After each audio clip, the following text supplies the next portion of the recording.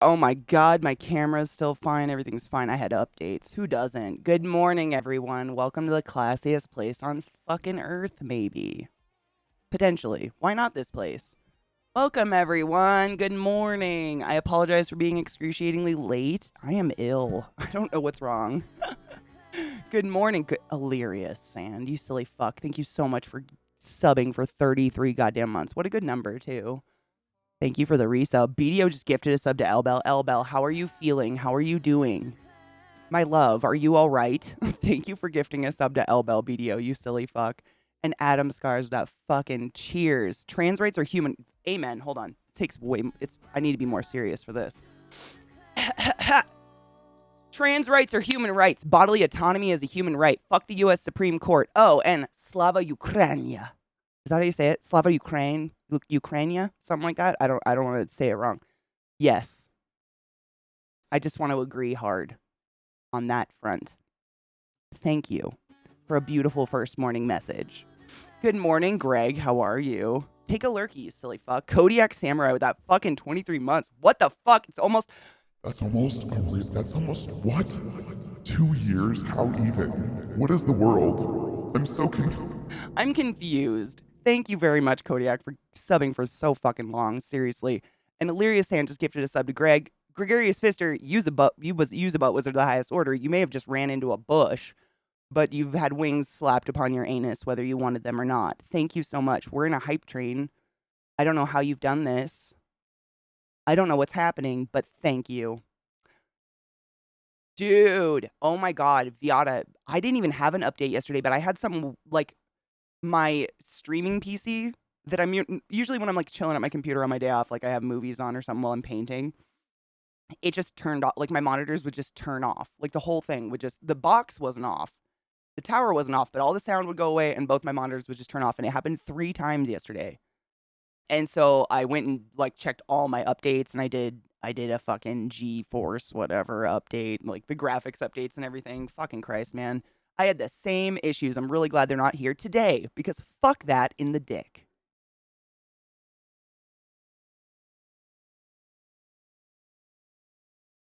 BDO, you want to know that I did go to the PO box and I got coffee and thank you so much. However, I'm not drinking it because I have like literally no one's used my coffee pot since before I went to London.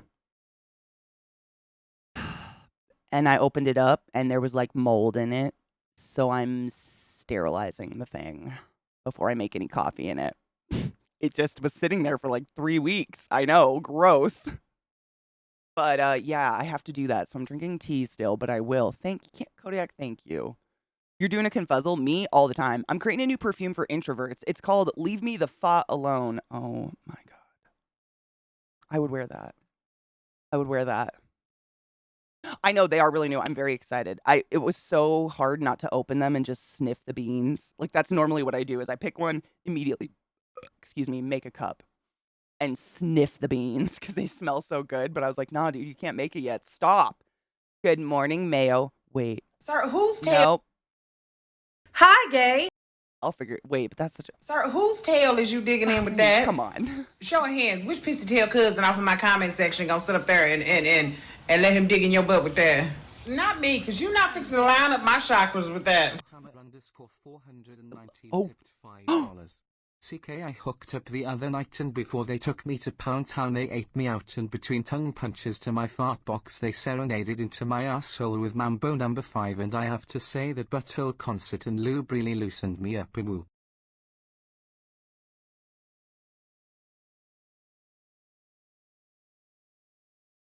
Good.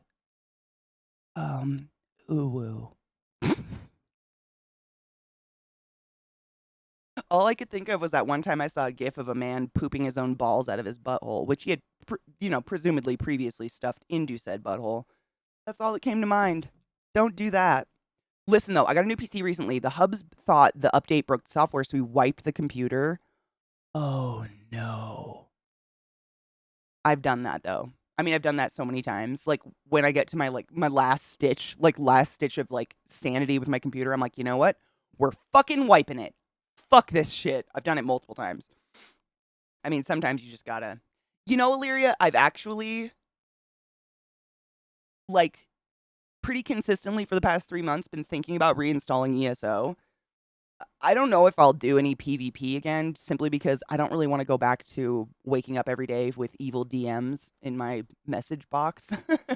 Because I beat some tryhard in Battlegrounds, but I have never stopped subscribing to the game, which is crazy. I know I haven't played it for like 3 years and I'm still subbing to the game, but I haven't canceled it simply because the sheer amount of crowns I'm gonna have for housing is going to be astronomical. I don't know how much is going to be in there, but I can't. The same, Illyria, I don't even know how much I'm going to have. I'm quite excited to see, but I kind of want to like, I just need to remember to download the game because it's a big fucking download. It takes a couple hours if you uninstall the game. I need to download it, and I just want to do housing. Like, I really like, no other game. I honestly, and I've tried. I mean, Bart. It's hard to say I haven't tried all of them. I really like housing games, and I tried a lot of them. And there is just no housing like ESO. No one does it. I don't know why. I don't know how other people just don't catch on to it, but fucking Lizzie, I'm not even kidding you. ESO's better. I know. It's hard to say that, but like you can there's no realism to the housing in ESO, if that makes sense. So, like, say you bought a housing item that is a fountain, and it's literally like it's as big as a room. You could just have it floating on your ceiling if you want. Like, you could literally just throw it on the ceiling and leave it there while you reorganize everything else in your house, and then pull it back down. Lizzie, I don't know if you remember this. You might have been balls deep in school, but I was able to construct an anus. It's like a 5-story ass that will animatedly fuck itself. I mean, it's in a cave house in ESO, and I literally I bought boulders and made. Oh God, you can do anything in ESO. There's no one else that does it. It's just incredible. No one else does it. I don't know, man. I have nothing else to say other than no one else can figure it out. The anus is incredible. I know there's got to be a fucking clip somewhere. I know the great clipping, like we deleted all the VODs and everything on Twitch, but there's got to be something somewhere. I'll try to find it for you one day. But there is video. I mean, I'm sure many people, the entire game studio at ZOS watched me create the anus that fucks itself. So I know there's GIFs of it. I just don't know where they are. I will find them for you, though. The anus that fucks itself is one of the 8 wonders of the world. It really is. I mean, it's it's really, really hard to explain. And, I love The Sims, but I don't want to take care of the people. I just don't care about the people living in the house. They're all like, I'm hungry, I gotta pee. And I'm like, jump in the pool so I can remove the ladder. We'll solve everyone's problems. ESO, you just get to do housing and enjoy it. You know what I'm saying? You don't have to feed yourself. It doesn't have to be a functional house. It's just for fun. Brittany, how are you? I know, it's been 5 days. My period fucking took me out, dude. It's really weird. I was talking to my sister, and I think my sister has the same thing. It's every couple of months, I just get one real bad period. And by bad, I just mean the cramps are just unbelievably unmanageable. With the amount of pills I gargle, it's sick. Just every couple of months. Doesn't make any sense. I don't know why. But my sister, I mean, my mom did too, so I'm guessing it's fucking genetic shit. Fallout housing was kind of I kind of agree, simply because they made you do quests to get housing items. I just want to buy them. ESO does that sometimes. There are some really cool housing items where it's you can buy this item once you complete the full main quest in a blah, blah, blah, blah, blah, blah. And I'm just I've done some quests for housing items. I've definitely done it. But I don't want to do it for everything. And I like the ESO. It's just special, unique stuff you do that will allow you to get them from the quests. Other than that, though, I could care less about the people. It's all about the building. 100% agree. 100%. I don't want to make a family. Every time I actually have The Sims installed right now. I install it, I open it up, I get real excited, and then I realize I have to make a family, and I quit. Immediately. I just don't care about the people in the house. They'll piss on their own, but they also might piss themselves. They do, and they get in like kerfuffles, and you have to entertain them. And it's like having children. If you have a goofball sim, they'll prank the toilet, then piss inside toilet, and then it'll break on them, and then they'll cry. That sounds like too real. Warframe has interesting housing. Really? Is it similar to ESO housing? Like, what would you compare it to, Glut?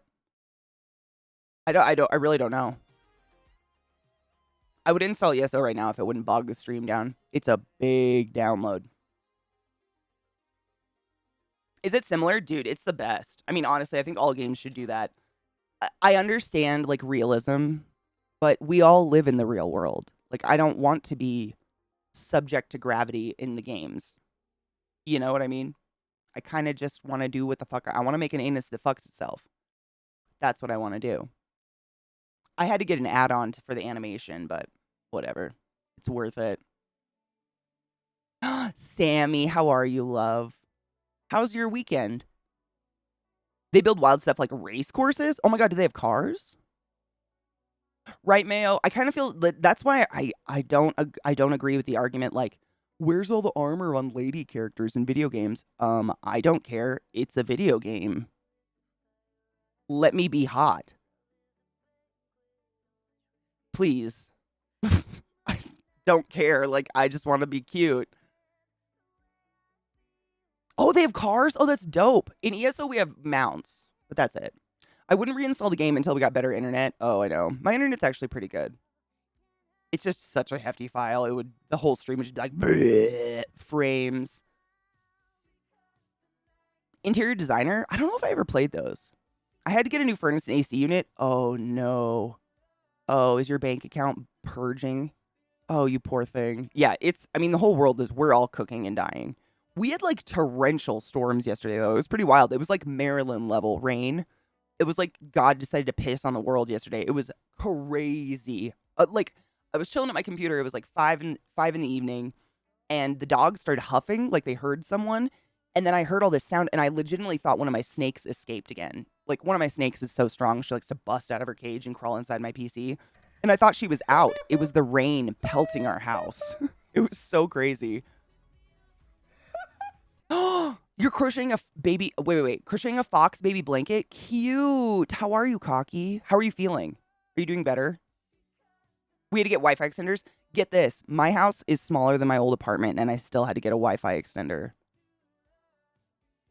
Pretty sure that they just want us to buy more shit.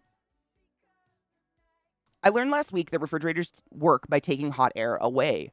Dude, I remember when I was learning about thermodynamics in chemistry. The craziest thing is, like, when you touch something and it feels hot or cold, the feeling is actually your body taking on that temperature and the cup taking on the temperature of your body at the same time. And equalizing between the two. That's what's happening. That's what feeling is. That's what you're feeling happening. My mind just fucking mind. And the other thing, I'm not touching this. So it's happening, but you're actually about like 17 million nanometers, micro meters away from everything you ever think you're touching. You're hovering on your chair right now. And yet you feel it. But you don't. You're not feeling it. You're feeling the electrons that are buzzing around the atoms that construct that item that are keeping you off of it so you don't merge with it. Does it make sense why I smoke so much pot now? Like, science ruined my brain. I can't just go through life anymore. Oh, you have this whole week off? Nice. And you're doing better. I'm so happy. Good. Thermodynamics is fucking fascinating, man. It was one of the because it's something you and I were experiencing 24/7 all the time, being hot and cold. We're always it's just like a second nature. But when you really get into the science of it, it's real weird. It's fucking weird. It's static electricity that keeps your ass from falling through the empty space that is your chair. Yeah. Banana. I'm painting it. I didn't just clean it. It's like I put this down just in case I accidentally set something on the counter. It's like a whole layer of beautiful, perfectly smooth black paint. And I have to let it cure for like 24 hours, and then I put a sealer on it, and I got a sealant that's like a glass. Like, it's going to make this, like, I can cut on it. like a cutting board basically, because I want this to be my crafting table. So I can cut, material, quilting material and stuff on it. So that's what I've been doing. Is just slowly painting this thing and making it smooth. Because I had to refinish the whole thing. It was fucked. It's just a cheapy fucking like IKEA table, but I don't want to buy a new one. Hi Banana, how are you, love? I'm either too high. I'm not high enough. I'm not high at all. I haven't smoked today and we're having this conversation. What's wrong with me? I know. It's really weird. Everything you think you're touching, you don't touch anything. None of us touch anything. You've never touched anything in your life.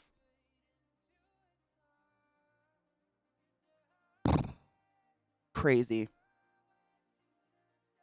A Natural Selection on Netflix? Oh, God.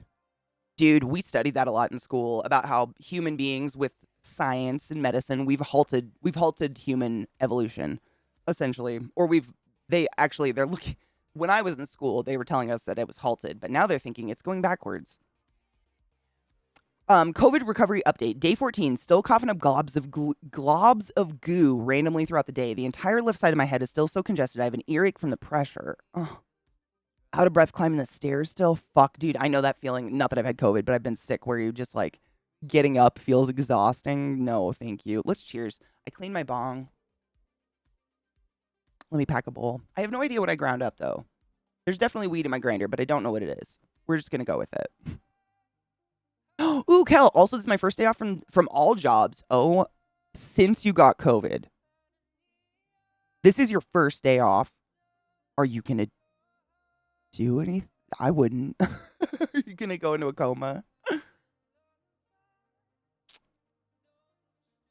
Oh, genome editing. Oh my God. And some guy in his garage making fucking dogs glow. Stop it. What? Did you know that Russians successfully sewed the head of one dog onto another dog and they lived? This was ages ago, but they did it. The things people can do when they don't get in trouble. I'm better today, but I'm pretty horrible lately, if I'm honest. Really? Are you sick? It's not COVID, is it? So many people in the community have COVID right now. That's the only reason I ask. It's just like this new strain is so stupid, infectious. It scares me. Really, Illyria? Illyria just said I had COVID in January and I still feel like I have exhaustion. Fuck. I'm so glad I haven't gotten it yet. Like, Jesus Christ. Home all day, refusing to do anything and nothing. Good. You should order delivery. The fucking irony in that would be beautiful. Cocky, Viata was smoking pot when she first came down with COVID, but she found that if she just did baby hits, then she wouldn't exacerbate her already bad cough, which was nice. Some Instagram account is trying to impersonate me. Stop it, Rod. Oh my God, you're famous. It's happening. It's happening, Rod. Are you excited? Welcome to hell. Nobody cares, and we'll do nothing about it. And if you talk about it too much, they'll block you or ban you. It would be a nightmare to be a head attached to a different body and experience your body rejecting your head. Dude, can you even fathom? I can't. Ugh. Really, Illyria? I've never liked meat very much. It's the texture. The texture of meat freaks me out. I don't know. It feels like I'm chewing through tendons or something. So you do have your taste back though, right? It's me. I'm impersonating you.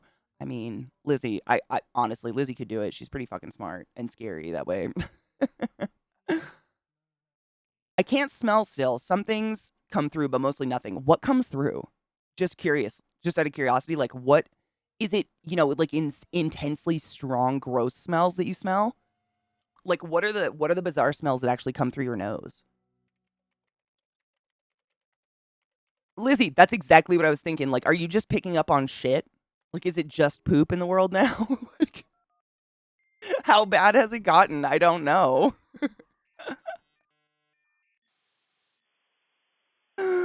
Oh, God. Yeah, I mean, all I smell is dog farts anyways, so it wouldn't be any different for me. I love fragrances, so I'm glad COVID didn't take my smell away. Me too. I'm glad I don't want to get COVID because I'm fragrance. I'm like a fragrance slut, Brandon. I'm the same.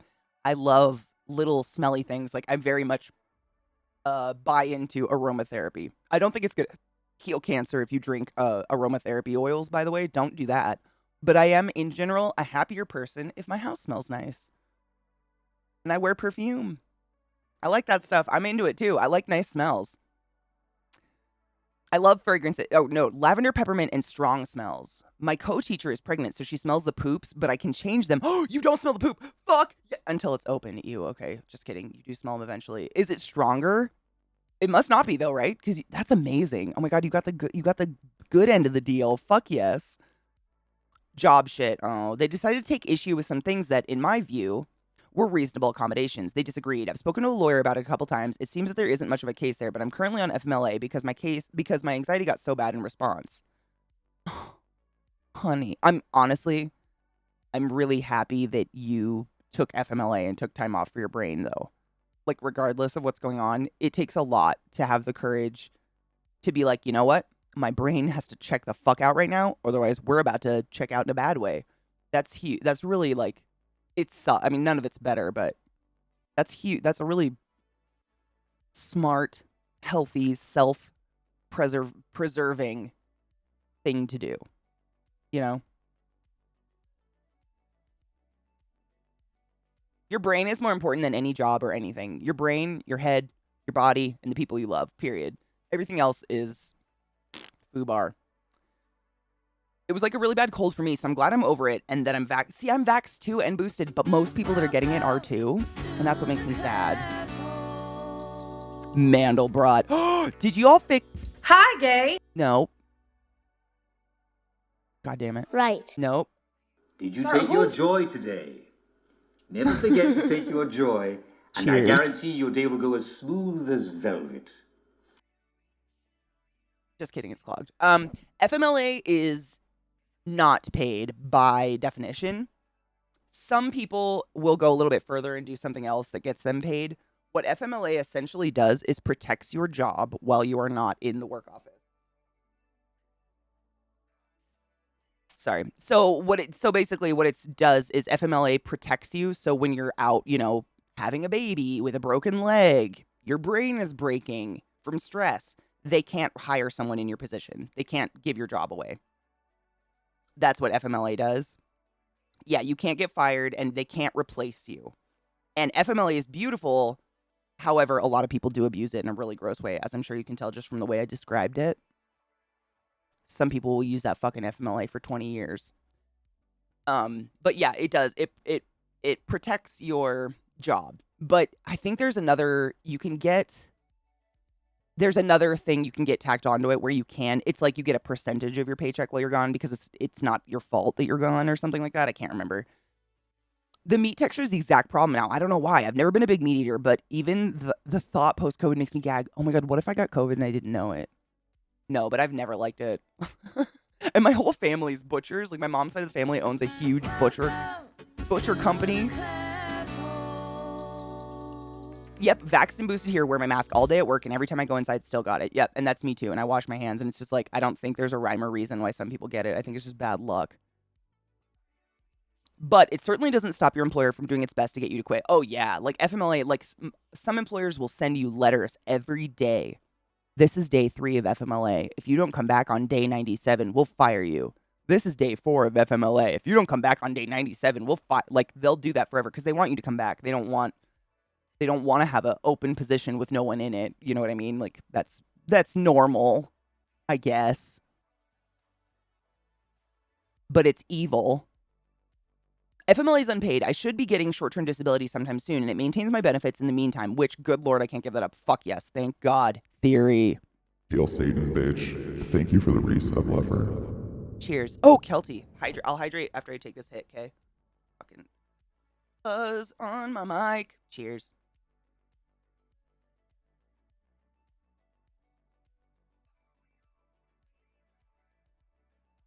It is, Banana, Neuro was in chat the other day when we were talking about it.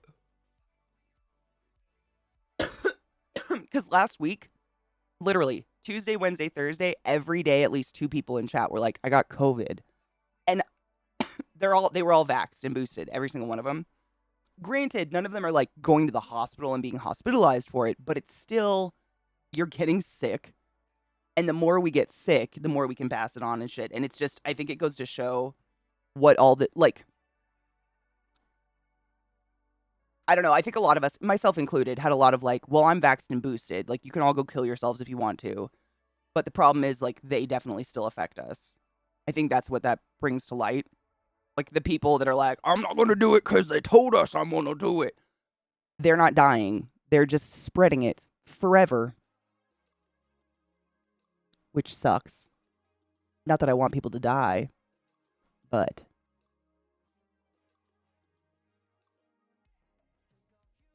Thank you, Sales. That is Neuro. Neuro is one of my good friends. We work together at Johns Hopkins. He's a neurosurgeon who now works in Boston with the CDC.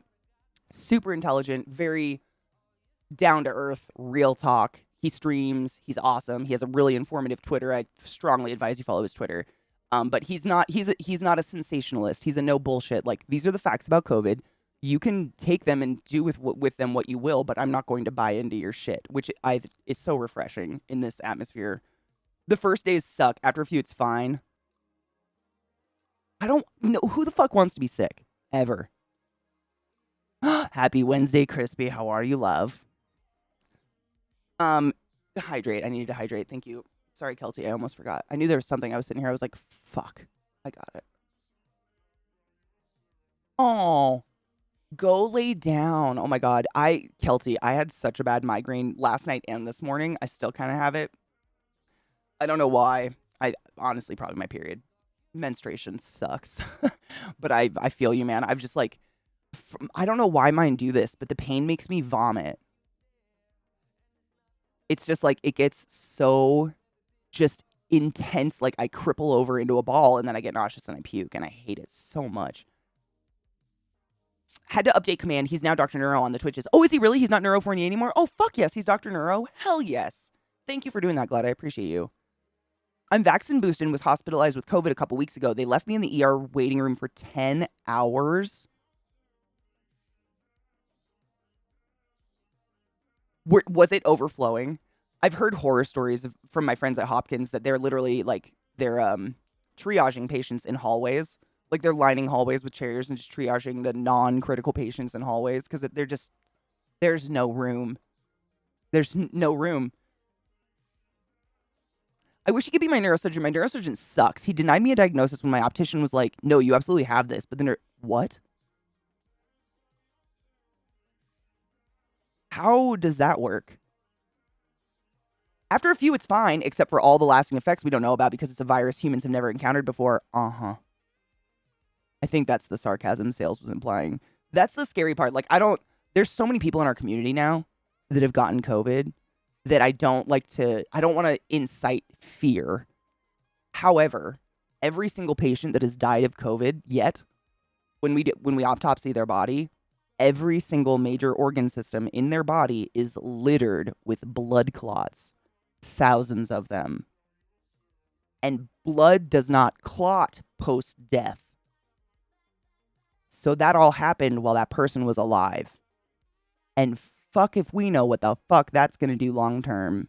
But that's the kind of shit that is not chill and scares me. And these people are like, they're killing everybody. They're essentially murderers. Ooh, you may want to go poke Zeke with a stick. He's not feeling good either. He's really congested. We went to 2 comedy shows last week, which is crazy. That's so much people in 1 week. Like, I've filled my quota for the year. I cannot for the life of me remember the first comedian. Rod, what was his name? We went with Rod and his neighbor lady. He's amazing. I've seen him on Netflix. He's so fucking funny. And I just cannot remember his name.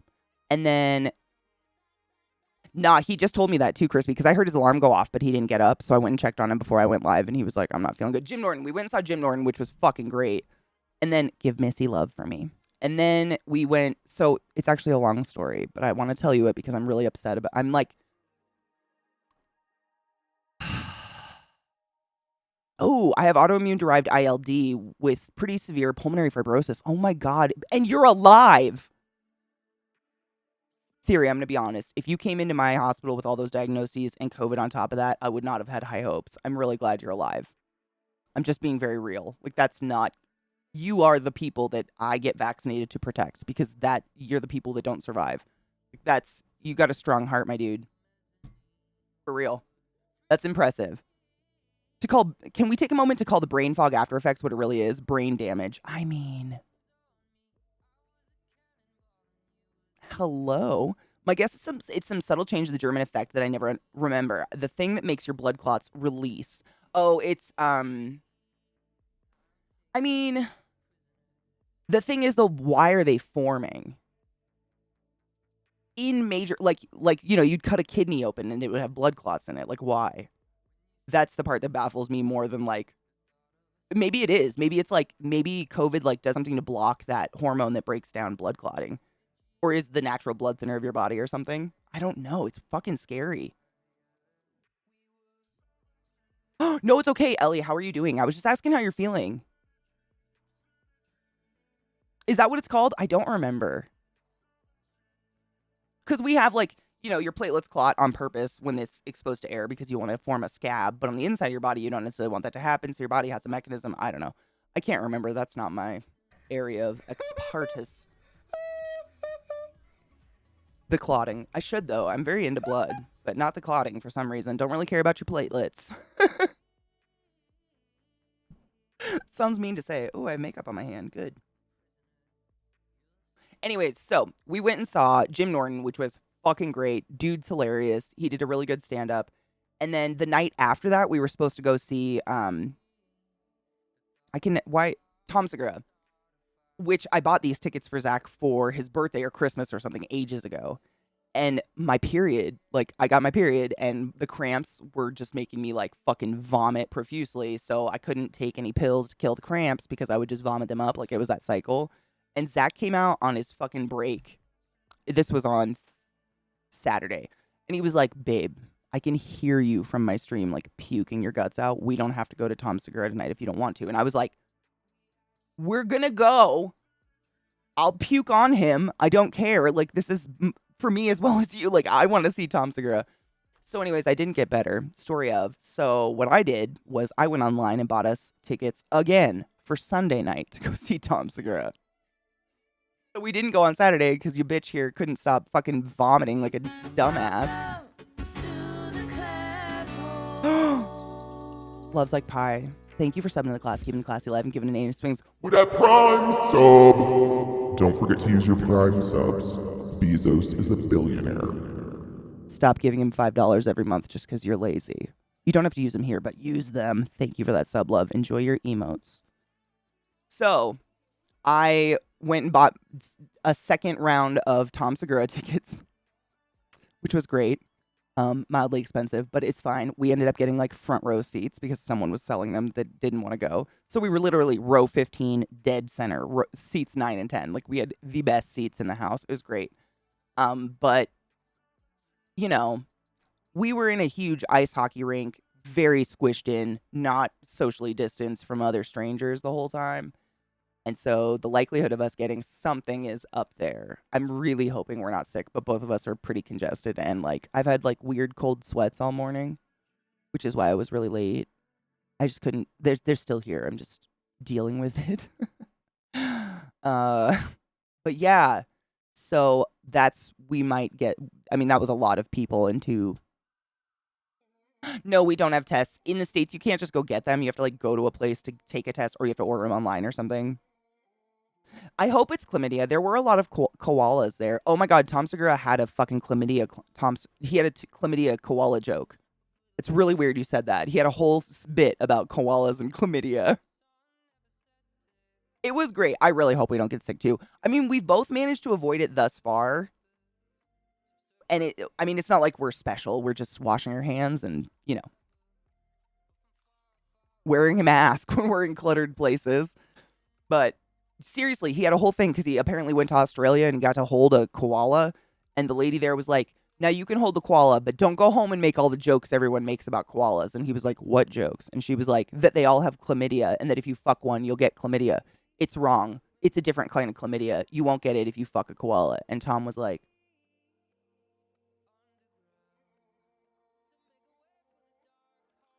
what? It was great. You got to see the new stand-up if he makes a special out of it. It's pretty good. Vissy. I'm going to look at your pictures on my break. I have my phone. Oh, actually, I need to plug this shit in. Thank you for coming and reminding me that. I'm helping Vissy with her CPAP. She got a new CPAP. hopefully to help her sleep better. But as we all know, that is not a one and done deal. Getting a CPAP to be comfortable on your face and get used to using it is a fucking shit show. So I'm trying. Oh yeah, they just write the jokes for him. I mean, it was insane. I've had shit like that happen to me as well. I wish I was clever enough to write jokes like that because I have some stories, let me tell you. Do parrots get chlamydia as well? Sad. Like all parrots, like of the parrot, world. That's a lot of birds with chlamydia, with genital warts flying around. Melioriated, how are you, love? Airborne chlamydia, shut the fuck up. Yes, I do, Lizzie. My friend says his CPAP is like scuba diving from your bed. Oh my god, that is the best. I've been in RT for quite some time and I've never used the example of scuba diving, but that's literally what it feels like.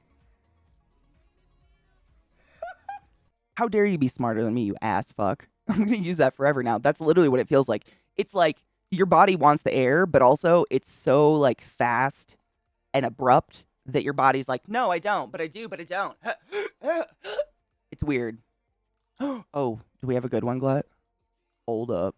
Senpai, thank you for the follow. Welcome. Thanks for noticing me. Hopefully. Well, Twitter's actually been good. I haven't had any problems other than my computer just turning off randomly yesterday. That was weird.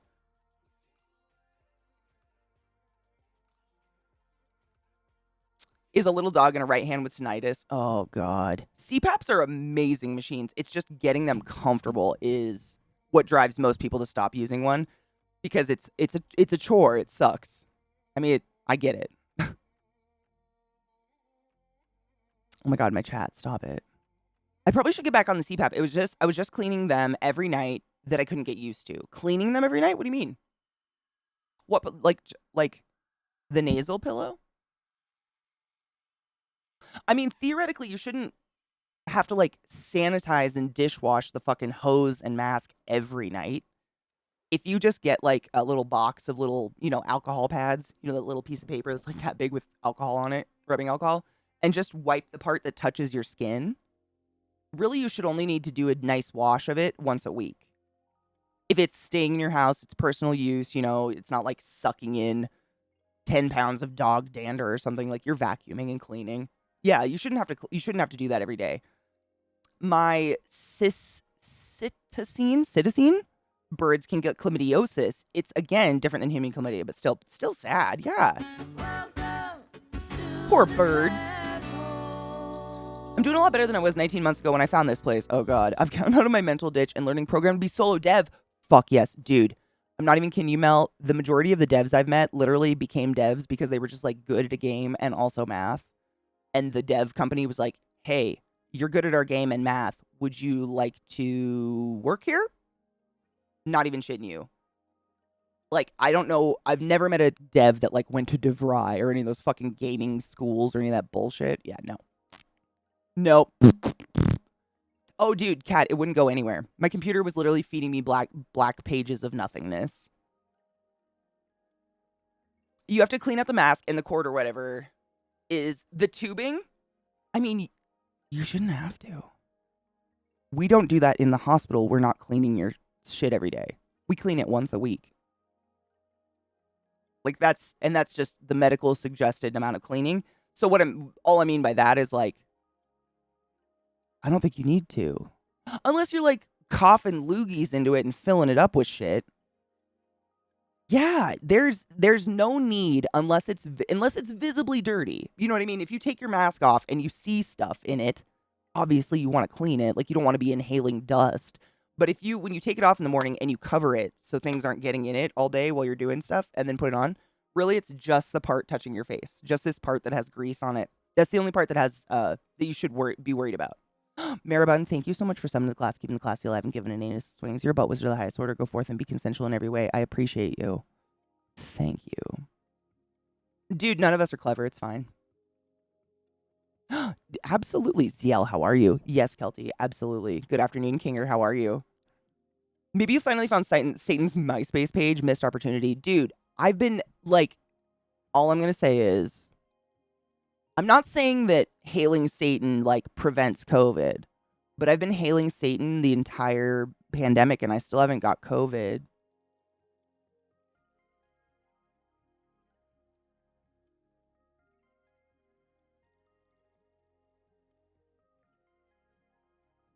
Just saying. You're very welcome. Take care of your CPAPs, my dudes. It's a leading cause of acne. Oh my god, dude, Kat, I can't even tell you. Oh my god. Okay, story time. Kat Samushi, you're gonna fucking love this. I had a patient one time. I have so many disgusting CPAP stories I could tell you guys. Because what happens is, this is really good advice actually. If you are ever hospitalized, if you're ever going to the hospital for any procedure where you're staying overnight, bring your own CPAP. Bring your fucking unit in its bag with everything. Because if we have to use the one at the hospital, you're going to be very unhappy. But not right now. Rob Insomniac, bitch. Thank you for the. I didn't mean to do that, but alright. Sick. Thanks for the resub.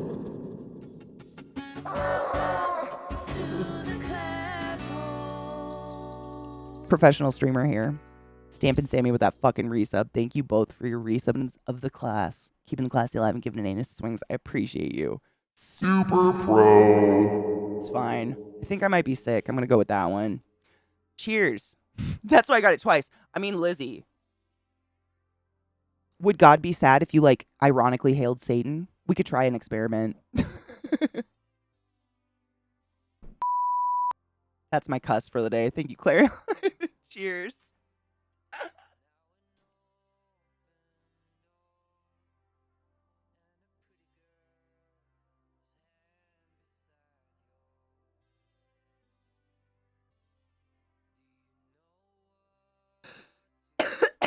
They can take my sleep pizza when they pry it from my cold dead hands. Real talk. In college, I don't know how often I did this, but I know it was more than once. I reached under my bed in the morning and there was a box of pizza from the night before, and I just slid a piece out and ate it in bed. In Jesus' name, hail Satan. Yum.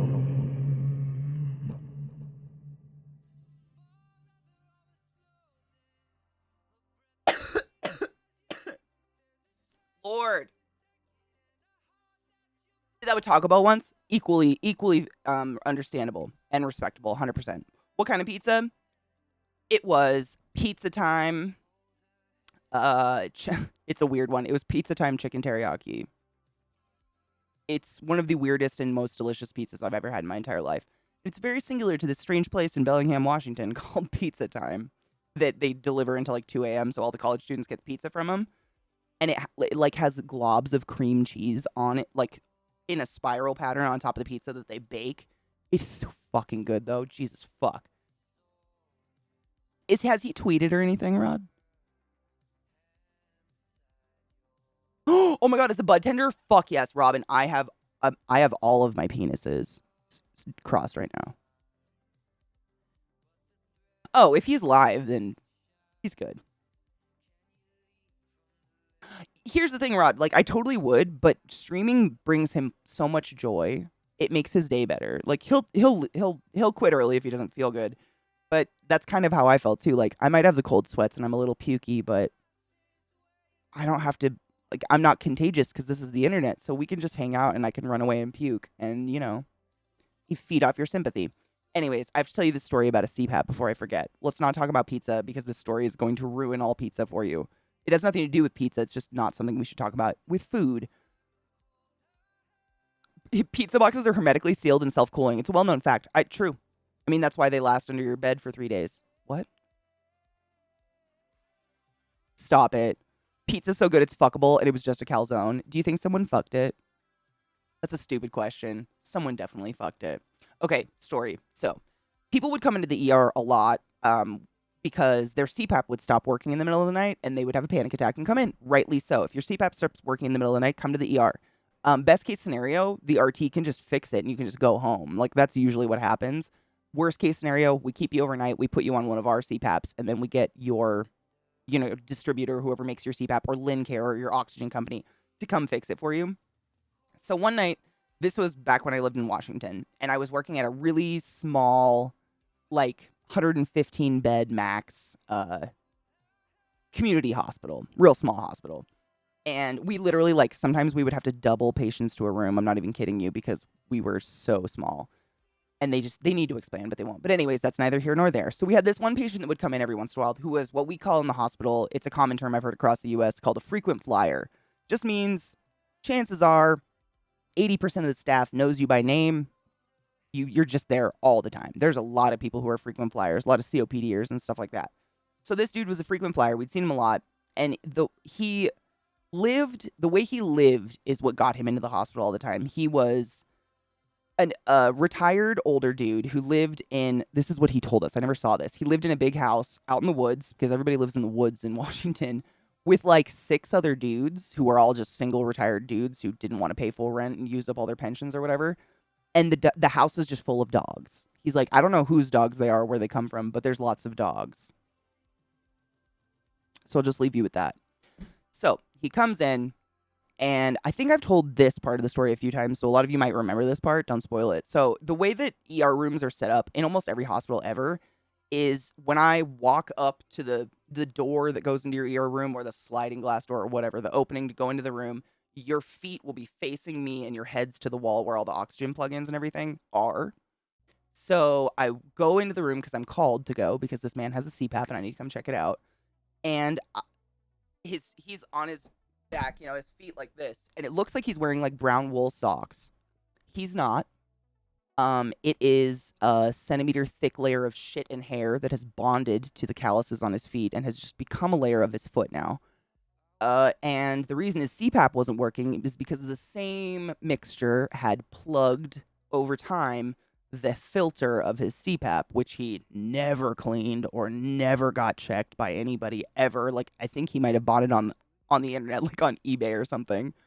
Craigslist, I don't fucking know. A peelable off layer of dog shit skin and hair just came off the CPAP. So you can probably guess we didn't just send him home with this shitty CPAP. We were like, we're going to keep you overnight, clean you up, clean your CPAP. So, of course, that means I get to clean said CPAP. Goody me. So I take it down to the RT department. I take it into our little hazmat room where we do like where we clean dirty patient equipment, essentially. And I take the hose off the front and I take the mask off the hose. And I shit you not, a good old handful of dead beetles fell out of the hose.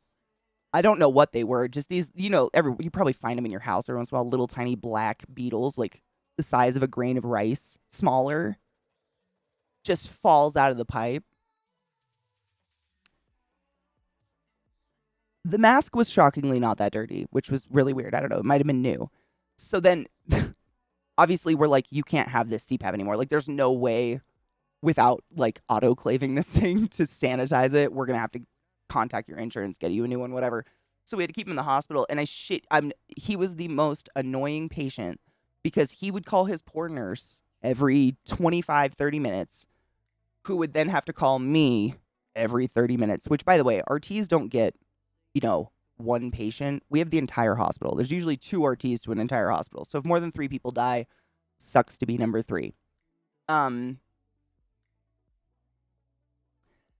He wouldn't stop complaining about the hospital's unit because the masks smelt weird to him. I finally went to his room and I was like, sir, the smell that's bothering you is the smell of hygiene, which tomorrow we're going to have a class on. So if you ever feel like, wow, I'm really dirty because I didn't do dishes for a day, imagine you had built-in socks.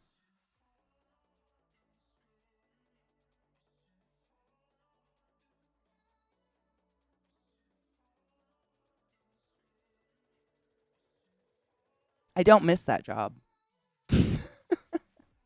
Hi, Tank. How are you? Ooh, nice. Do you win big? Oh, Lizzie, he had incredibly severe COPD. Probably I think he was ex-military, and a lot of ex-military, they smoke so much, and they all would tell me the exact same thing. If you don't smoke, you didn't get a break. So they all started smoking, and they just smoke like 3 packs a day. It's crazy. Like, I don't know when they go inside. I don't think they go inside. I think they just smoke. So insane COPD on top of just, inhaling all the things. I mean, I don't even know. But there's so many cases of that, of just people who just kind of live in squalor for one reason or another, be it poverty, depression, whatever. And it's just like, damn, you know what I'm saying? Yeah, he was so used to the smell of his machine that ours, like, it probably smelled like chlorine or something to him. Like, I imagine he's probably really sensitive to cleaning chemicals. He probably doesn't own any. I don't know. It didn't look like he owned any. I don't want to judge.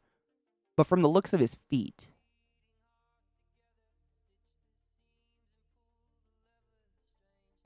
Where are you keeping my shit socks? Which pair? Now I'm reminded why Katie only eats one time a day. That's probably multiple reasons, but a lot of it is probably because of the hospital. Like, you don't get breaks if you work in a hospital. So, you keep a sandwich in your pocket and hope for the best. Oh, God. Not 3 packs, but at least one. Is that bad? I mean, at the end of the day, inhaling anything that's not pure-ass, perfect 21% oxygen air is not great. However, the thing with, doing damage to our body is that if you give your body enough time to heal said damage, you can, live a long-ish happy life, depending on genetics and all these things, obviously. Like, some people genetically get cancer at 20. It's crazy. Some people don't get it ever. My grandparents all smoked until they were like 90 and did not die of smoking. Like, some people just get lucky. It's weird. The thing with, smoking 3 packs a day is that's called chronic damage.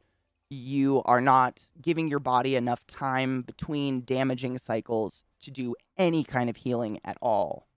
So that's when you'll start getting into the territory of like necrotizing tissue. Because after a certain amount of time, your body will be like, you know what, we're going to stop allocating resources to that part of the body because it's just burning all the time. And it doesn't make sense to do that anymore. Like, that's not a thing we should waste our time on. So by not allocating resources, it's not giving blood flow to the area, which causes the area to die. And necrotizing tissue just spreads. Like, it's creepy and kind of its own thing. What up, Rip? How are you? I know. How did we get on medicine already? What happened?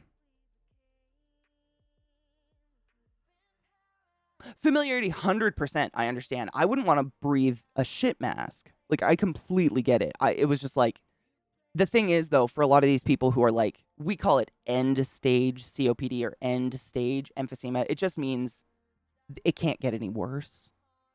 They won't live without their CPAP. Like, they will die in their sleep. Like, their body will just stop. It gets exhausted trying to breathe. So you can't let them take it off. And I get it. Like, they're uncomfortable. It's not their mask. Hi, Cake. How are you, love? Are you home? Or are you still with your love?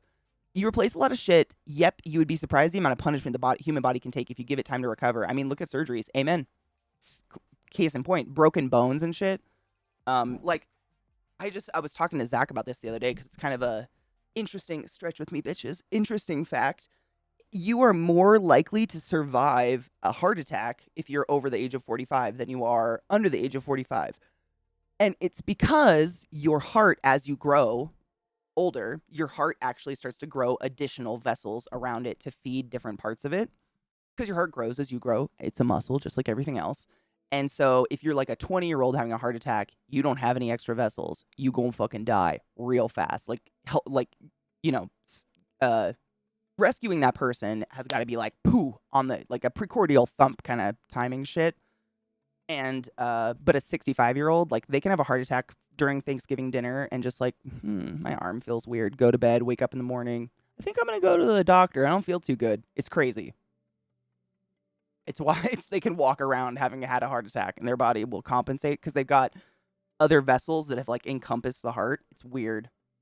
And that's what a heart attack is basically one of the vessels, one of your arteries feeding a muscle chamber of the heart has been blocked, shut. Something's happened to that vessel. Explodes. That's what an aneurysm is. Something like that happens. That's what a heart attack is. It means that there's no longer oxygen being fed to that section of the heart. Therefore, it stops doing anything and dies. and your heart, and it feels like an elephant sat on your chest because your heart's not beating anymore. It's weird. I'm home and sad and sick. Boo. I think Zach and I might have some sort of sickness, but I'm glad, Biff. I'm glad someone likes him. Dude, Viata, that's crazy. You're lucky you're able to do that. Like, I've had patients who have told me that cigarettes are harder to quit than heroin, which I just can't even fathom. That makes my heart sad. Good morning, Malice Sparks. How are you? Ooh, quick question. Have you ever gotten all reversals in a tarot reading? Yes, I have. And then my uncle died. I often wonder if me trying to lose weight to avoid going back on a CPAP is medical denialism. What do you mean? If your sleep apnea is caused by anatomical weight gain, then losing weight can absolutely remove a CPAP from your life. However, that's pretty hard to diagnose, like, without extensive sleep studies done, because there's 3 types of sleep apnea. There's anatomical, there's central, and then there's mixed. Anatomical means something, anything. It doesn't mean fat. Like, a lot of people immediately like, it means I'm fat. No.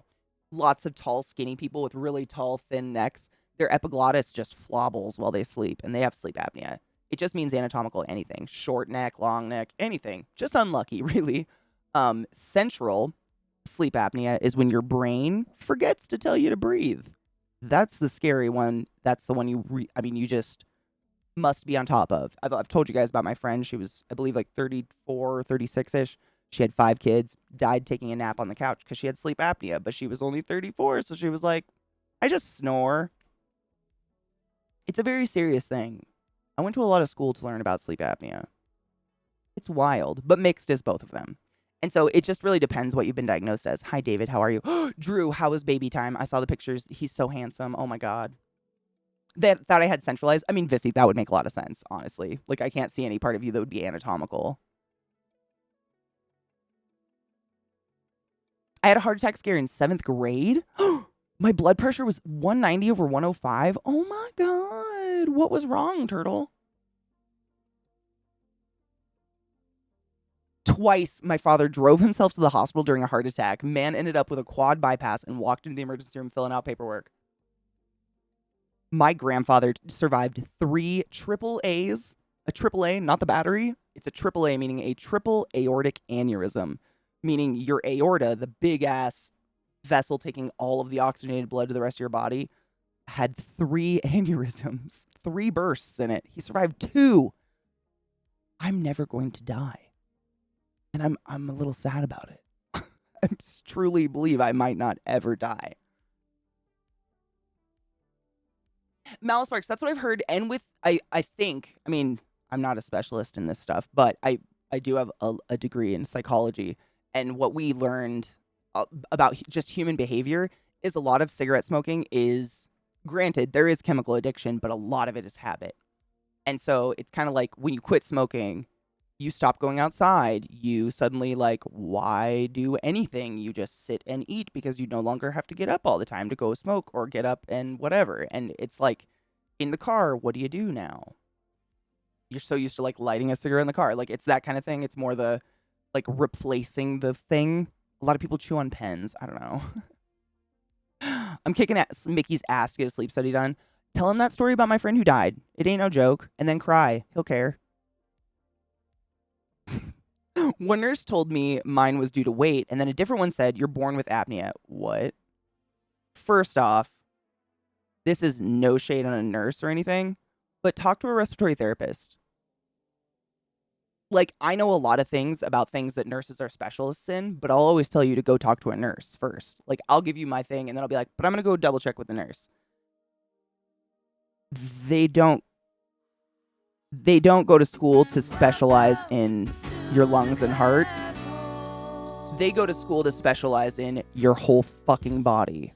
Huge respect. This is why I mean no shade. Like the difference between me and a nurse is we go to almost all of the exact same schooling, and then at the very end we split. And nurses go into, like, pharmacology is where they start to really get, I mean, it's insane. I can't even fathom the amount of drugs and things that nurses have to memorize.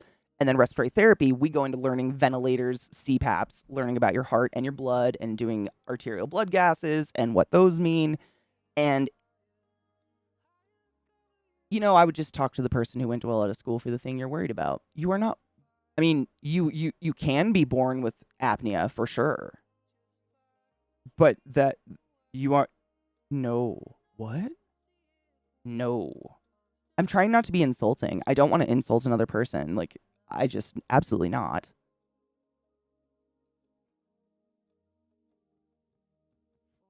You know what I mean? Like, what? I can't with that. That's just I don't know a nurse that would even say that. Like, I don't know any nurses that that just sounds really ignorant. You're born. Okay. Sure. Drew, seriously, there's one picture. I think you posted it yesterday. I've had my period and just like the worst cramps for the past 5 days, so I kind of don't remember. I kind of blacked out. I don't know, but there was one picture of you and your son where it's like the most genuine smile on both your faces. Like, I hope you print it and put a photo up in your house of it. It's you and your son, and it's kind of like a down angle, and you're both just smiling and laughing, and it genuinely gave me heart warmth. When I looked at it, it's just such a genuine, wonderful smile. Seriously, both of you, you just looked really happy. I have to, well, there was people that resubbed. Elwood resubbed. Thank you for the resub, lover. I knew it was happening while I was fucking blabbing, but thank you for the resub, love. That's a lot of months, and I appreciate you. I have a bad heart. Even while in the womb, when I was 12, a doctor told me I wouldn't make it to 20. Who says that shit? I've never known a medical professional to be so fatalistic with diagnoses like that. It's crazy. Like, I've worked with patients with like cystic fibrosis and like terminal diseases like that who have lived until they're like, I've had them as patients until their 40s. I don't know if they're dead or not, but Anne, I'm glad you're at 30 with a resting of 160/90. Jesus, your heart rate's better than mine. Your blood pressure's probably better than mine.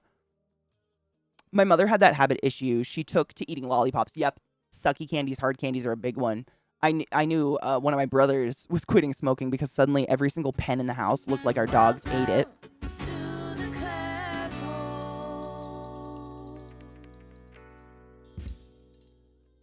I honestly, like, the way you describe that, Brandon, though, the breathing in and out, I do that as like a form of meditation in the morning outside. I wonder if that would help smokers if like you're trying to quit, do the same breathing, but like close your eyes and just let the sun soak your face and do it without the lit cigarette, maybe. I don't know. I mean, I'm not a specialist in addiction and stuff, obviously. Like, I would never, but I just wonder. Can we stop being on the same cycle? It's witchcraft. That's what it is. We're witches. Was yours bad this week? Because mine took me out for 5 days. Like, I couldn't stop. I couldn't take any pills because my cramps were making me puke. Like, they were so bad. I would just puke. So if I tried to take a pill, I would just puke it up. It was a horrible, horrible couple of days. Magnissimo. That's a lot of fucking months. And I'm sure glad it's 46 and not 45, because what a terrible number 45 has become. Hi, Mag. Thank you for the resub, lover. How are you? My mom was pissed that day, but I had so much going on back then. I was like, okay, that sucks. I feel that spiritually. That's kind of how anytime I find out anything, like get a new diagnosis about my brain or something stupid, I'm like, all right. It's nothing new. It's just cool. Sick. Guess I'll keep trucking.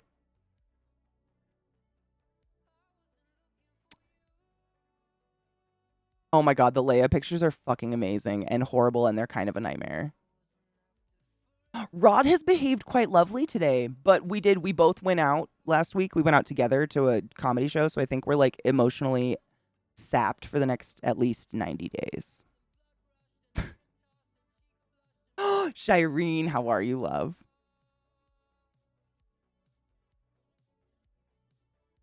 Oop. Oh, my fucking chat sometimes. It just does this thing. Anyone with a CPAP have the fucking whole face mask, move around when you're sleeping, and slightly blow air in your eye. That happens a lot. Do you need the full face mask? Or could you get away with just the pillows? Because I know, excuse me, a lot of people use the full face mask because they snore and they mouth breathe. But, sorry, I'm so burpy. You can get nose pillows that literally it's so small and delicate, but they plug your nose. And then you can get a strap that's built for this that holds your jaw shut. It's a very thin strap that goes around your head and holds your mouth shut just so you don't and lose all that wind tunnel out your mouth. It can be insanely more just comfortable, and it makes sleeping more comfortable because you're not like rolling around with this giant thing sticking off your face. It's literally just it's literally these little pillows that sit there, and then a hose comes off the side. Trap, how are you? You're engaged? Oh my god, congratulations. Must be some good holes. Shireen, I'm feeling a little like cold sweaty today, but I was just telling chat, Zach and I went to 2 comedy like stand-up shows last week, which means just lots of people exposure, lots of strange people exposure. And he's kind of congested today too, so we're thinking we might have got a little cold or something. Not like sick. Oh, and I had my period on top of it. And the cramps were so bad that I couldn't take any pills because I just couldn't stop puking from the pain. So I was just like in pain and puking. It was a lot of sad. Being female is a really fun adventure. I'm enjoying it.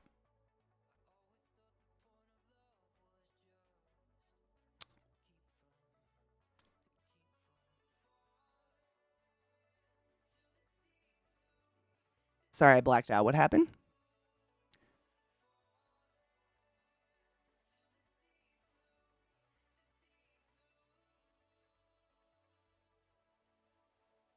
Have you guys used the chin strap though? Oh, thank you, Shireen. I mean, I'm feeling a lot better today. It's just cold, sweaty, creepy, like clammy hands, you know? I don't know. Having your period on top of someone else's congestion is a strange fetish. Viata told me in order to assert dominance, I had to wipe my menses on people. So that's what I've been doing. Is that not? Oh my god, I finally got fucking Twitter. Yes, it opened. Video too long to upload? Wait, what does that mean, Gleb? Wait, Gleb, I hope Gleb's still here. Hold on.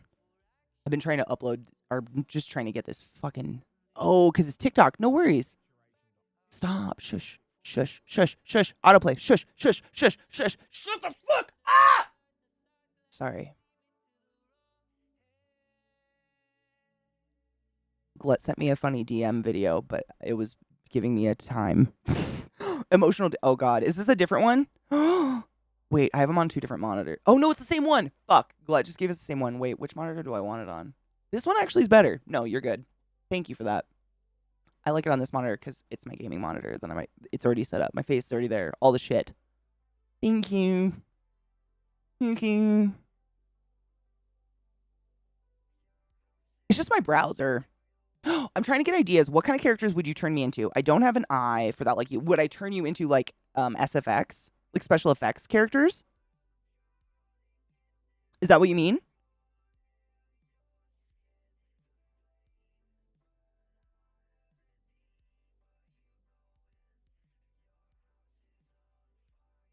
Oh, Viata. I mean, Viata, Vissy. Sorry, just same V. Fucked up my brain. Honestly, I would aim for looks on you, and this is solely because without any makeup, you're like a regulation hottie, and you have very feminine, like beautiful features. I would do things to make those gross. I don't know how to say that. Like, I would go for looks that are like harsh and angular and what's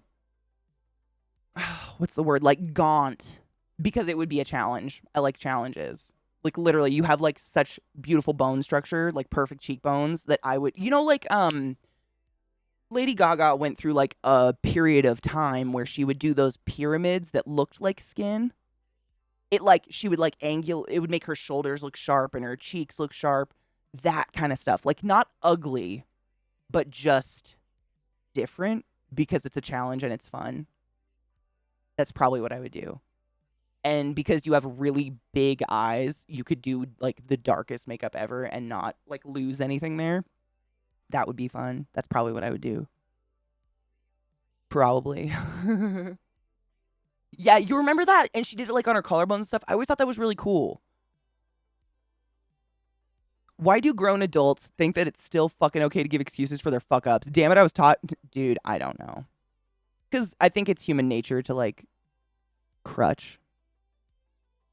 Dude, the high cheekbone shadowing, all that stuff. I thought it was so cool. It literally looks like she got pyramids put under her skin And I think what they did is they glue on a pyramid and then they use not a prosthetic. I think they used a bald cap, and pulled it over the pyramid, not breaking through, but pulled it over because it looks like the skin is stretched over something as it would.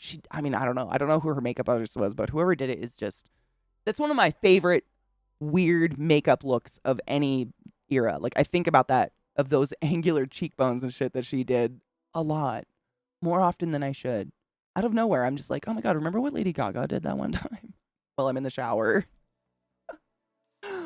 I have to pee so fucking bad, but when I come back, I have the video up from Glet, and I would like to watch it with you. Glet, is that cool? I just have to pee so bad I can't think of anything. And we also have like a 7-second clip from Lizzie. But again, I have to pee so bad I just can't think. I've way overhydrated. It's happened again. Mom caught pneumonia? No. Oh, you're such a good kid. Bake her to soups and give her love. The firework boobies, the meat dress, we could go on. I mean, there's more than Lady Gaga that does adventurous shit. Let me be clear. But Gaga does it more often. And she tends to be very much like well, not so much anymore. Nowadays she's a little basic, but back in the day she was very much, she did shit before anyone even thought about it. She was pretty unique. I don't know. Would you guys agree? I don't know. I'm going to go pee. Think about it. I think she was. When I think about Gaga, I think like she's a nut because she did stuff before we even conceptualized it. I don't know, man. She was pretty cool. Anyways, I'm gonna pee. My stomach is like bloated. I have to pee so fucking bad. Enjoy, I don't know, the music. It's The Midnight, by the way. I'll give you guys the link. This album is called, the band is called The Midnight, and the album is called Monsters. And people always ask because they are really good. So I will give it to you. And it's DMCA free, meaning you can listen to it because they own their own music and they will not strike us. They publicly said they won't, which is awesome. Oh my God, Nick, I would die though. Is there a lot of chocolate in there? Because I would literally die. All right, I'll be right back. I have to pee. Pee time. Oh, ma'am. Oh, my stream deck's not working. Okay. Welcome back. I fixed my stream deck. And I turned my AC on because it's hot. Ooh, time to annoy you all. Oh my God, I have 2 videos to annoy people with. I'm very excited. More.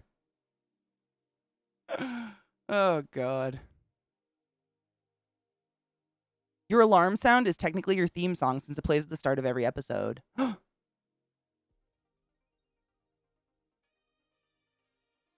Incredible. How dare you? I actually have, my alarm is Spotify. It plays random music every day. Because I can't have it play like the same sound every day. It'll give me like PTSD. Like there are still some ringtones, if I hear them in movies, I have to like leave the room. Oh. This morning it was Bo Burnham, so that's good. That's a decent way to start my day. I have a couple videos I'd like to watch. Oh my God, it autoplayed anyways. Why are you like this? Why? And that hurt me. Why does he sound like he's talking so quiet, but he's normal volume? This guy, magic. Magic. I'm trying to get your shit up, Rod. Your entire Twitter page isn't working. Have you been banned? Did you tell someone something icky? Did you lose your temper? No, you're there. You're fine. You're not blocked. I got it. Not to scare you for unnecessary reasons. Oh, is it Gizmo? Fuck, I put it on the wrong monitor. Oh my God. What even, though, Rod?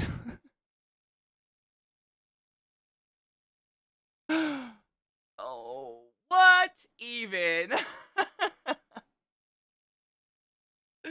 Scotland has an incredibly low life expectancy for a reason for an EU country. Do they have a low life expectancy? Really? Interesting.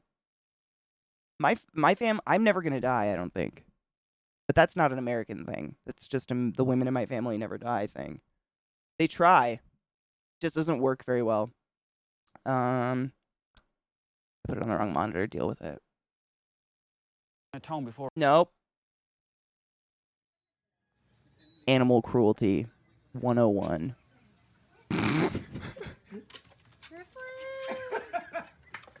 Gizmo don't give a fuck. I want to be part of the game, Dad. Dad, wait. Dad, why Ripley can't go on a ride? Why Ripley go? Why Ripley go on a ride? I ain't going on a ride. I'm gonna make the ride. I am the ride, bitch. I win, you fat slut. Look at those perfect dogs. I just die. Look at them. Look at them. Oh, not your air tube. Oh. So wait, okay. So wait then. Where would it normally be? Like, was it unique that he had it squirting at his ass? Or,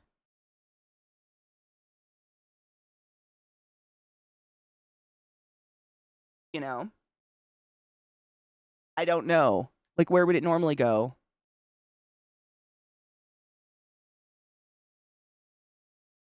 That's sad that Scotland has a low life expectancy. Scotland's one of the places in Europe I haven't gotten to go yet, which is weird because I've been to the UK twice. Oops. I got to go to Wales though. A lot of people don't make it to Wales, which is weird. Oh, it just pumps into the suit around the wetsuit. Aha. I was gonna say, like, I would imagine lots of things would get sucked up into this tube. Like jellyfish, eels, all sorts of creepy shit. I mean, England is gorgeous, really. All the countryside of the UK that I've seen thus far has been absolutely stunning.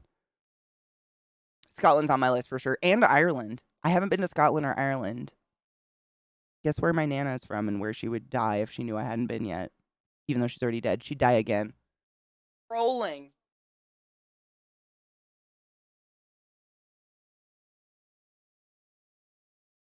I need to go. I'm aware. Ooh, how are you welcomed in Wales? Hold on. Croesio? Croesio. Is that it? Is that welcome? Man, it looks like Seamru. Like, if you look at the spelling of welcome, it's like Seamru. Is it Croesio, I think? It's been since before COVID.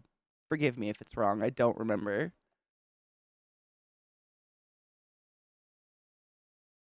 Lizzie, I actually didn't send it yet because something's going on here with the mail. We saw in the news. Like, my sister sent me a package and it got missing, and then someone else sent me to my house got missing, and there's something with our mail yet right now, like in Denver, and I think it has to do with the planes. So I haven't sent it yet because I don't want it to get lost. I will be so mad. Yeah, because all everything has to go over the pond. It goes in fucking planes, and I think I don't know exactly what it is. I know there's something wrong. I don't know what it is though. Like, we have no milk in our city. There's no milk here. If you drink milk in Denver, you don't get milk now. It's weird, yeah. And as much as I don't think it would get lost, I would be very mad. So I'm just waiting a bit until that goes away. Happens a couple times a year, you know.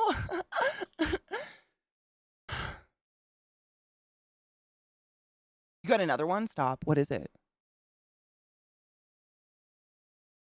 I opened it on the wrong monitor again, but nobody cares. Oh my god, did you know that the rates of women in their 20s going to AA because of wine, being a cool wine mom, went up like 500% the past year? Ooh. No. I fucking love Parent Trap. I lived for that shit when I was a kid. Holy crap, that's funny. I'm just gonna retweet it if you guys want to keep that forever. With the Adele. Oh fuck, I didn't realize it was Adele in the background. We'll ignore that. Nobody clip that. I'll go through and delete the VOD. Don't do anything weird. But that was fucking funny. Oh no. I've never even had a warning before. So, not that I want one, but I'm just saying, like, you do get a warning. But if that's it, I'm gonna cash in on you. I mean, technically it's just, we just gotta hope no one, clips that. Well, my face wasn't on it. I don't know. There's all sorts of shit. I think I'm too small time for anybody to care about, really. I think. But it was funny, so I don't care. Kind of worth it. That was pretty fucking funny. If you look at it from her point of view, like, she was, like, seriously abused by some preteens. It is, yeah, you just gotta, like, not publish the VOD, which is totally fine. And there's, like, certain things, like, if it's in your opening of your stream, meaning your face isn't on, then you really can't get banged because there's no proof that you are, like, using it's there's a you know what? I've accidentally had my nipple out, guys, and I've never had a ban. I'm good, knock on wood. Knocked everywhere. I knocked on all the woods. Cheers?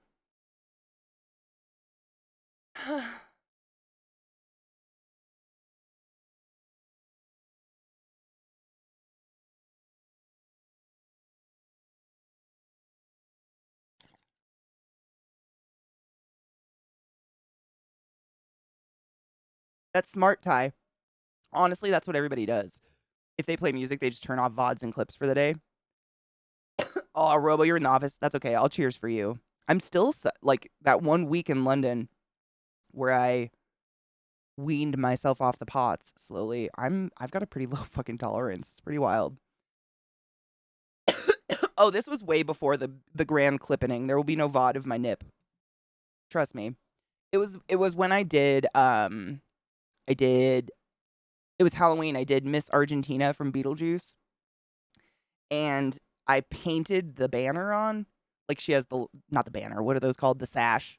It says like Miss Argentina beauty whatever. I painted that on and made it look like a 3D banner on my chest. So I wore a tube top and like lifted a tit. And I think like, you know, a millimeter of areola might have popped and Twitch was fine. Because I'm not maliciously out to do evil things. I'm trying. Dabs for me, dabs feel like a vape pen. I don't feel like I get the same cerebral high. If that makes sense. Like it comes on a little bit slower and it just doesn't hit me here the same. I don't know. They're decent though. Like I have a vape pen for when I'm like booting a boot, you know. Don't forget to stretch and move a bit. That is important. It's important. I feel like I don't know, man. I was I was watching Tom Segura's stand up last week, and he had a bit about how he's pretty sure before COVID he'd never really washed his hands unless he like accidentally got shit on his thumb from too vigorous a wipe or whatever. And I think that was like most people. And it frightens me. It was a maliciously evil little nip slip, and not to mention my tits are super small. Like I could be mistaken for pecs at any time and space. So really honestly, like I was like, oh my God. And I finished the makeup, whatever, because I was painted green on top of that. So, you know, green nips, whatever. And the Twitch literally just deleted the VOD. Like I think my partner manager probably went in, deleted the VOD, and nothing was said. Because I'm not out to get in trouble. I'm not trying to test no fucking system out here. I'm just an idiot stoner. It's different. It's basically a disability. Dude, joints, like, it's so weird. I so infrequently smoke joints or roll blunts or anything. When I went to London, the first couple days we were there, I had a very, very small amount of weed that I would, like, make a spliff with. I forgot it makes my lips numb. Does it do that to anybody else? It's weird. Tom Segura is so fucking funny. His new stand-up is so good. You know how he always has a bit about his mother? His like, little Spanish mother, and he gives her the little accent and does this. Oh my God, there's a new one. And Zach and I literally, like, had to pee so bad that it was hard to, like, not just piss and laugh. My stomach hurt so bad at the end of the show. It was so fucking good. Can you flex them like pecs? Yes, I can. I can actually make like I did as a child, you know, many hours alone and bored in the middle of the woods. I would lay on the couch with the remote controller like on my chest. So if I wanted to turn it down or whatever, I'd just do this like a lazy person. But I learned that I could like flex my tit muscle and make the controller jump off. So I would do that a lot. So now I've like got that down packed. But that's about all I can do. I don't think I can do the Terry Crews like tit dance. It's a very special, unique talent I have. I must be laying down controller. Just the tip of your tongue. My lips, it's like just the inside, just this part of my lip starts to go a little bit numb. It's weird. Interesting, though. My biggest fear from going to the US is becoming a vape girl. What do you mean, a vape girl? What do you mean? I know. Ty, isn't that I complained about, I've bitched about that so many times on my stream. I'm a broken record. But it's really weird to me that I can show every part of my tit but this part because it's slightly more tan than the rest of my body. But like, arguably the best, softest, fun, smushy parts of the tit are all available for exposure. I think what's his name? That fucking podcaster dude. It's on the tip of my dick. Why is my brain like this? Anyways, he has a good stand-up about it. He's like, it's kind of like if dudes could just like just show the shaft of their cock but no head.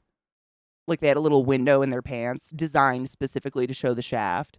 And if people stared, you know, they'd be like, "What? What are you? It's just the shaft. I'm not out here fucking flinging my head around." Is it fucking who did that? I don't remember who did it. But it's funny and very relevant.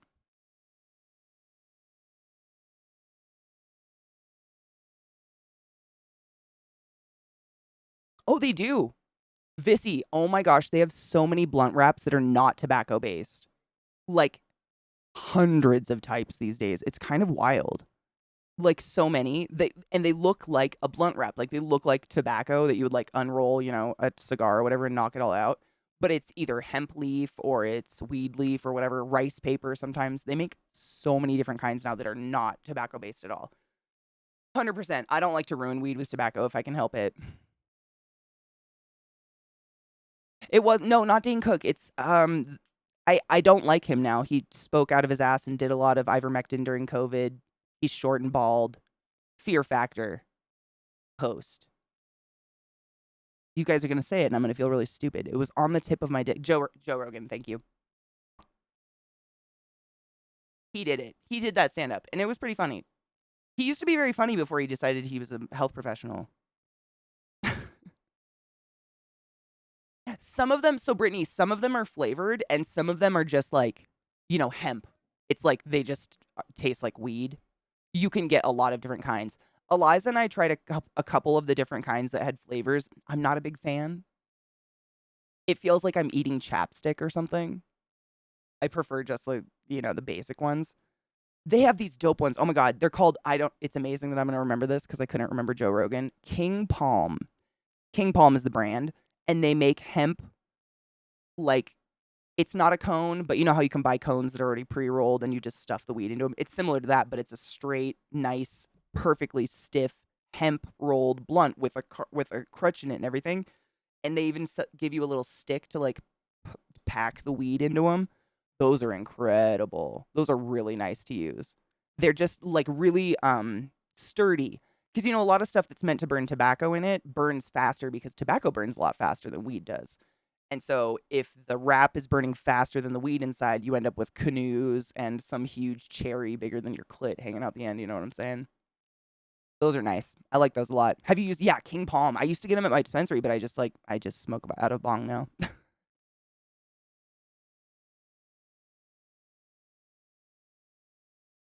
Alien, I feel like a lot of famous people get that way. They like, it's like the more followers you have on Twitter, they start to get like a psychosis. Like, well, what I say must matter.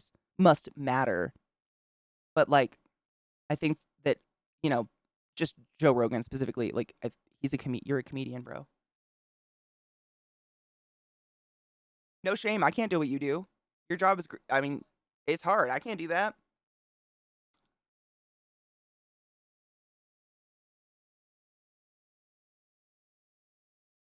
Raw isn't hemp based. Really? Do you know what it's made out of? Really, Brittany? Can you not get very good lip balms over there? I just literally, this is my lip balm. It's really dry in Colorado. Aquifer is the shit. He got high on his own supply. Yeah, yep. Bill Burr, dude, did you see Bill Burr on Joe Rogan's podcast? Joe Rogan like brings up ivermectin or something, and fucking Bill Burr lays him out and is like, I am not gonna sit here me not a medical professional and you not a medical professional talking about science and medicine. I was just like, oh, how can I love you more, Bill? Is it even possible? Ugh. These old cranky men just really get me right in my jimmies. Right in the jimmies. Kind of like the guy from Johnny Mnemonic who got political but didn't go stupid crazy. And see, I feel like you can get political and not be stupid crazy about it. He dealt with it so phenomenally. Oh my god. And the way that Joe like sat there and giggled about it, he knows what he's doing. Suck my ass. He fucking knows.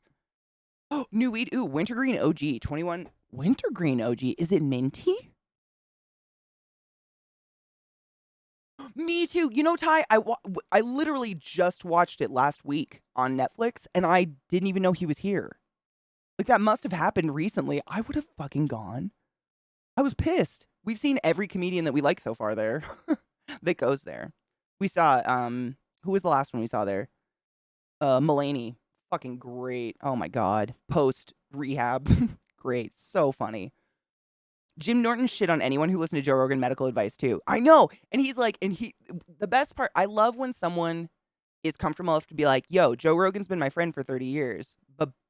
And then, you know, carries on about how he shouldn't have talked about medicine at all. Like, shut the fuck up. It's cool that you can call your friend out like that and remain friends. That's a good friendship. Jim Norton, it's crazy that he's not. Like, I've seen all of his stand-ups on Netflix and stuff. It's wild. He's fucking I mean, I was crying at a certain point during his stand-up. I couldn't breathe. He's so funny.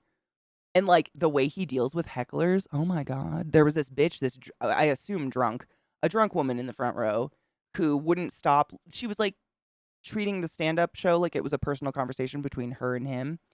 And so he would start a bit and she'd go, "What?" And he'd be like, "I'm sorry." And he started, like, just, you know, pointing every derogative thing at, like, you know, her. And it was just incredible. I loved it. It was beautiful. I don't want to quote any of it because I will do it poorly. I am not a stand-up comedian by any means. They are artists. They do a good job. Did he slow down a bit after talking after a bit talking after rehab? He still kind of gets on a kick, but a lot of his new stand-up is literally about being on cocaine. So he's imitating himself on cocaine. So that's hard to tell. I think so. He seems more like his shoulders seem relaxed, but he's got his nice suit on. His eyes look big and bright. He's not wearing sunglasses. He seemed very just back to, like, you know, New York John. Very professional, yet sarcastic and dark. He just seemed more, maybe it's confidence. He had his confidence back or something. Absolutely. I totally get that, Ty. Like, there are some of his stuff he does with the guy who does Big Mouth, who I also love, and my brain and names is not good. Some of the stuff they do together is, like, beyond the point for me. It gets too ridiculous and too crazy. Nick Kroll, thank you. I love Nick Kroll. Thank you. I don't know why. I just watched his Hot Ones. My brain just does not pick names. I don't know why. But some of the stuff they do together is a little too fast and too just, like, chaotic for me. There's the thing where they dress up like old dudes and feed people really warm tuna salad. I can't with it. Maybe it's the tuna. Hi, fake news. How are you, love? Oh my god, his bits on his trans girlfriend were so I can't stop thinking about the part where he's like, it's really hard. He's like, dating a trans woman doesn't make you gay, but it doesn't make you straight. Real hard to say, yeah, I'm straight with a dick in your mouth. It was just glorious. Glorious. Mikey. 39 months? What the fuck? How have I even been around that long? Life is weird. Thank you for resetting the class, keeping the class alive, and giving it anus swings. I appreciate you, love. Dude, Nick Kroll is way funnier than I think he even realizes. Sometimes he goes a little too, he like overacts or over whatevers, but fuck, he's funny. He is like on accident hilarious. I love that guy. Warm mayo. Dude, it's literally like Nick Kroll and John Mulaney, they dress up, they like have prosthetics on and dress up like two old dudes. and they interview people, and then towards the end of the interview, they reveal a mound of lukewarm, like room temperature tuna salad that's been sitting on the table the entire time, and they have tuna. And it's just like, I can't. The mayo, the tuna, the room temperature, all of the above, none of it. No, it's a little too much for me. It's kind of like when, Jackass went into they reached a little far. Oh my God, you'd never seen What We Do in the Shadows? Wait, did you just see the movie? Or are you watching the show? Because, what a fucking treasure if you haven't experienced What We Do in the Shadows. It's one of my favorite shows ever. I fucking love it so much. I've rewatched it way too many times. Yeah, the movie was before the show. I actually just watched an interesting, who was it? I don't think it was Taika. I think it was Reese, the dude, the guy from District 9, I think he was in, where he turns into a prawn. I think that was Reese, right? Another New Zealander. It was one of them. I don't know. I put on a lot of like stupid interview stuff while I'm like getting ready in the morning and stuff. But I was listening to one of them talk about the movie What We Do in the Shadows, because they both worked on it. I don't know if Reese was in it. Taika was definitely in it. And he said they literally spent like 7 years writing the script for the movie, and then they just ad-libbed the entire thing. Is just what's it? Is just I'm my brain today. What is the word when you just do things? Improv. Thank you. I didn't sleep very well last night, and I'm starting to realize what that does to your body. Why? They literally improv'd the entire movie, which I thought was fucking hilarious. Shartley Cooper. Yeah. Yes, it's about the vampire roommates. Yes, it's so fucking funny. If you have warm tuna, just heat it up. Oh no. Oh my God. Brooklyn Nine-Nine in the Chinese food was one of the most foul scenes. And then there's that one cop who will eat anything. Sully, or is it Sully? Sully and the other guy. There's two of the older guy cops that will he's just like, what? Eating like fucking moldy. I love that show so. I love that show. Hitchcock, Sully and Hitchcock. Thank you. It's another show I've rewatched a lot. But yeah, the vampire roommates are so fucking funny because it's not about them being vampires. It's not like, it's just like really awkward people from, hundreds, if not thousands of years ago, trying to live today. But they still like act like they're, it's just, I don't want to ruin it. Please watch What We Do in the Shadows if you haven't. Just give it a try. It's fucking great. It's so funny. Jason Mantzoukas is another one that's really underrated. I agree 100%. And like every female comedian ever is underrated. I just want to throw that one out there if we're talking about underrated comedians. There's a lot of really funny female comedians out there that I don't know what happens. Why aren't they more famous? Oh my God, there's a comedian. You might know her name. Tell me if you know her. I just watched a thing on Netflix, and it was a movie, but it was just like little split up splices of different people's comedic stand-ups throughout the last year. And there was a trans woman on there that was so fucking funny, but I didn't get her name. I got to rewatch it and get her name. It was literally only like 3 minutes of her stand-up, whatever her set was, wherever the set splice was from. And I was crying. It was so funny. I must find her. Funny bitch. That's all I have to say about that. I'm not into Amy Schumer either, but I don't really consider, is she a stand-up? I've never thought of Amy Schumer as a stand-up. She made that like, This Is Where My Poop Comes From music video or something, and then was in some movies. I love Colin. Colin is my favorite, probably. Boy. Tig Notaro. Last summer, I binged everything Tig Notaro and Maria Bamford. Amazing that a name came out. It happened. Maria Bamford. I binged everything those two people had ever made ever last summer. I'm obsessed with them. They're not nothing. Like they don't go together. Two different, but I just found them both last summer and fucking went nutters.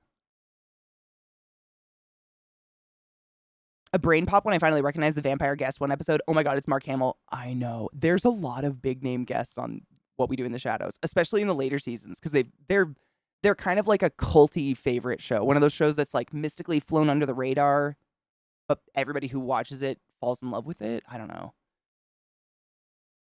Melissa McCarthy's very hit or miss for me. I love her in Bridesmaids. She's fantastic in Bridesmaids. How many puppies did you take? 9. Took 9. She's fucking great. Like, when she shits in the sink, like, explosively, and the other woman's, like, puke shitting in the toilet, and the other woman's like, don't look at me! And they're just screaming, don't look at me, back and forth while they're having explosive diarrhea in various positions in the same bathroom. It's a spiritual experience for me.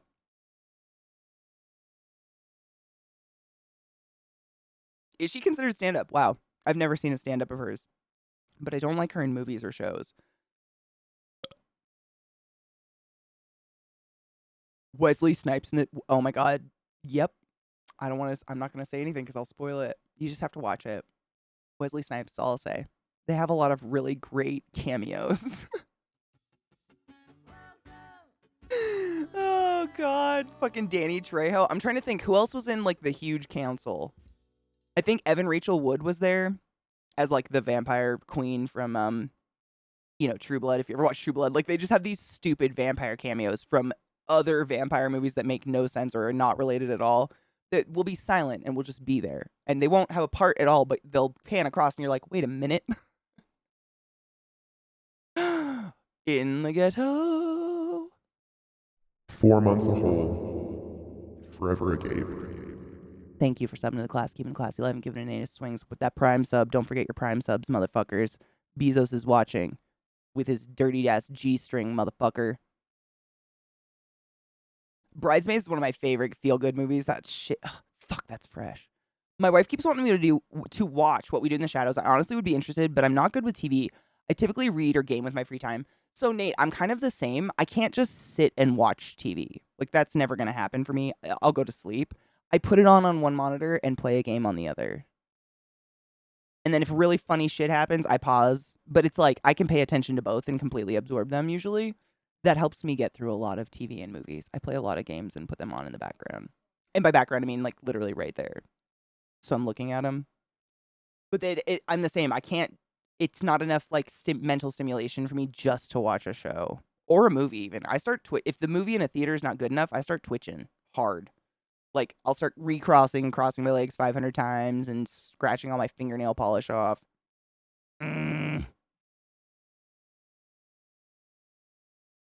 It's a hard. I mean, when I watch streams, I mostly lurk simply because I'm doing other shit while I'm watching the streams and listening. So I'm not at my keyboard. I'm usually like playing a video game or something. I totally get it. Like, it's not enough. But I think that's just our brains now. I just got a screenshot of you when my internet went out. Oh my god, Nick, is it terrible? I'll have to open it on my break on my phone. I don't want to fuck with this PC because it's been weird lately. It's working today, so I'm trying to be nice to it. Do I read one more chapter for my essay or do I start smoking? Read one more chapter for your essay and smoking is your reward. Oh my god, Knives, yes. It's goddamn funny. It's similar humor to like The Office. And The Office minus all the strange camera shaky shit. But it's the same concept. They're literally like they're being interviewed by a TV film crew. But it's I don't want to say anything to spoil it. I just want you guys to watch because it's shocking. It's like if you haven't seen What We Do in the Shadows, whatever you're imagining right now, it's better. I don't think it's kind of unique, I guess. It's very unique in its, yeah, no spoiler. Knives, I'm kind of similar. I don't know if I'm picky or not. I don't know. I definitely have a taste. I like high budget comedy is my favorite. And that's kind of what this feels like. It's like really dark humory. You know, at first, it's definitely like a film crew following around these vampires in their house, whatever. you start to learn that these vampires are kind of shitty at being vampires in general, even though they're hundreds of years old and technically like rule a part of New York. No spoilers. And like, you know, they'll be touring the mansion that these vampires live in, and maybe one of the camera crew just suddenly gets slaughtered, and there's a blood splatter across that vampire's face and the other camera crew person, and then the camera just falls back and looks at the ceiling, and then suddenly the awkward vampire looks over the camera and goes, "Oh shit." And then it's that kind of humor, complete disregard for life, human or otherwise, which I find funny and like, which is not something you can just go about your day and say to people. They start to think if you are crazy, you know?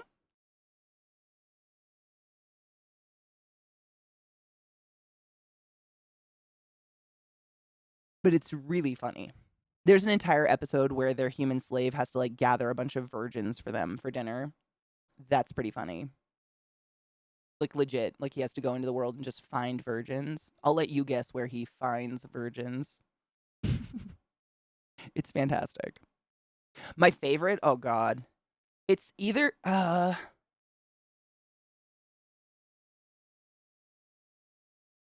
does one pick? I'd say Nadia or Colin. They probably make me laugh the most with the shit they say. Probably. One day you will shit on their graves. They just I mean, they're just great. I don't know, man. And Colin. No spoilers. I don't want to spoil who Colin is, but Colin Robinson is the GOAT. I agree, Rod. Colin Robinson is just tits up fantastic. Nadia's just great. She's so fucking funny. But the whole cast is great, right? Like I love the other two guys. I love the chick who plays like the leader of the council. I can't remember the actress's name. She plays the little bunny hat in Bob's Burgers. Louise. She plays Louise. Kristen Shaw. You just said it earlier in chat. Someone said it earlier in chat. Yeah, I love her. Yep, she's fantastic. She plays the main character in the show, and it's like, you know how every movie, every piece of visual media we've ever seen, the vampires are like sexy, perfect. Becoming a vampire perfects everything about you. Blah. That's not real. Like, it's just you are who you were when you became a vampire. Awkward fuck or not. And it's realistic shit. It's just funny, but also lots of death and dismemberment. Very casually done here and there. Last Man on Earth was fantastic. Yep. Oh my god, yes. Guillermo, the lid won't open. I can't. Wait. Are you sitting on it? God damn it. Guillermo's one of my favorites too, honestly. Guillermo's fucking great. I've said the same thing when recommending Spartacus. And that's a lot of shows. I feel like a lot of shows that I've fallen in love with. Parks and Rec is one of those where it's like the first season feels very bumpy and kind of like they don't really know what's going on. But if you can make it through the first season and then you watch the rest of the show, you fall in love with it to the point where you love the first season. But it's hard to ask someone like, can you dedicate like 12 hours of your life to mediocre content to get to the other 30 million great hours? I don't know. That's a hard one, but I feel like it's the same. There's always like that weird growing pains part of the beginning.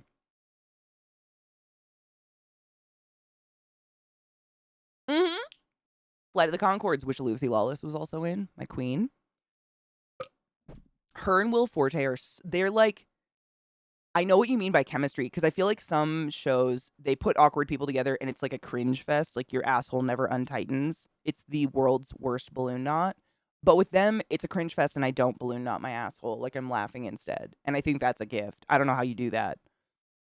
I don't know what's unique about that. Oh my god, Gizmo is Guillermo. Stop it. I just put that together. That's beautiful. The first episode they are. But then once you watch the show, like now when I watch the first seasons of Park and Rec, I love it. I don't know. Yeah, BDO, I feel that. I too. I feel like Ron Swanson is a part of me. I don't know, man. I get compared to April more often, though. I'm not as clever as Ron, and I'm too nice.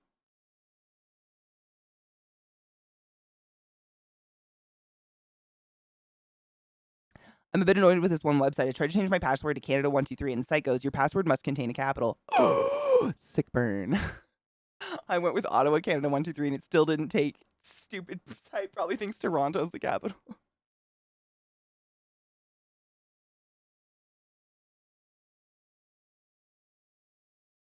Bless your heart.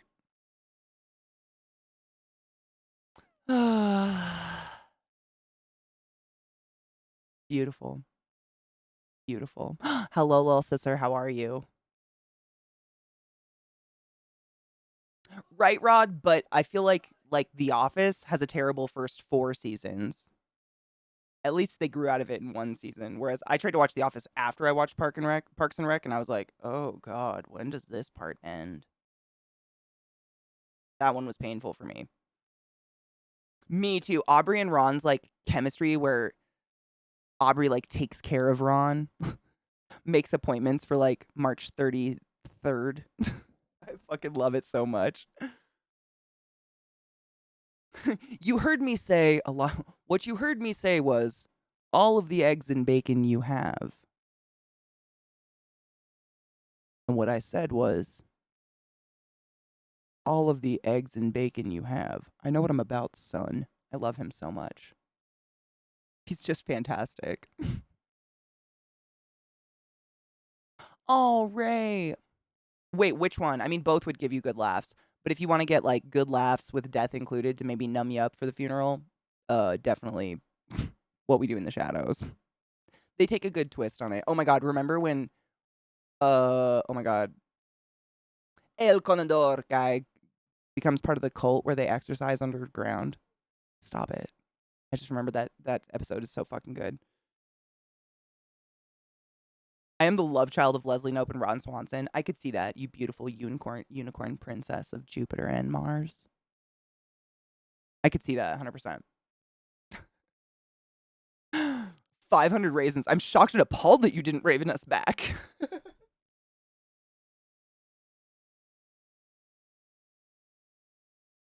Oh, God. I gotta rewatch it now. Fuck, I gotta rewatch all of What We Do in the Shadows. That's what has to happen now. The only thing in The Office that was funny was the GPS joke where they drove into the pond because it tells them to. You know, I was almost taken into a lake because of a GPS one time. Real story. Nothing else is funny in that show. I felt the same for a very long time. And then I kind of started to get, I think it's like, what is that? Syndrome where you like start to fall in love with your captor. I started to kind of get into Dwight and Angela. But any other person on screen, I would like tune out and start reading a book. But if Angela and Dwight were on screen, I started listening because they were funny. Like Angela would talk about how she has to go to the American Doll store to buy clothes. I fucking peed my pants. Shit, Stockholm, thank you. Stockholm. I Stockholmed a little bit on them. Dwight and his brother, what's his brother's name? Mose. And the beet farm. It's not what they do that makes me laugh. It's just the fact that there's a person named Dwight and a person named Mose who are adult brothers who run a beet farm. And bed and breakfast. Like, that is funny. But I get it. I liked Parks and Rec a lot better. I think Parks and Rec just had funnier characters to me, personally. I don't know why, though. Sailor Jupiter Till I Die. God, you really did grow into that, didn't you? Even the cooking. What a weird thing. Robo, I don't think it's all the way out yet. I watched the first 2 episodes and realized it wasn't out all the way and stopped watching because I like to kind of binge it, you know. Dude, I love Letterkenny. Letterkenny, I've never met a person who didn't think Letterkenny was funny to a certain extent. Shit is just fucking comic gold. Started out with a secondhand awkward embarrassment problem for me, but then quickly became too surreal. Same. I get that secondhand, like, we're watching, Zach had never watched the show Shameless before, which is incredible because that's my favorite show of all time. I've seen it so many fucking times. I'm obsessed with Shameless. There's 11 years of it. Like, fucking Friends who? Shameless. And so I've been rewatching, Zach's watching Shameless right now. And there are parts of it I completely forgot with Debbie when she's older that make my asshole crawl up my body into my esophagus and out my mouth. Like, I want to leave. So I want to run away from the TV. They're so awkward. If you haven't seen Shameless, though, Jesus Christ, what is wrong with you? It's like Spartacus, but current day. Titties, dick, boobies, all the parts, all over the place. Booze, handjob whores. I mean, seriously, it's intense. It's amazing. Shoresy's pretty good. I liked Shoresy. It was funny. I've heard a couple people didn't like it, though, but I thought it was pretty fucking funny. The first 5 seasons of Shameless are good, but I get depressed after watching that. It gets pretty fucking dark, but it always, like, I don't know, I feel like it's got a good balance. And a lot of the dark shit I find so funny, like when Karen gets hit by a bus. If you want to watch a really, really annoying bitch fucking cunt get hit by a bus named Karen, you should watch Shameless. No spoilers.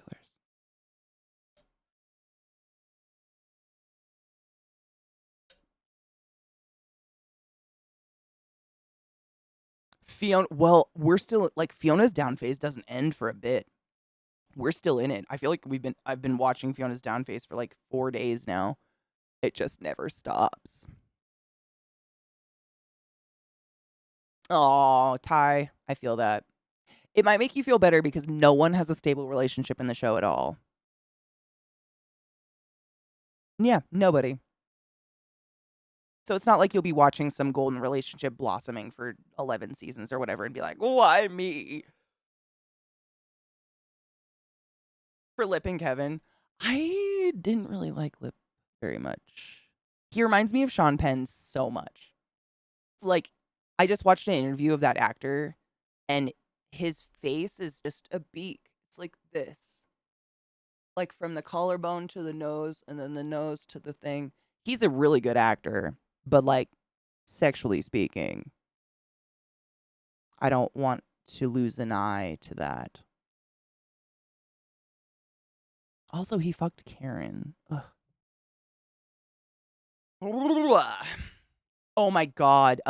It's Joan Cusack. Joan Cusack is in Shameless, my dudes. Yeah. Joan Cusack's fantastic. She plays Karen's mom. I didn't know you could do that with a turkey. Oh.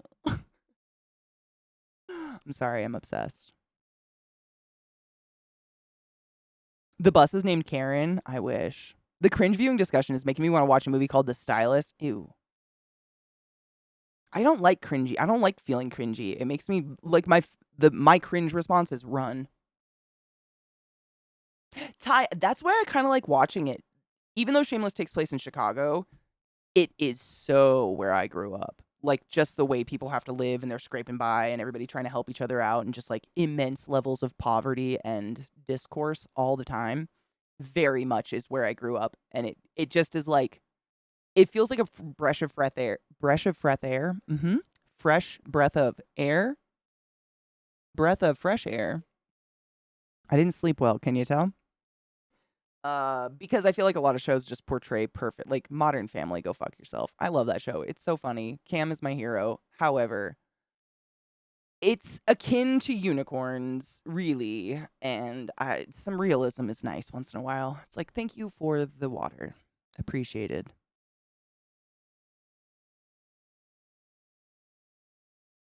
Live tweets of the trial. Oh shit, they're live tweeting it. No shit.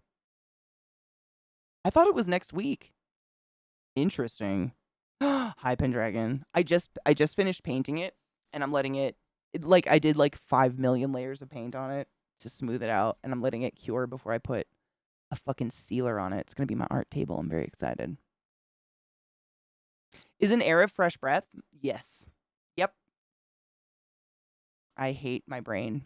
It's very tired.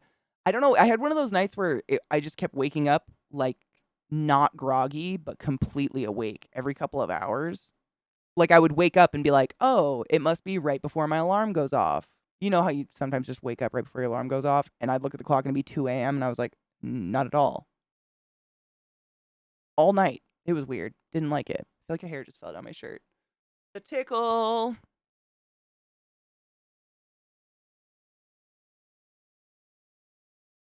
Last night I slept like a baby. Cried the whole way through and wet myself. Oh my god, you didn't have like a shit explosion up your back though? You're not doing it right.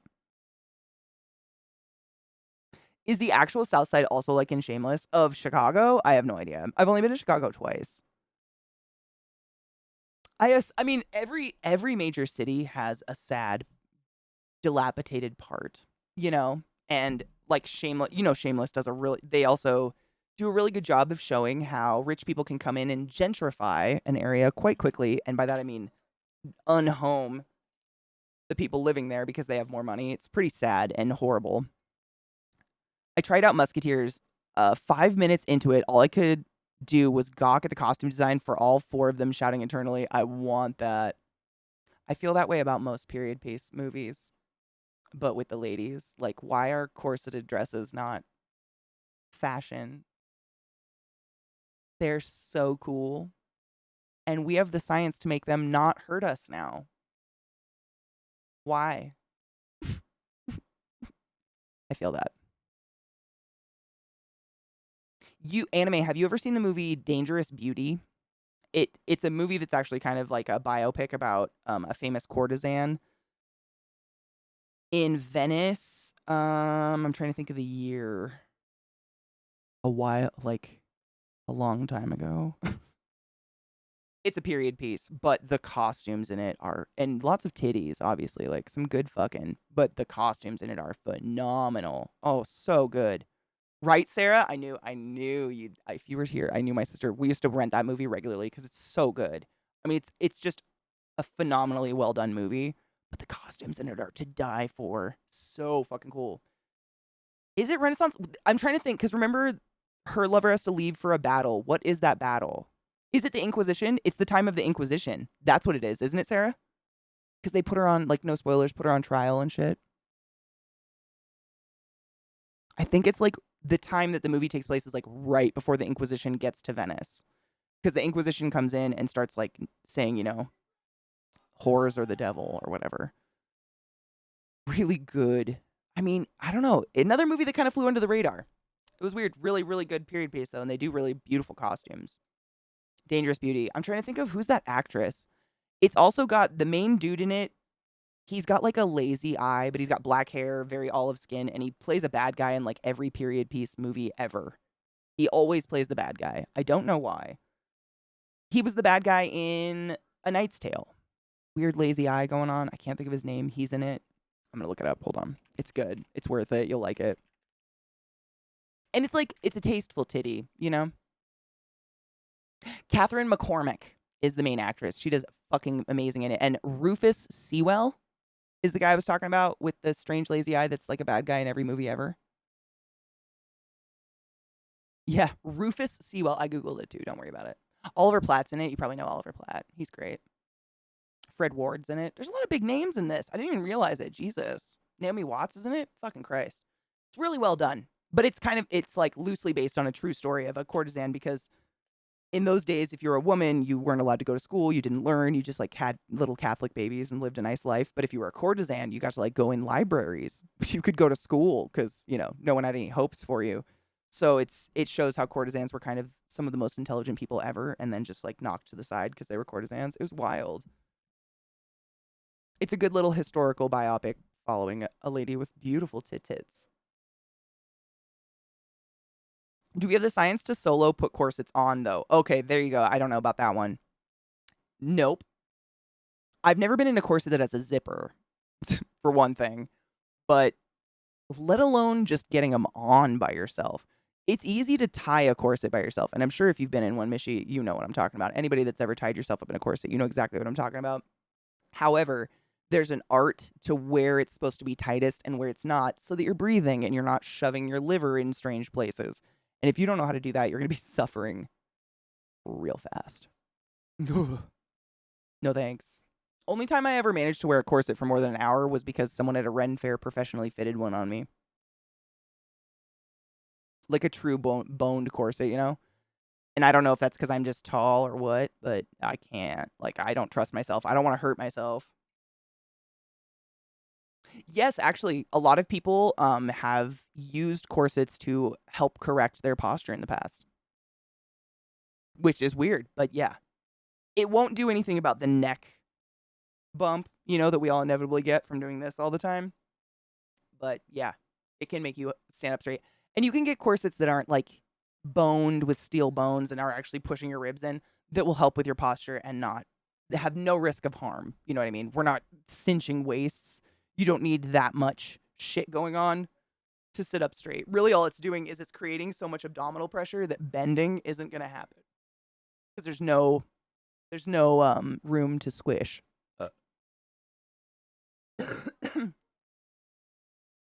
Yeah, she becomes a courtesan in order to be with the man she loves and to be like fucking educated. Yeah, seriously. She's like, I'd like to go to the library. And they're like, no. And she's like, okay, I guess I'm a slut now. And they're like, welcome to the library.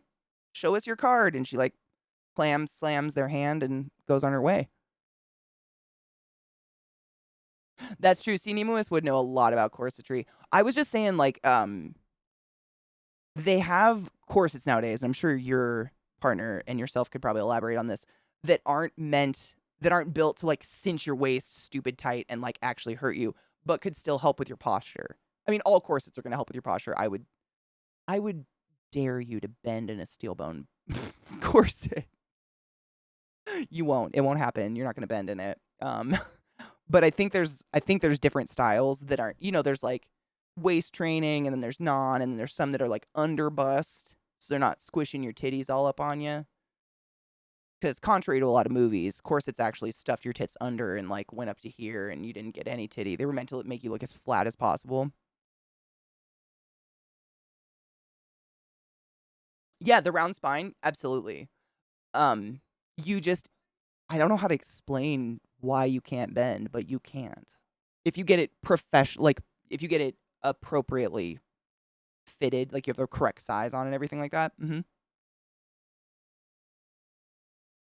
Well, Pirates of the Caribbean kind of lied. They definitely did that back then. Those ones were bad. When she like faints into the ocean. They have actually, oh my God, knives. Hold on. Let's cheers. Sini Mois came in and cheers me and I had my bong and I didn't do it. But I saw the nastiest picture when I was in med school relating to corsetry. Hold on. Not that this was, obviously you can't like generalize one example, but damn, this one freaked me out and made me take wearing a corset very seriously if I wear one. Cheers. Sorry, I'm still laughing.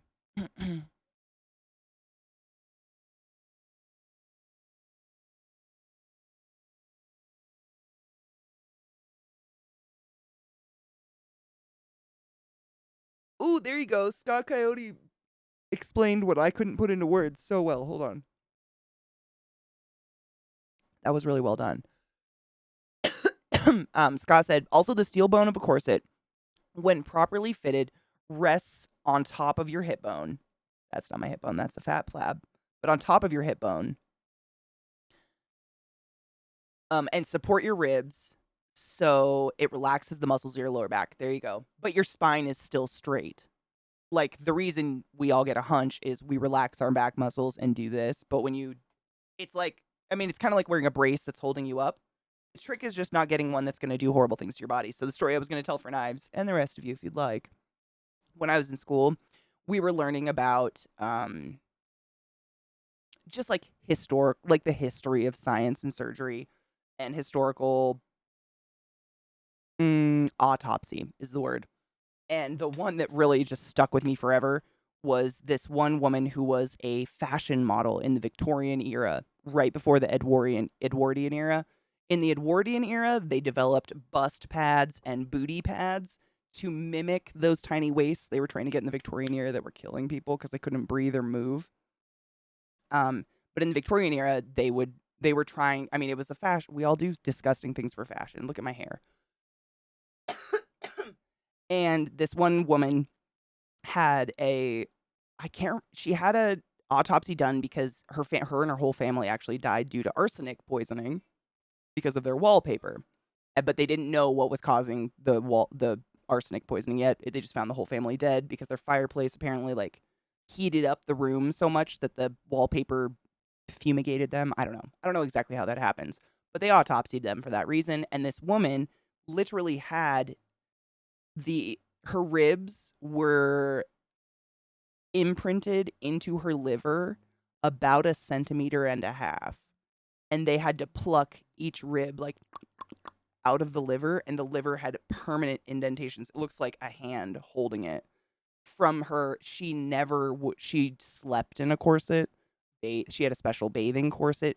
She never didn't wear a corset because she was she was one of the fashion models that I guess get paid for these tiny waists. I don't know, but that shit fucked me up. I was like, oh, I won't fuck around with just like corseting myself because that seems dangerous, even if you can breathe.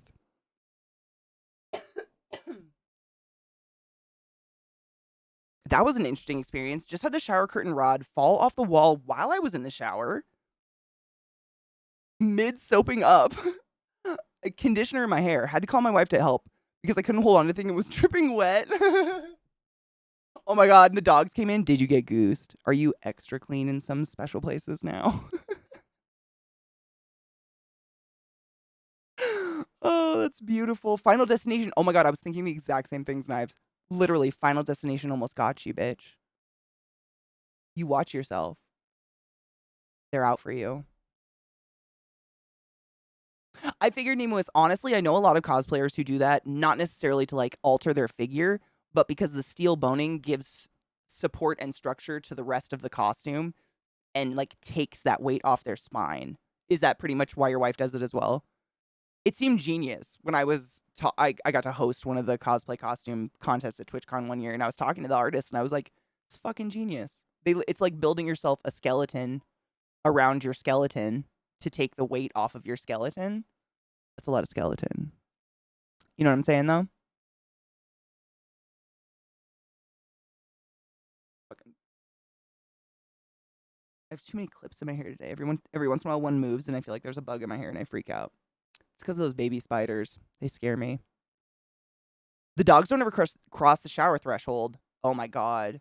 My dogs will get in the shower and just start lapping water up off the floor immediately. They don't give a fuck. They're such water dogs.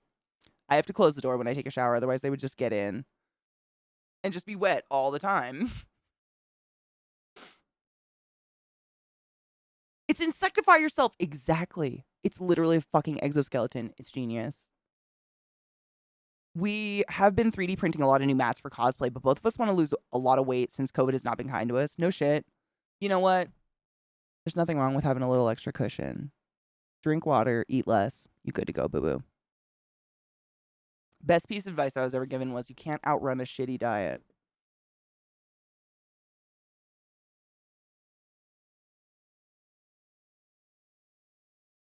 My chat just did the double up thing, so I'm just patiently waiting. Buzz on my nose and I'm gonna cry. A Final Destination? Dude, I still can't watch it. I've only seen it twice, and the second time, I actually got up and left before the end. That movie gave me fears. Like, legit fears about things I'd never had fears about before. Thanks, Jesus. I feel like a little hair touched my nose, and now I'm dying inside. Smaller bodies means smaller materials for cosplay, which means cheaper fuck. That's the fashion industry. That's why I can't fit into any clothes, Nate.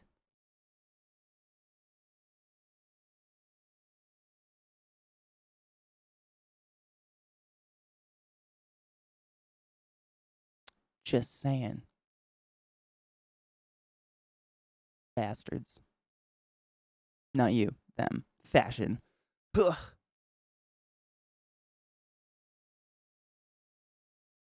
Why did...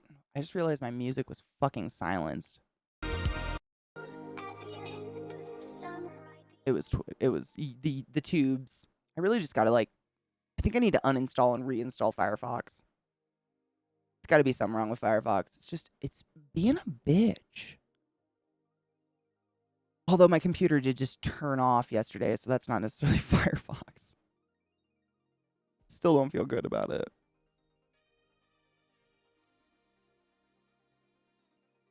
I just want to look at my add-ons. There they are. Are any of them weird? No. Fuck yourself. They're all normal. And fine. I don't know. It's weird. Things are weird. Everything's weird. Hey, new LEDs. Ooh, fun. Have fun.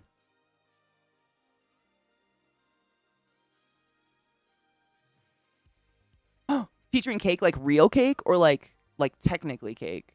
Because jealous both ways. My cat used to join me in the shower. I'd be washing my hair or something with my eyes closed and feel my cat rubbing on my legs. Cute. I had a cat when I was in high school that would swim in the lake with me. That was weird. I mean, just like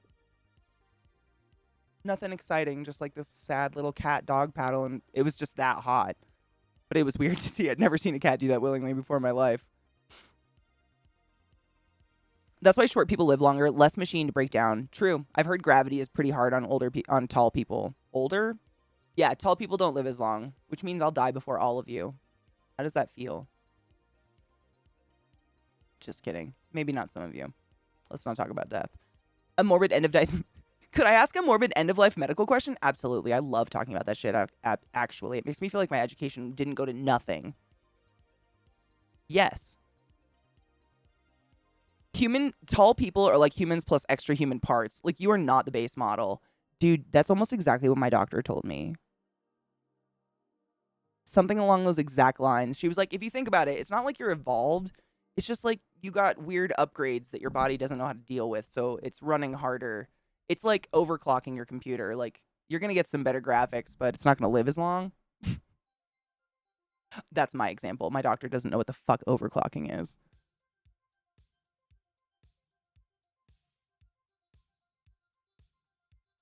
Caretaker, I haven't even looked at my Discord. I've been in like tumultuous period pain for 5 days. I apologize. I was in a coma, but I will check. Did you have a baby? Did you send me pictures of baby? I do have a lot of messages I need to go through, but for real, I was fucking out of my mind, just like comatose the past couple days. Oh my god, Adam, absolutely. I have a hit.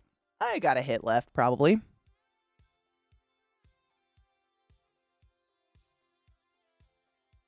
I've never seen the point of overclocking.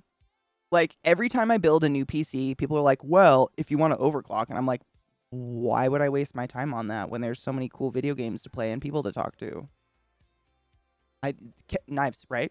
I kind of feel the same. I'm like, you're just burning your computer out faster for CSGO? Cute. Cheers.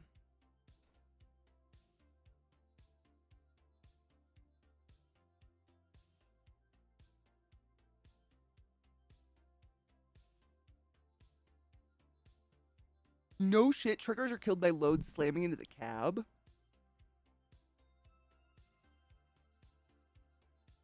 That's sad. You'd think there'd be some sort of plate to protect them. Oh, no baby yet. Oh, fuck yes. 30 weeks? Oh my god. Oh my god. Are you excited? It's gonna go by like that, and suddenly you'll have... It's the craziest thing. Like, I used to, I used to work in a baby center. I used to have to work in the neonate center at the first hospital I worked at in Washington. And respiratory therapists were only required to be at a birth if it was considered a high-risk pregnancy, i.e. a C-section or twins or triplets or anything like that, which are usually a C-section anyways. And it's not necessarily you need an RT specifically. We're mostly just extra hands with a different set of skills just in case, because you never know what's going to happen. And it's better to be safe than sorry when babies are involved, right? Right. And it's the craziest experience because I'll be standing. I'm usually the person with the baby warmer, and I catch the baby after the C-section. So like the surgeons rip you open, tear out the placenta, cut it open. They toss me the bloody like, and then they go to work on mom and me and a nurse if I need, and dad usually go over the warmer, and I like, rub baby, smack, choke, lick all this stuff off of them. Don't want to waste any protein. But one dad one time said to me, and I just love it, and I've used it ever since. He's like, man, there were 4 people in the room, and now there's 5.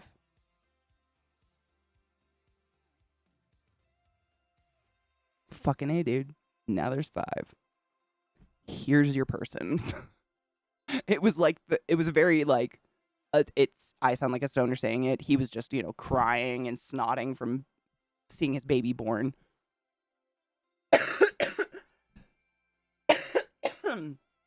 But I thought that was pretty poignant. Because, I mean, what better way to say it? There were 4 people in the room. Now there's 5. No doors open. There's just suddenly 5. I was always so confused on the normal overclocking. Isn't this just extra clock speed? No, I totally get it. I didn't understand it because I dated a guy who was an electronic engineer for a long time when I was in college. So he would try to explain these super fucking nerdy things to me like overclocking and why I should do it. And for the fucking millionth time, I was like, what you're telling me is my computer won't last as long for nothing.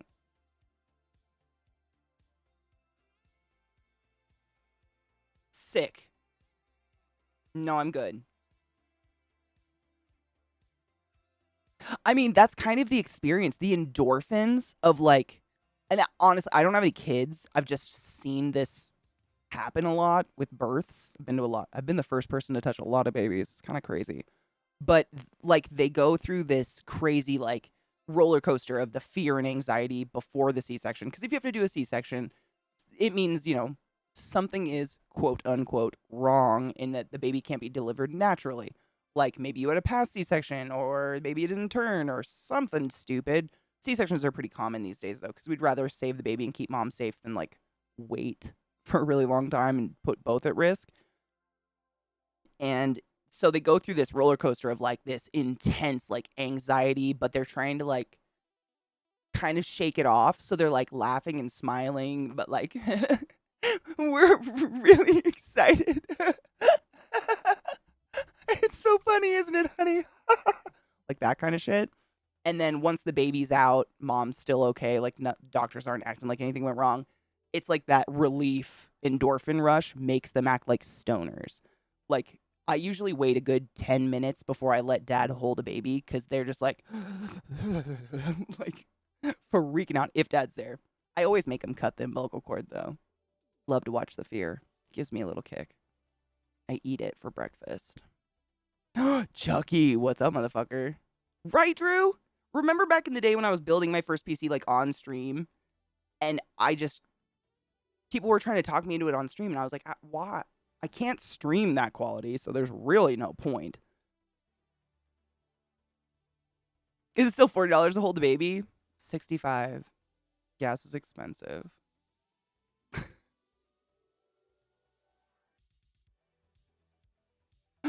Oh, God. I didn't even know what overclocking was when I was 18, because games when I was 18 didn't exist. Did overclocking exist? I really don't know. I don't know. Like, the games that in those days weren't nice enough to warrant something like that, I guess. Like, there was no, those sites where you can test your graphics? I can't remember what they're called. Benchmarking sites? I don't even think those existed. I don't fucking know. I'm kind of old. I don't remember those things anymore. I'm good, Chucky. I feel like I maybe got sick from going to see Tom Segura. Damn it, Jesus. But what do you do? I just got a little stuffy nose. A little cold, sweaty. Not COVID bad. I can taste things. So that's good. I built a computer and still don't know how it works.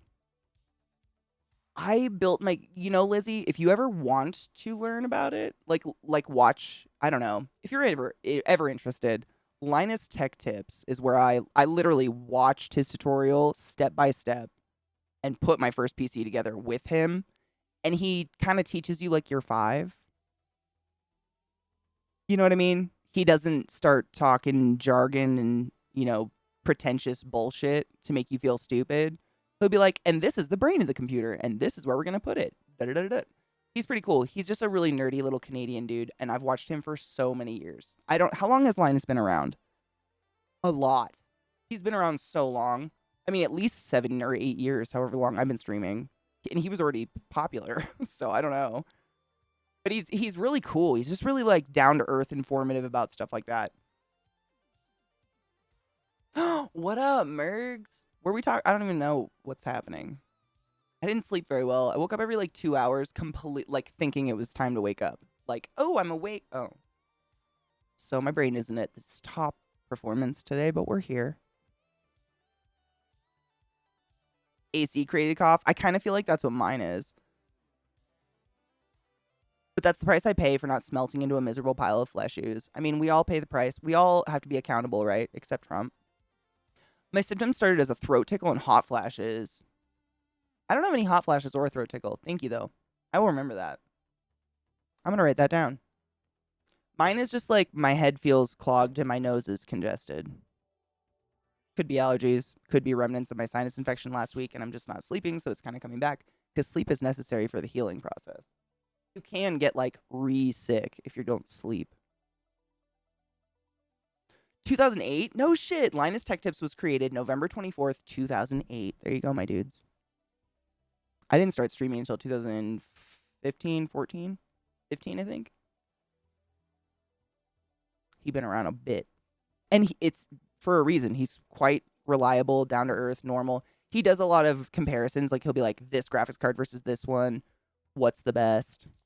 And he's not, lying or selling you something, usually. He'll have a sponsor every once in a while, but he's not going to, like, bullshit you to make money, if that makes sense. He's been around too long. He would have been caught by now. Also, he's Canadian. Can you guys lie? Oh, Linus is designing a backpack? What kind of backpack, Vissy? I got a new notebook. My old one was full. It's a sad day.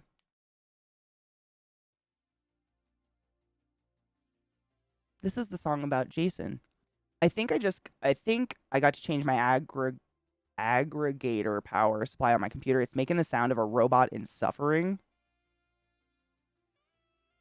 My power supply, I had to replace my power supply. Was that last summer? It was while I lived here. I think it was last summer or last spring.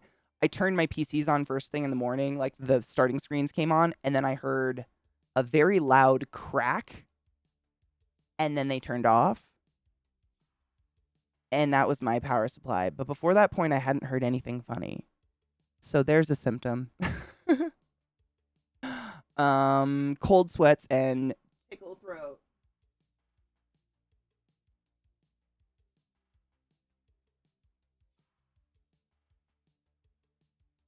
My brain is really slow. This is a mix of it.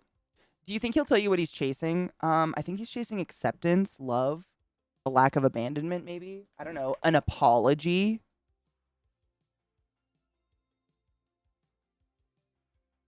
Just an idea.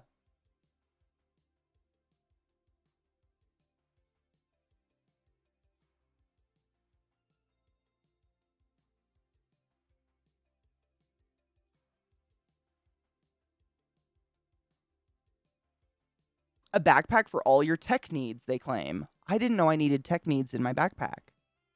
To make it a screwdriver? Okay, I'm into that. Screwdrivers suck. Was laughing to myself today. Was at Walmart wearing my mask because COVID's really bad in my area again. One Walmart clerk says to another, I think I had what Bob called out for today. I feel nauseous and have a fever. Another clerk, I had that too to take. Wait. Fremery, thank you for the resub, you silly fuck. Hail Satan, bitch. But more importantly, yourself. Thank you. Sorry. Another clerk, I had that too. Had to take all my vacation for 2 weeks and was sick. That's fucked up. I mean, if you don't follow me on Twitter, which is totally cool, I understand a lot of people don't have a Twitter because Twitter is a cesspool of nonsense a lot of the time. I tweeted last week someday, I woke up and first thing in the morning, I had like 5 different job offers from local hospitals. Big, well-paying job offers, but that only happens when they think something's gonna happen, like, bad.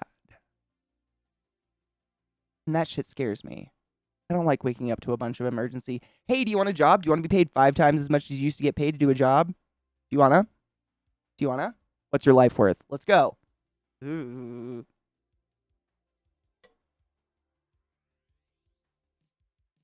I was gonna say even at my hospital, when I worked at Johns Hopkins, if you were sick the first 3 days you're sick, if you're sick for 3 days, you have to take vacation days.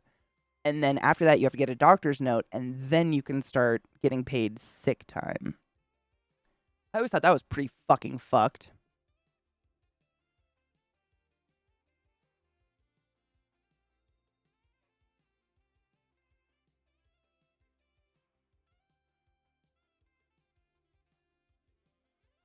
It's the new variant of COVID is insanely infectious, and it's just because winter is coming. So every time the fall and winter comes, we hire up. Like hospitals hire up because wintertime everybody gets sick. I don't know why. You don't get sick just because it's wet outside. It's just a strange I think it's because everybody's inside more. And when everybody's inside cramped together, you're sharing breath and spittle a lot more than when, half the family's outside doing stuff in the summer. But they hire up because of winter and because this new variant is so ultra contagious that the people who get sick every winter, i.e., like, COPDers, people with emphysema, stuff like that, cystic fibrosis, they're at an insanely high risk of getting COVID. So they're just preemptively hiring up for that.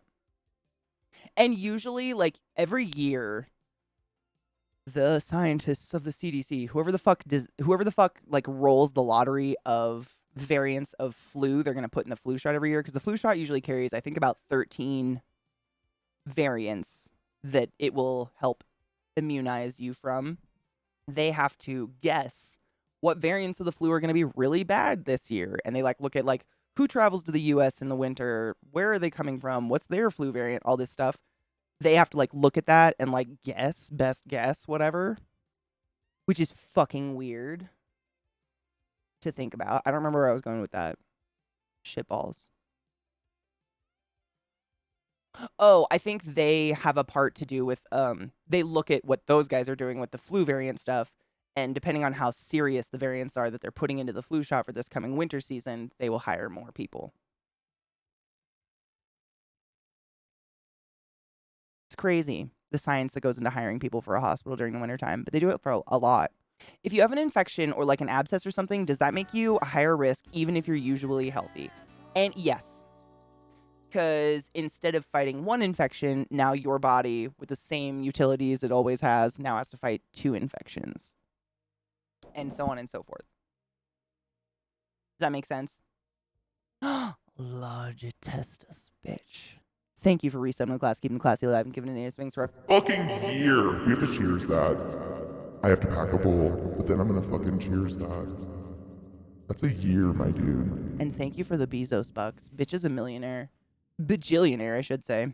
The cold actually hardens the outside protein of the virus, which makes it more resilient and transmittable. Oh my god, there you go. In addition to people being inside. I didn't know that, friend. That's awesome. I am not a virologist by any means. But that's really, it's not awesome, but that's really cool. I didn't know that. What hits you like a truck? A viral infection or a bacterial infection? Yes. However, one is, tested, tried and tested to be fightable with antibiotics, and one is, eat healthy food and Hail Mary.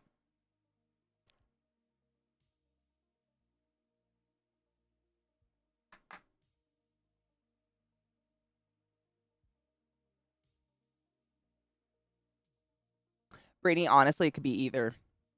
It just depends on the modality of whatever's got you.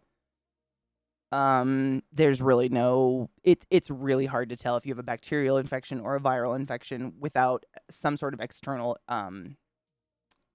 symptom or testing your spit and stuff. Like if you have a lung infection and you're spitting up really creamy sea green mucus that doesn't stick together, you know what I'm talking about. Most of the time spit is a weird loogie. It sticks together and sometimes it doesn't. That's more often than not a bacterial infection, which means you can go and get some antibiotics from your doctor and it'll more than likely help clear it up. However, if your mucus is neon yellow, that's more than likely, not 100%, go see a fucking doctor, more than likely a viral infection, which means you just need to eat some fucking fruit and sleep. Because you can't fight a thing that's not alive.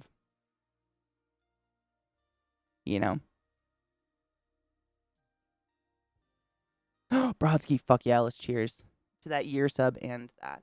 Where's my lighter? Fucking A. Cheers. Sorry. I came here for the blue color scheme, phlegm. Oh my god.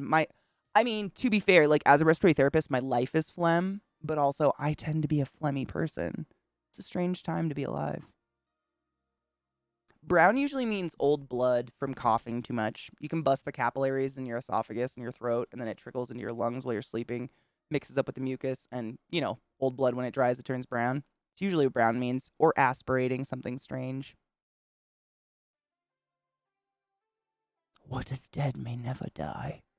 Virus. Cheers. Jesus fuck.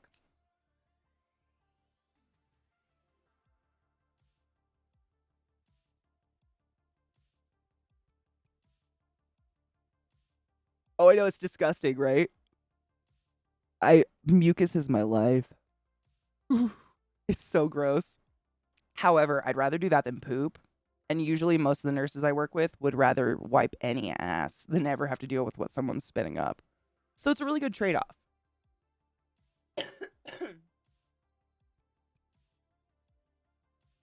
Kel, that's really nice though. That's convenient. I ordered mine from the government 8 years ago. They never came. I don't know. Whenever we were supposed to order them, I never got them.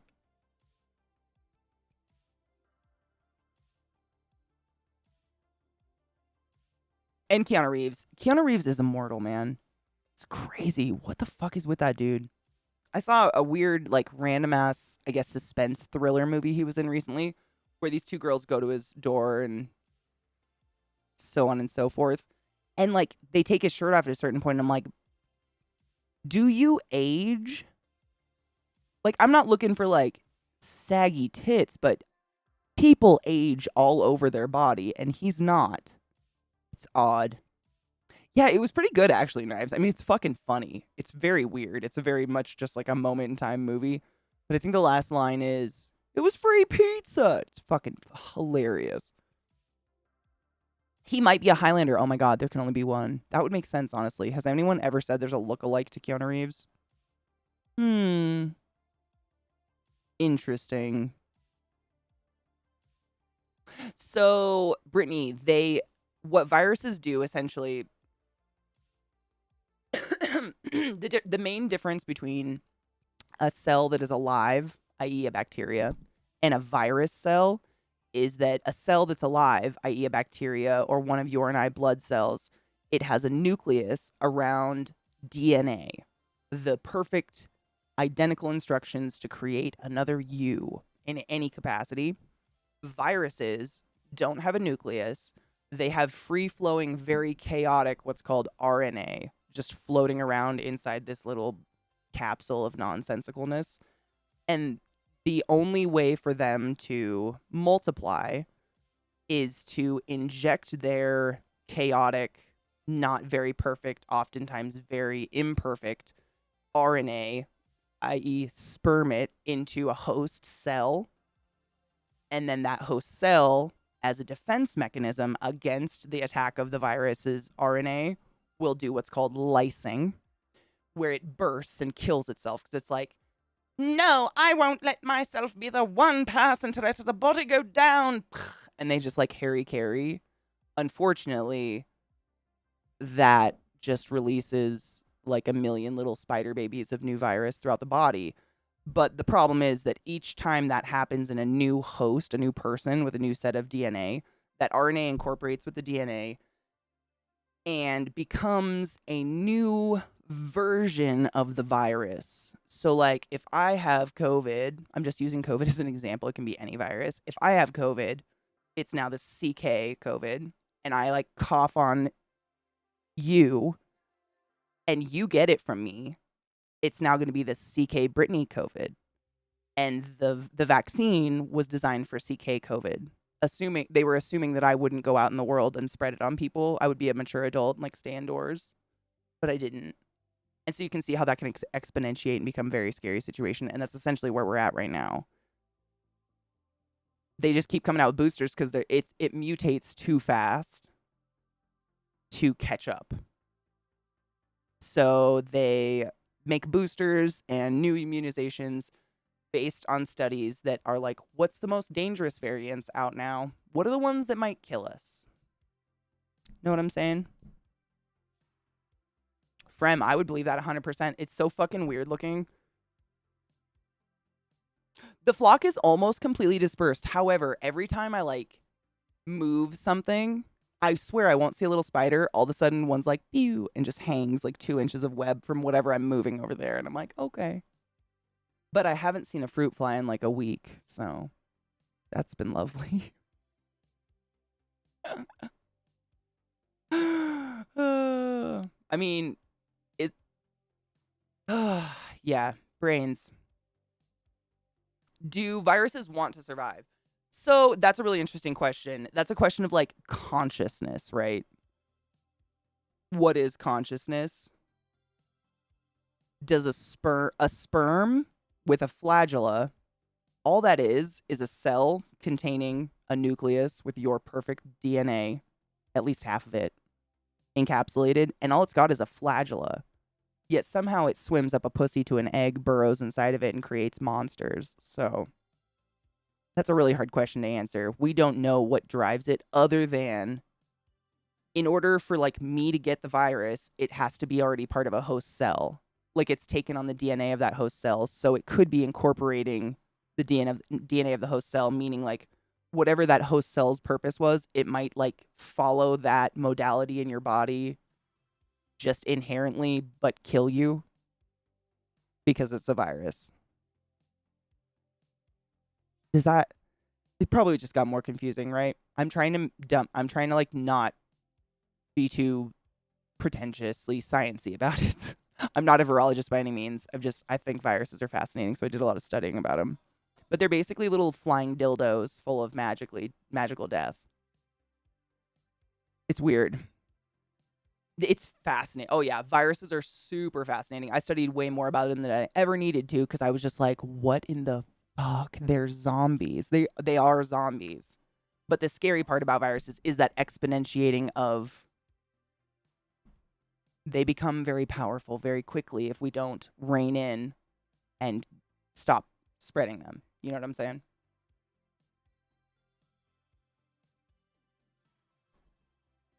Did I do pretty good? I'm sure there are people in chat smarter than me about viruses and whatnot. Feel free to edit or interject if I said bullshit. Like, again, respiratory therapist. I'm not even kidding you. My very first week of clinical rotations was during the very first week of swine flu. And I quit my hospital right as COVID started. I'm experienced in the virus. I find them fascinating. It's really been just the depth of my working history was all during horrible virus outbreaks. Hello, Berserker. How are you, love?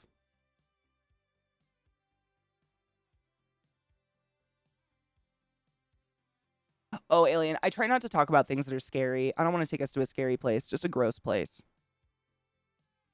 Thank you, Reliable. I appreciate that. Science is, it doesn't help anybody to throw around $30 words and make people feel dumb while you're trying to help them understand something. I've never understood the purpose.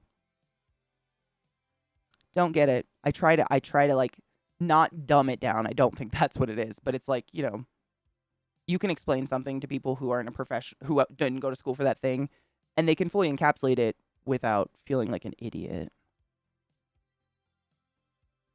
Stephen King's The Stand. Dude, The Stand is so good. In an article I read in 2012 about the amount of lost samples of virus the CDC loses over an extended period of time, I believe that. I mean, what human isn't fallible?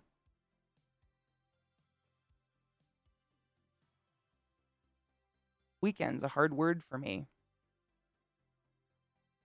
I love Plague Inc. I played that before COVID. It's way too real now. I can't play it anymore. Making information accessible. Thank you. That's a really good way of putting it. I think that's it. And when you make it accessible, it makes people more interested, and then they go deeper on their own. You can go deeper on your own when it's your own time and you want to delve into the big words and all that bullshit. But that doesn't get people interested in shit. That just makes people feel stupid, and no one wants to feel stupid. Virology is fascinating, but also really scary.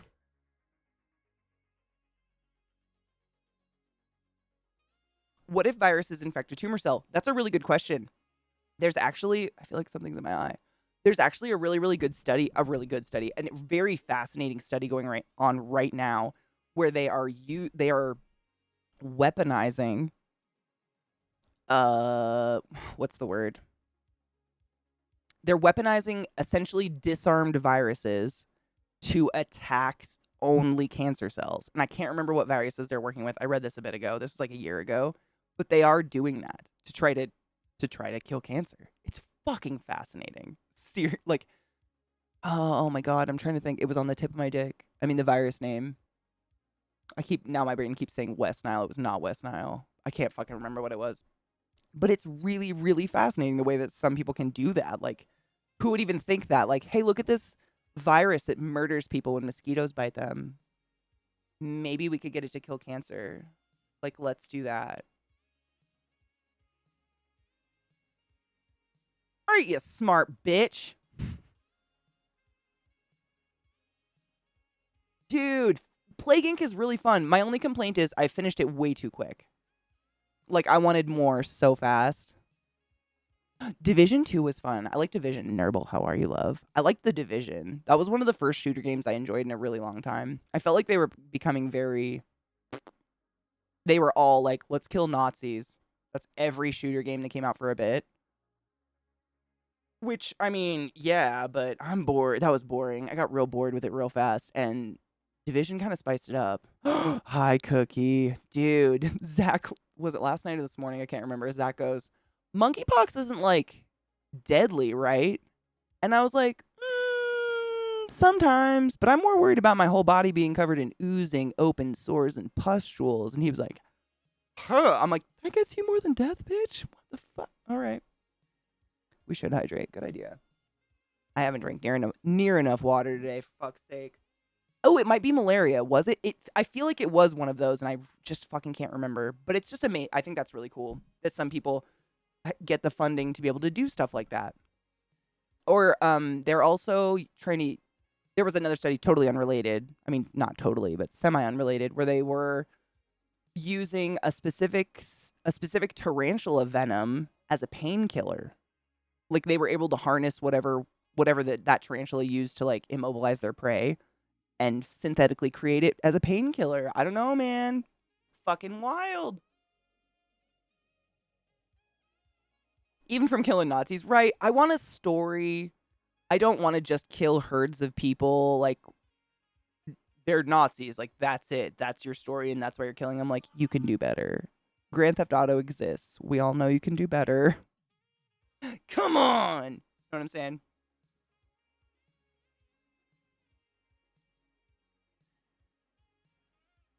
Oh, Liza. You know what's really sad? Is I don't know, man. I understand, scientifically speaking, like anatomy speaking, why monkeypox is spread via anal sex more so than vaginal sex. And the reason is vaginas self-lubricate and anuses don't. Therefore, although this occurs in both instances 100% of the time, micro tears in the fascia of whatever you're fucking will occur. But by micro tears, I mean the same kind of damage you do when you wash your face. Like, this causes micro tears in your skin. It's exfoliating, regardless of what you're using. It's the same thing. And then when cum happens, like, that's a bodily fluid. So I'm curious as to why.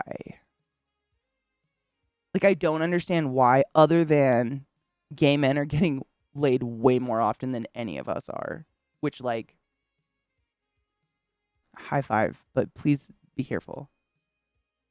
Oh my God. It got me in the eye. I told you not in the eye. For real, my water just juiced me in the eye. It's happening.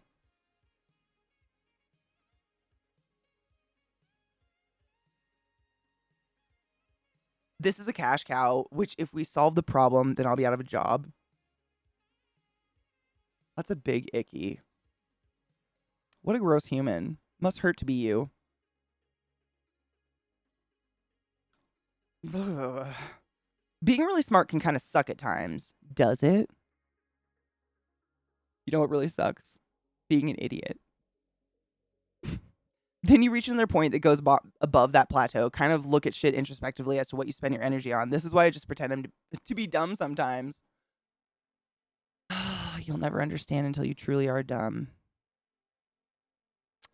It's a gift.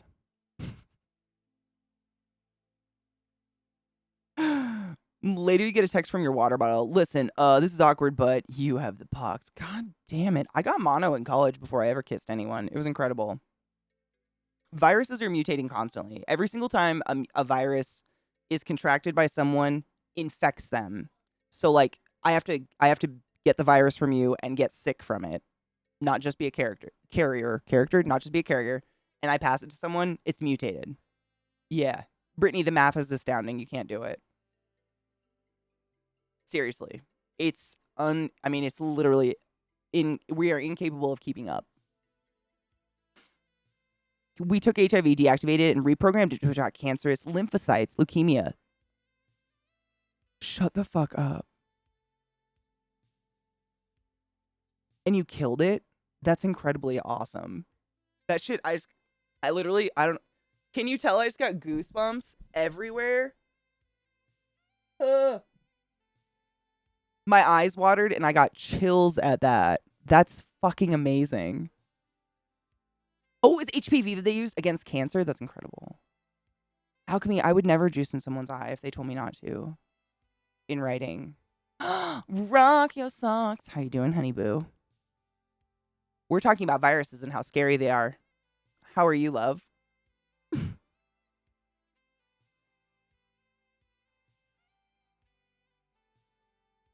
Contact tracing is black magic. It really is. We used the one thing that makes HIV so dangerous and used it for good. I mean, and why wouldn't we? I think that's amazing. I think we could do that with a lot of things if we didn't view them as so evil, i.e. like LSD and stuff like that. I think a lot of those things could probably be, in the right hands, used for wonderful things. Imagine in a few years, chemotherapy is what shock therapy is what for us now. I mean, it's almost getting to that point. All of the people, and I don't want anybody getting cancer. Not that I'm going to insinuate that. I've known a lot of people who have had cancer in the past few years, and every single one has had only radiology. It was, is it radiology? Is that what it's called? It's the radiotherapy where they're basically taking radioactive substances, but it's not chemotherapy. So it's like they can aim it at one part of your body as opposed to you just taking a chemical that's going to kill everything in every ounce of your body ever. So you're less likely to lose hair and stuff like that. I'm not an oncologist. I worked below the unit, though. What's the current status of HIV anyways? It was a big scare when I was growing up, but it's completely out of the news these days. It's for the most part completely treatable. Like they have such, if you are aware you contract HIV, which the vast majority of the gay community, who's not just a fucking asshole, as every community has fucking assholes, is extremely mature and like responsible about calling people and being like, hey, I'm so sorry, but I think I might have given you something. If you catch it when it's HIV, there are so many amazing drugs you can take that basically make it dormant until you die or like 97. It's incredible. I don't know the science of it. I don't want to speak beyond my scope, but I've seen patients literally in their 90s who have been on it for 40 years plus and they're doing incredibly. Been on it since like the early 80s, like the test drugs. I think Hopkins did a lot of the testing, and that's why I got to see those people actually. I don't remember. I don't know if I was even supposed to know those things. I think the patients just told me those things because it was really cool. That's one of the few and only like pros to getting to work at a big, massive hospital like that is the history behind the hospital. Some of it's insanely ugly, like Johns himself was a slave owner. And then some of it's beautiful, like they are leading the science of transgender genital reassignment surgeries. Like, I was literally there when a patient got to have a penis made for them out of their forearm skin. And let me tell you, it was a penis. A very impressive, beautiful cock is what I mean. Like, it was chef's fucking work. Plastics do magic. It was incredible.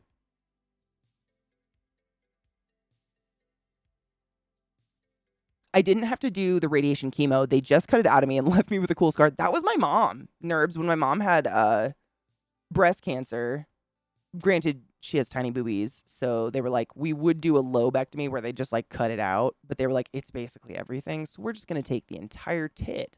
But she got a fake boob, so she's better now. But she's alive. But she did have the same thing. They just cut it out. She never had to get radiation or chemo or anything like that, thankfully.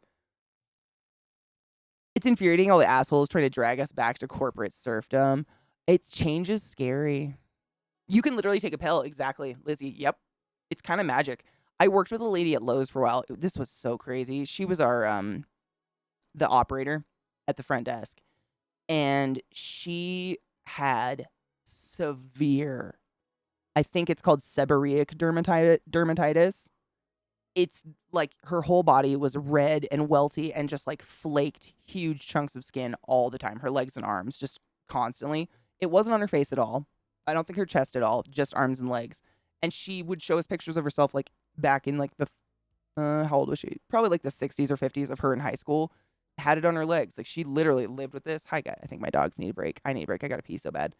And it was I mean, she was one of the most positive, wonderful people. I used to go play bingo with her. She was like in her late 60s and fucking hilariously did not. She was like Roz, but no fucks given. So I'd go play bingo with her. She was fucking funny. But the stories she would tell me about living with this shit and hiding her legs and being embarrassed by it and the people that would judge her. And then I'm shitting you not, like the last 2 years I worked there, she got to be a part of a test group where they took a pill that was some sort of radiotherapy. I don't remember what they're called. It's not chemotherapy. It's the radiology type. Gone. Her skin was milk in a week. Gone. It was the craziest shit. Literally, she came to work one day and like, I mean, I just couldn't stop petting her arms. I'd worked with her forever. Like, we were close. So it was fine. It's not like I was petting a stranger, but it was science is magic. Literally. Have you ever seen that meme, Knives? It says, like, magic is science we haven't figured out yet or something like that. Something like that. Or magic is what we used to call science. Something like that. There's a good quote about it, and I like it. Look at this weirdo. That's my girl. What are you doing? They're so hot. Like, Lil doesn't give a fuck. She'll lay on top of me when it's 100 degrees, but Trick, when it's hot, he keeps his distance. He's a smart boy. He's my brain over there, huh? He's a smart boy. He's so good. Bill's just a dum-dum. The poodles the poodles love you, and you and neighbor lady have the same just, like, chill, what's up energy. Like, it's just amazing to me because I've only seen them be weird around that one dude that was Zach's friend who was being weird on purpose with them, and they were, like, standoffish and, like, stood around the corner and looked at him like he was a freak. Everyone else, though, they act like you're us. Like, they just get super excited people are in the house, and they're like, fuck yes, more people. I'm going to sit on you because I fit. And I'm just like, yes, I raised decent dogs. With little understanding, all science looks a lot like magic. Oh, I love that. It's true. I mean, even with a little understanding, it still looks like magic. I mean, I have a fair bit of understanding, and I still feel like sometimes it's fucking magic. Like, all the math lines up, and everything you're doing should work. And when it works, you're still like, damn, it worked. You know? Does that make sense? It's like, even though I understand it, sometimes I'd have those moments where I'm like, I fixed them. Fuck. And people are like, did you do anything special? I'm like, no, not at all. It just still surprises you every time. Did a Karen ever harass you for walking your dogs on a sunny day? No, but honestly, that's because when it's sunny here, like, what I do is if I can't walk barefoot on the sidewalk, I don't walk them on the sidewalk. So I test it. Like, I walk on the cement outside, and if I can't do it barefoot, like, if it burns me, I don't force them to either, regardless of the temperature. I don't want them to burn their feetsies. I would feel so bad. Magic's just science we don't understand yet. Arthur C. Clarke, there you go. That's the one I was thinking of. It's so good. It's so beautiful. One of my professors had it on their wall, so I've always remembered it. Dude, Trick gets dumb excited. He literally like does a 4-legged hop, vertical up. Any sufficiently advanced technology is indistinguishable from magic. Oh, I love it. Dude, the sidewalks out here, Nerbs, man, it's crazy. Like I noticed it specifically the other day. I was out when it was blazing, and I'll go out sometimes and put the sprinkler on for these guys, and they love to play in it. It just helps them cool down, like really low, so it's like tinkling. I don't have a lawn. Fuck that shit. But I took my shoes off and was standing on the sidewalk, and I was like, why are my feet burning? Like I just stood there like a child with their hand in a frying pan, like, well, pain hurts. But I normally have like my slides on. I'd never really thought about it. I do it to go walk the dogs. I never just stood on it. It actually gets really hot, like over time, I guess is what I'm getting at. It's not always immediately hot because it stays hot. Like it holds heat forever. So it can be nighttime and you're just standing there and you're like, oh, it's warm. Oh, it's hot. Why is it hotter? Why is it hotter? Oh, look at these feet. Did you guys get stormed on? Because we did.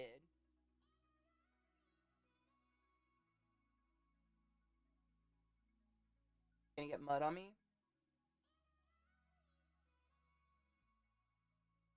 Same. Dude, I thought one of my fucking pythons got out of their cage because there was so much shit being slapped against our windows. I'm not even shitting you. Like, I was sitting here at my desk and the dog started like doing that, like, like that, you know, I hear something you don't hear and I'm warning you kind of shit. And I was like, the fuck? It's like almost 7 at night. And then I heard it sounded like bullets on my windows. And I was like, I'm not in Baltimore. Get on the floor. It was rain or hail or something. I don't know, man. We got fucking slammed. Oh, was it hail? No shit. She's just sliding down my body. Where are you going? Okay. You need to go potty? You want to go outside? Oh. Oh. Oh. It looks like my lap is covered in rabbit shit. The amount of mud that just came off my dog is giving me a mild panic attack. So I'm gonna go pee and take a break. Fucking no.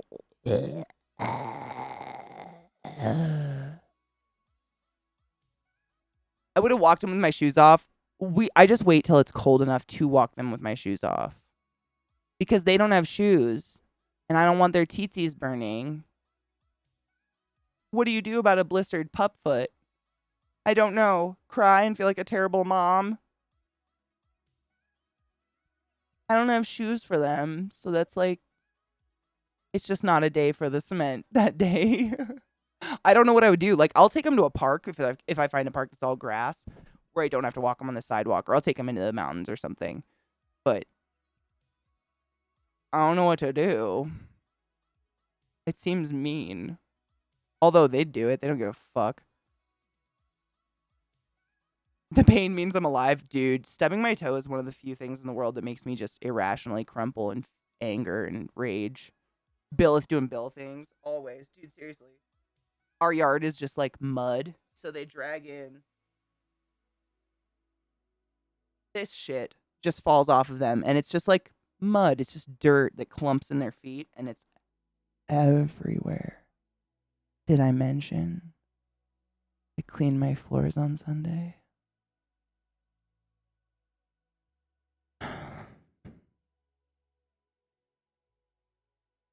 Why, God? Why? I'm not worried about the mud. No, the mud, it's not about the, like, hygiene of the mud. It's that I like walking barefoot, and when this happens, I have to wear shoes in the house because I cannot stand. I mean, it's huge, like, big enough clumps to feel on the hardest part of your calloused feet. You would feel walking over them, and I can't take it. It grosses me out. Like, it's just one of my weird tics. I like to have clean floors. And I clean my floors a lot. It's just nice. It's really nice to be able to, like, roll around on the ground and stretch if I need to, or walk barefoot and not feel like a filthy monger. And this time of year, it's impossible, and I hate it so much. So much. It's too much and too big for a Roomba, dude. I wish. I used to have one. My ex and I had one. This is too much. I don't want to show you what the floor looks like under me. You can kind of see what's going on back here. These are like the size of like half of a dime-ish. It's everywhere. I'm gonna go scream for a bit. Let's take a nice break and scream into the nowheres, because wow. Hate it so much. It's the mud clumps, yep. Poodles, if you didn't know, are water dogs. They're meant to hunt like waterfowl, like ducks and shit. And they have webbed feet, which is cute and hilarious, but it's also just like, how many is that? 3 little scoopers of mud and shit on each foot that just gather it. And then they come in and they're like, oh, it's just a lot to deal with. You know what I'm saying?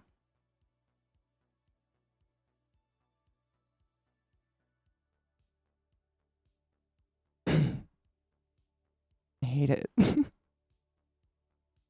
They were poodles come from Germany. They were bred to be they still are today hunting dogs. And then they were traded to France. I have so many screens open. Where the fuck is my screensaver? There it is. They were traded to France, and France started curating that cut that we see to keep their joints, like their hips and stuff, protected and warm when they're still in the water. Because they didn't want all that hair. Because poodles grow hair like people, like it just grows forever. So they started curating that cut, which is what we all see in a poodle today. But they're still, the only time my dogs don't listen like little military children is if there's something to hunt. If they see a squirrel, I got to pick them up and drag them. They will point. It's wild. The weird ass instinct built into them is really cool. And they're very intelligent. Sales, thank you. I found the fucking screen. Let's take a break. Every couple of hours, I take a break and stretch my legs, run a little ad bundle, and I suggest you do the same. If you've been gifted a sub, though, did she rip out my earbud? She did. If you've been gifted a sub, make sure to refresh the channel, and then you don't have to watch ads if you give a fuck. But, stretching, water, load a bowl. I need to pee. I'm so hydrated. Sometimes dogs clean each other's butts. Sometimes people clean each other's butts. I just fell down the stairs, tripped over my puppy. I broke 2 toes. Oh my god. Oh. Oh. Oh. Drink water. Don't run too fast, Sales. No one can keep up. It's not fair. Cheers. I'll be right back. Apologies. That was a lot of mud. Take my pins out of my hair. You're killing my head. Anyways, I want to play some more Bug Snacks. I would like to finito that. That game is fucking weird. I can't stop thinking about it. I need to get... It's like... When you can't stop thinking about dick, like you just need some dick. You know what I'm saying?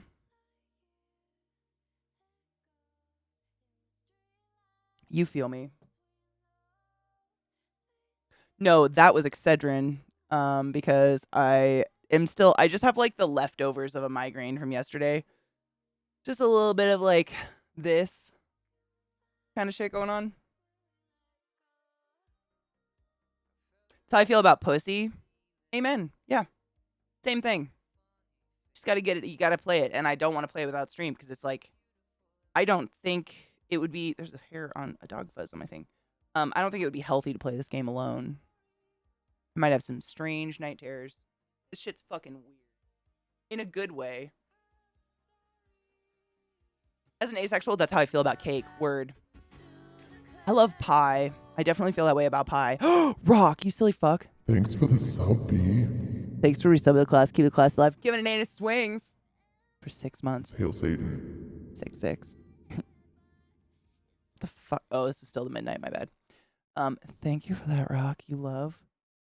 I've never been a cake fan, but honestly, it's because most of the cakes in my life included disgusting frosting, like that crunchy old icing that gets air gross. No. So I'm a big pie fan, but I have had decent cakes since then as an adult. I know it exists. It's far and few between, usually like overpriced. Yes, however, I heard it's exceedingly short for $30. I heard it's good, but everybody, like, I asked around, I'm like, is it worth buying it like right now? And everybody was like, probably wait for a sale just because it's really short. Like, really short.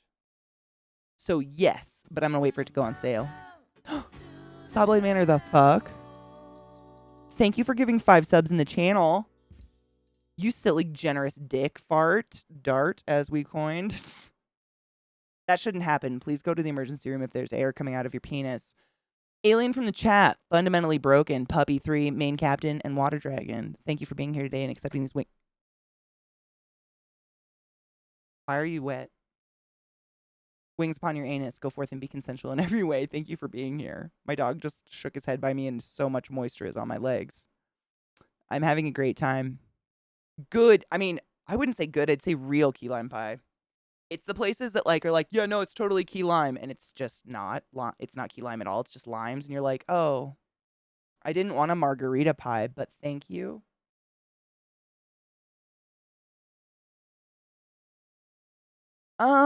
I mean, if air's coming out of your penis, it just means that like it's leaking out of somewhere else. So if you're worried about those kinds of things, like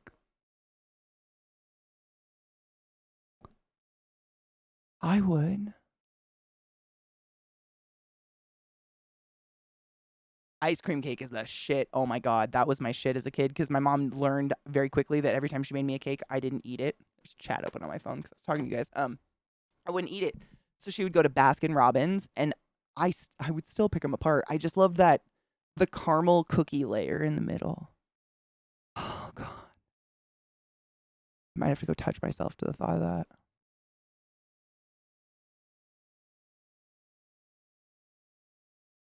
that. Fondant in America is fucking gross. However, since visiting Europe multiple times, I've had marzipan, which I guess what fondant is like mimicking or something, and it's delicious. My tit itches, please excuse me. Is it mud in my bra? Probably for my fucking dog. Disgusting. Dogs. Oh my god, isn't it beautiful? It's a work of art. Jedekiah, fucking. Hail Satan and thank you for the biddies, ho.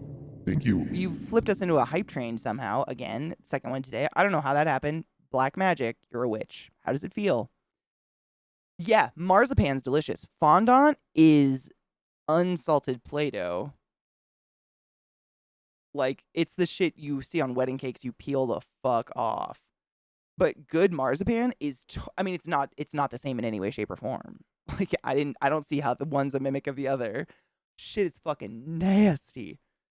Every wedding I went to as a kid, every cake was covered in a sheet of that shit. And I was like, why is the cake fake? My mom's like, it's not. You peel that off. I'm like, what?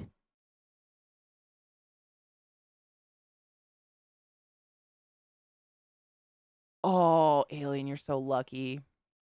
I have to like travel a really long ways to get that.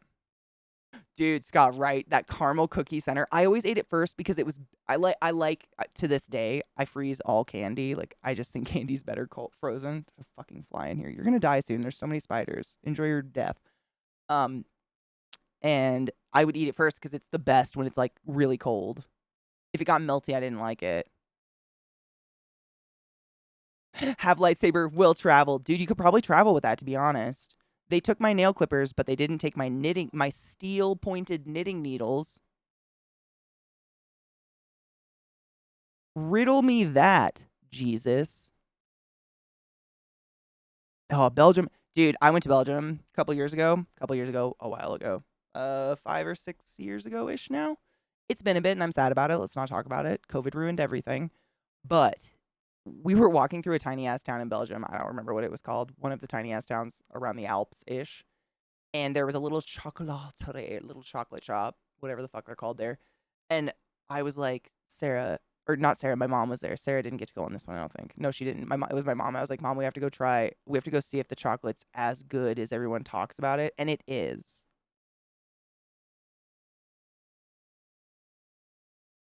So, if you haven't been to Belgium and had Belgian chocolate, you haven't lived. It's a real hard press for me to find a decent ass chocolate these days since being ruined by your quality shit. I'll just sit here and smoke my legal weed.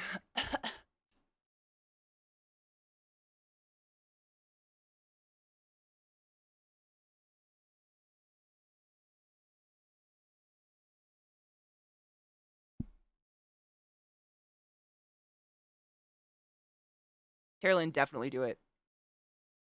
All around, like, one of the town's names I can remember is called Greynow. I don't know how to spell it, but I remember it was called Greynow. We stayed in it. Literally, like, it was at the base of the incline to the Alps. So you would wake up in the morning and you would hear the cows coming down the hills in the morning, like at sunrise, because they all have a bell. So very faintly in the distance, you just hear like tinkle, tinkle, tinkle, and they get a little bit louder as the light comes, as the cows get closer. It's fucking magic. But it was and I'm like, the reason I'm floppy is chocolate. I fucking love chocolate. I eat a lot of it. And that shit really rocked my world. Like, I bought a ton of it to bring home for people and ate every single bit of it before I got home. My dog farted and it smells like death. What's happening inside of you? No, I went to I try to stay away from touristy stuff. I tend to go to towns where I probably am less welcome, and I just stay quiet and try to be very humble. So I went to a very small, like, mom and pop, like, little chocolate shop with just, like, a square, a circle shape, like, you know what I mean, in the glass, and you picked what shapes you want. I have more fun. I think it's more culturally relevant in those areas. You see real people, and touristy areas are just fucking stacked. Oh, Coyote, you're so lucky. Oh, it's so fucking good, though. I've heard the sprouts are good in Brussels. Are Brussels sprouts from Brussels, I wonder? I've never thought that before. I don't eat them often enough. I had a blood orange juice in Italy, and it makes my mouth water. The memory, oh my god, same. I had some sort of drink in Italy that was really, really tasty. It was like a violet. Like, it was like an Aperol spritz, but it had some sort of violet wine in it. It was so tasty. It's very magical. It's beautiful. It's something else, man. Hi, Bolt V. How are you? Hello, Fergie. How are you doing?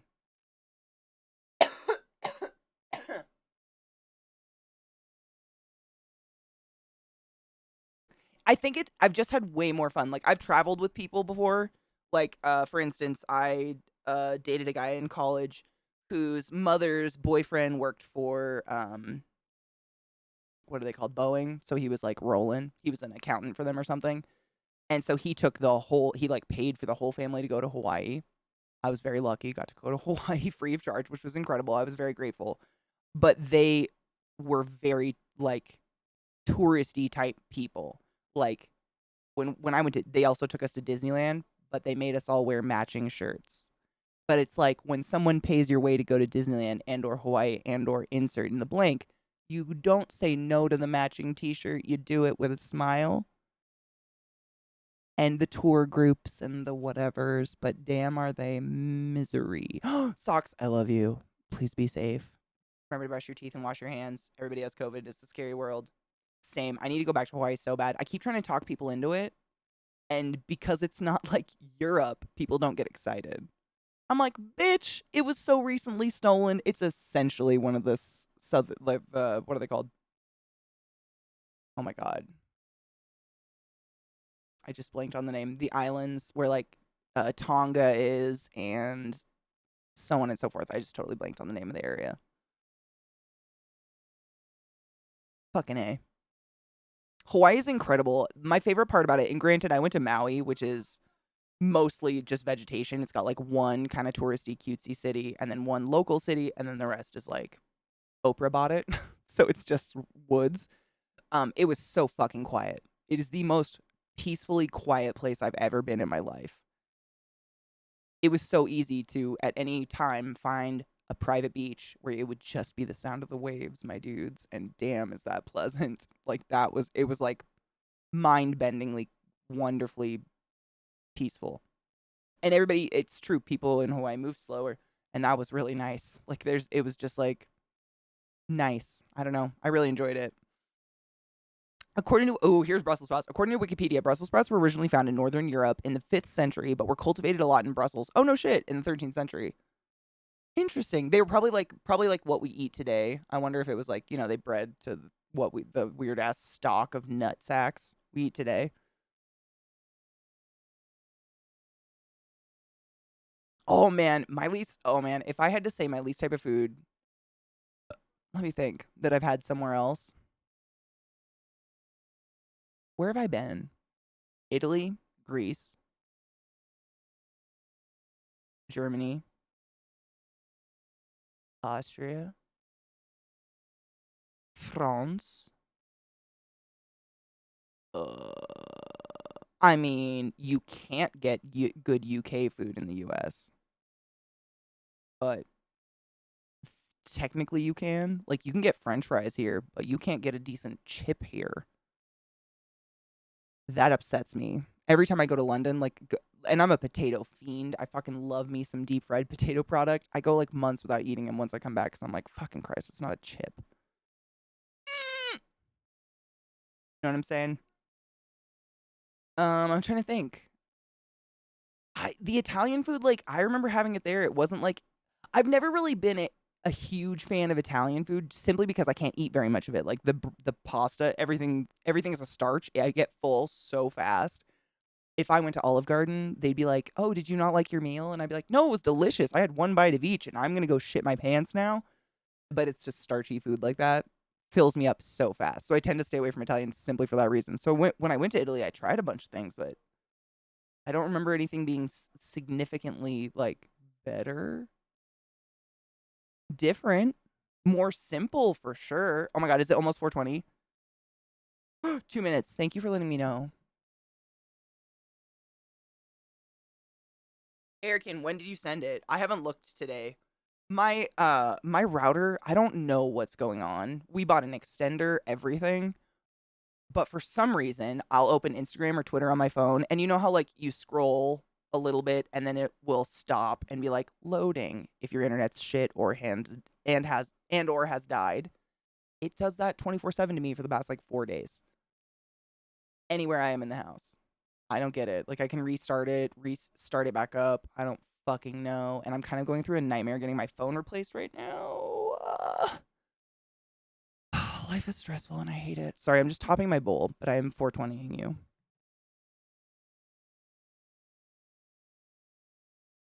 Dress up like Papa for a burlesque act with a grinder bit? Stop it. Oh my God. I'm so excited to look at it. I hope I can get it to work.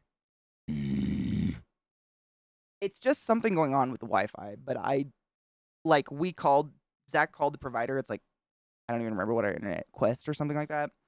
And they said our router's fine. We should just get an extender. We got an extender. 90% of the time, my phone says can't find the IP address for the extender, so it won't use it. And it's just a living nightmare right now. And I hate it so much. Because I'm powerless. Like, I don't know what to do. No, it's the old router. Because apparently, or router. I need to put my hair up. It's driving me crazy being in my eyes. Apparently, because of whatever our internet is, CenturyLink, we have to use theirs. And so in order to have a new one, they have to send us a new model, and they claim ours isn't whatever, out of date. I don't know. Whatever their stupid jargon is to not do what I want them to do. Oh, you're gonna get fiber? Fuck you, dude. Knives just got fiber. I'm very jealous. 420. I'm hitting it. Look at me go.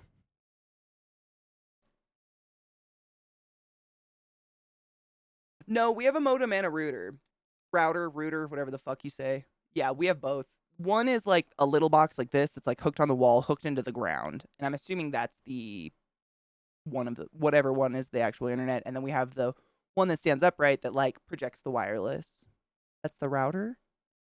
Cool. So modem, and then we have the router as well. Yeah. Oh, Bolt V. I've tried everything. Everything. I feel like I'm not a dumb person when it comes to technology, so it upsets me when nothing works. Or the fact that it isn't I have no consistent problem with the Wi-Fi. It's just like it'll do this for 4 days, and by the time I'm so upset with it, I complain, it fixes itself. And I'm like, you know what I'm saying? Cheers to not internet. It's just very infuriating. I would love a Death Star. See, we got a new router, but Zach has tried to set it up multiple times, and every single time, no matter what he does, it never works. And I don't know. But the fury that happens after it doesn't work entices me not to go ask. Cheers.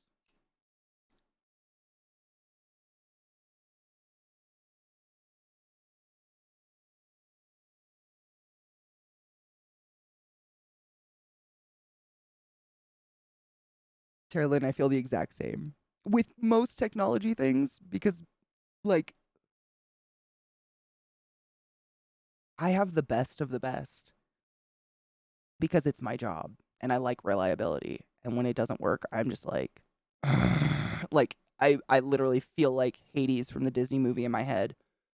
Like, I just go on fire, and it's just insta, like, what the fuck? You know? I feel you spiritually on that. Glut, I agree. I think 100%. Like, the modem is the one that comes from the internet provider, right? The little box on the wall. And then the router is just whatever you buy to make the Wi-Fi happen.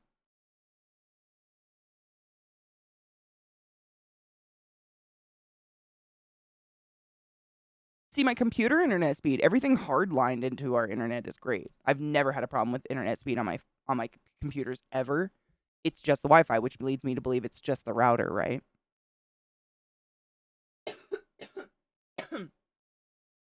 Which the only thing I can come up with is that the modem by the internet company blocks any router but the one they provide.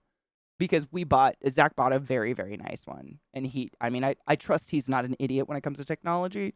And he's tried multiple times. I mean, literally watched internet videos on how to try to get it to work, and it just won't. Nah, Nick, I had to plug my phone in because it was dead. My charger died somehow. I don't know what's happening, but it just does not charge anything. The block. So I only have one. It's on my desk, so it's plugged in right now. Wait, no. You can teach me sales. Stop it. You know I'm open to being taught. Teach me up, bitch. Bread me. Teach me like I'm a loaf of bread. I don't understand internet things. I just use them a lot and get very mad when they don't work.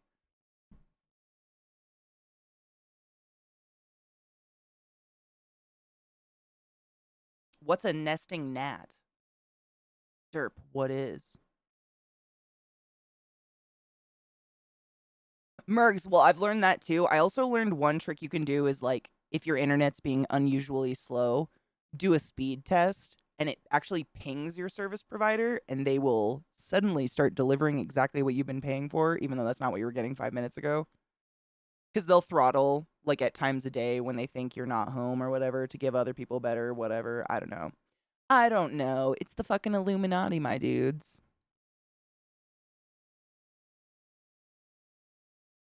Between you two, if it was the hardware you'd be getting, I feel the same. Like, routers aren't like, it's not. The only thing different from when I was a kid is now you get the app and log into an app. Like, that's it. It's just plug and play kind of shit. And it's crazy. It just is infuriating because it will say it's connected. Like, all the lights light up, but nothing in the house can connect to anything. And it says it's blocked and it can't find an ISP. And it's just like, you kind of want to rip the walls out and scream because it should work. But it's probably them blocking it, to be honest. Same, Bergs, that's me too. Like, when did you think you could throttle me? When am I not home? Like, once a week when I need drugs? Get out of here. Oh, so routers for connecting different subnets. Wi-Fi is provided by an access point and different devices are connected via a switch multi-port bridge. Routers are routers for home, routers. I don't know how I'm pronouncing it anymore. I've said it too many times. Routers for home usually for home use just usually are combining them all. Oh, interesting. I didn't know that, but it makes sense. If it's a new modem, you have to call and give them MAC address. No shit. Wait, I'm gonna write that down. Like call my internet service provider because I didn't know that. Why? Why are we cocks?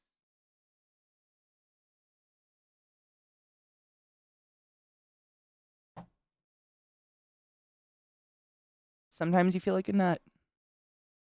I'm gonna write that down. I didn't know that. No, I've read a lot about it. Nothing said that. Thank you. Call and give MAC address.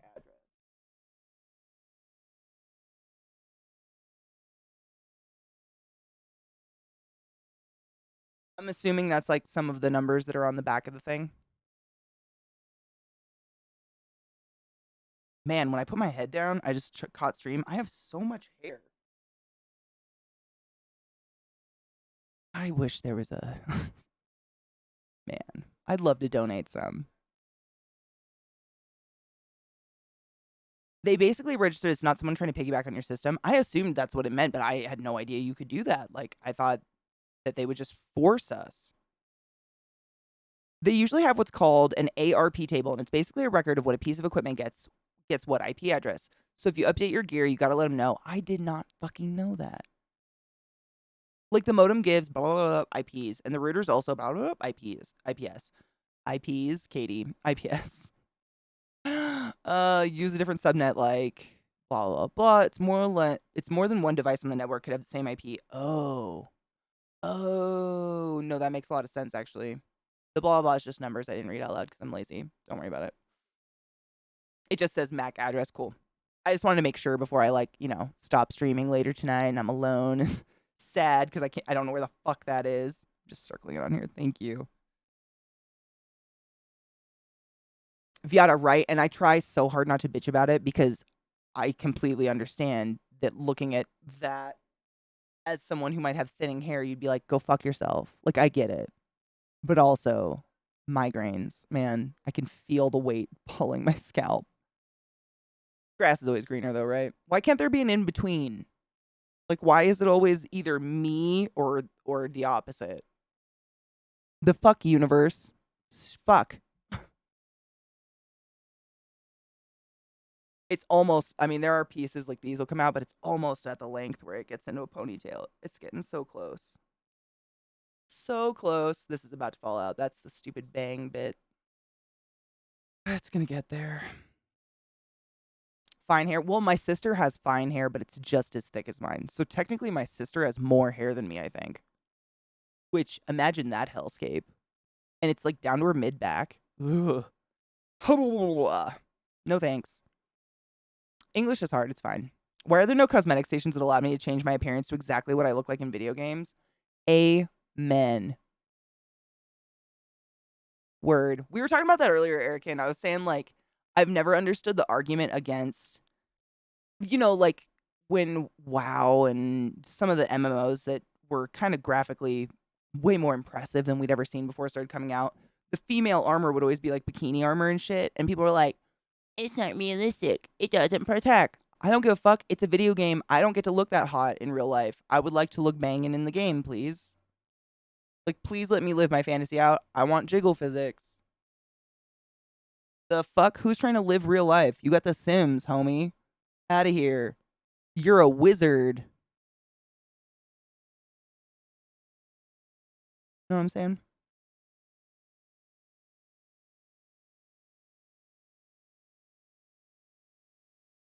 So if the issue isn't the router, you have currently, your device isn't finding an IP address. You need to go into your phone, for instance, and set an IP address. Like, make one up. Like, how do you just, what? I am bread. Derp, I don't know. Honestly, I just don't want it in my eyes. I like it short, though. There was a cut I had when I lived back in Baltimore, and I wish I could just go back and ask her to do it, where it was like a bob, like almost an inverted a little bit, where the back is a little bit shorter than the front. But simply that's solely so I could put it in a ponytail. Like if the front was just as short as the back, then the front pieces all fall out. And I run and work out and shit, and I cannot fucking stand having sweaty hair on my neck. Like it's just the amount of bobby pins that riddle my life getting my hair the fuck out of my face. It's a little crazy. I'm a little weird about it, but I can't stand it. So really that's it. I don't want to have dumb long hair again. My hair's too thick. I remember when I cut it all off. I had the braids. She braided it and I cut it off the first time when it was super long. And my first thought was, I've just been dragging a dead animal around on my body. That's what it felt like. The moment she cut it off, I thought I'd be sad, and it instantaneously, like, once hair is not connected anymore, you're like, ew. It's akin to those people who grow their real fingernails dumb long, then they, like, spiral, and you wonder how they wipe their ass. It's just like, why did I do that? It was so heavy and so dumb. Like, most of my morning was just like, how am I going to get my hair off my face? All day. All the time. I don't think I'll ever do that long again. Maybe. I don't think so. Maybe. I don't think so.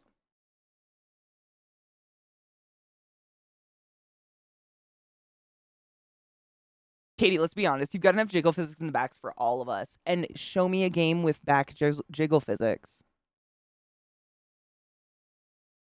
Where am I represented? I don't get it. Everyone seems to be such a big fan. Show me.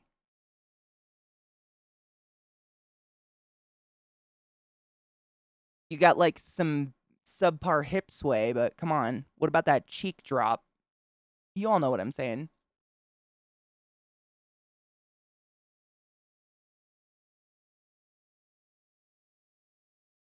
Wait, I want to read this. The typical lifetime of an ARP entry is 2 minutes, but much longer lifetime, up to 20 minutes, have been observed. So I don't really know if that helps, but it's worth a try. I don't know. Maybe. So your router IP is generally blah blah. So, so by set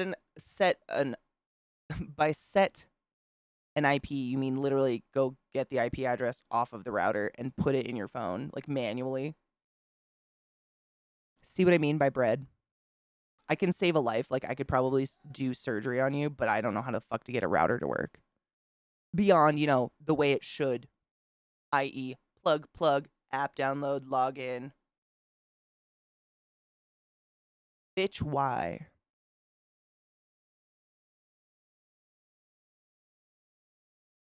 Hump a pillow, I'm sure.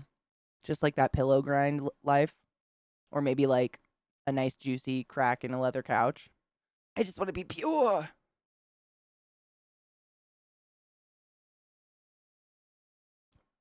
You set static IPs for everything because I have had issues with dynamic IPs. Intermingling? Oh, really? That seems like it shouldn't do that.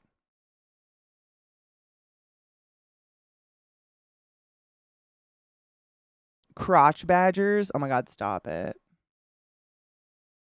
I'm going to end up ruining the whole Tom Segura stand-up. He has a whole thing talking about his dad on his deathbed saying, I like a full bush. And it's fucking funny. I hope he puts a Netflix special up or something because it was really, really funny. In my opinion, Katie's hot IRL. Well, bless your heart. I would hope.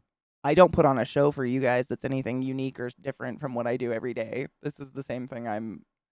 I'm too tired to just breathe to put on a show anymore. Forever. It's never gonna happen. This is it.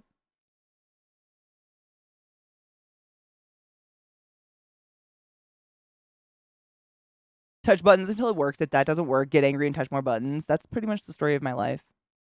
In most things. So you go into your Wi-Fi settings on your phone, go to your Wi-Fi network, that it's verified it's connected, go to settings, edit settings. I know exactly where to go. I've just always, like, there's no drop-down menu, and I was like, I don't know what to put here, because I don't understand, again, out of my scope of practice, way the fuck out. I don't want to fuck anything up by putting the wrong thing in. So I know exactly how to get there. So I appreciate it. Seriously, like, just teaching me what the fuck to put in. You know, I don't want to break anything. I do the same. That's like my theory on my computer too. If I get somewhere in settings where I don't know what I'm doing, I back the fuck out. I understand where my limits of knowledge and whatever mentality go, and I don't want to break anything. Because once you do, I've done that before, like as a child, like edited code or something to get something stupid on my computer to work and ruined everything. Had to flush the. I mean, it was just. You learn the hard way.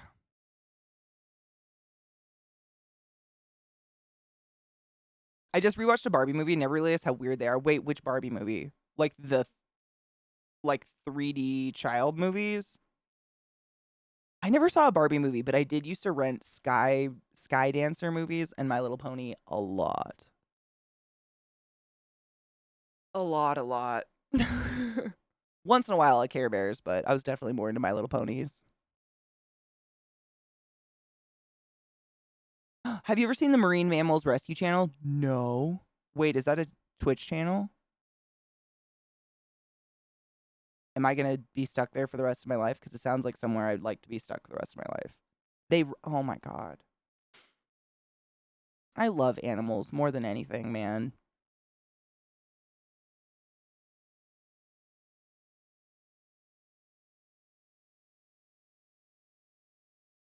I was just making sure there's no weird spelling. You never know.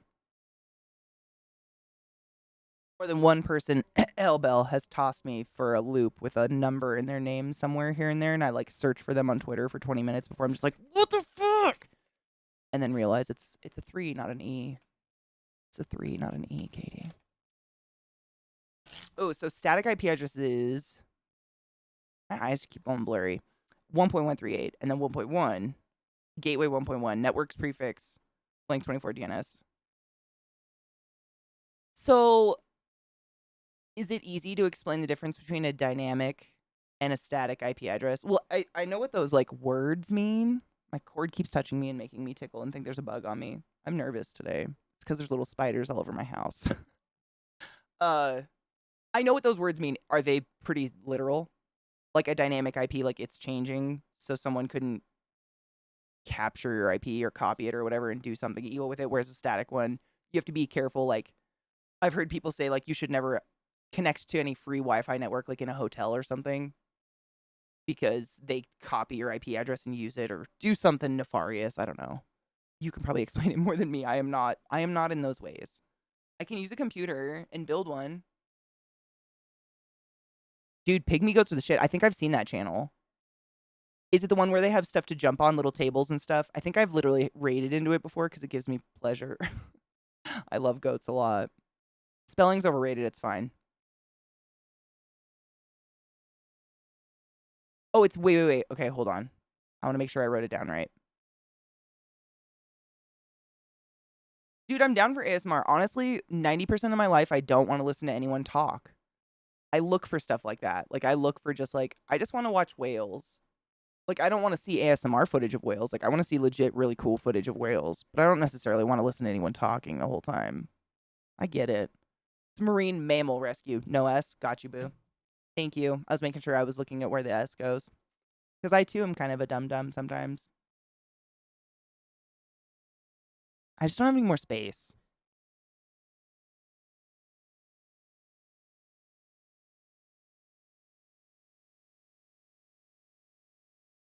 Otters are cool, but man, ever since I saw that neon orange dick, I just kind of like, you're cool, but I'll keep my distance. Whales, I mean, deep sea ocean shit it's like scary in in the way that space is scary. Like I don't want to be alone stranded there, but looking at it is fantastic because it's beautiful and amazing. Like whales are basically dinosaurs. It's very unsettling. Like that's why I think deep ocean shit scares me because my body is like instinctively aware that I will beat nothing there. That is not my environment. I can't breathe. I can barely swim. Nothing is webbed. I'm just like this gangly, long, limby food item. And my core says, don't go there. But to watch it on shit doesn't make me nervous. I love it. It's gorgeous. However, the giant squid can go fuck themselves. If that doesn't make you nervous, you're broken. Absolutely not. No. Mm-mm. Absolutely no. There's no fucking vowels.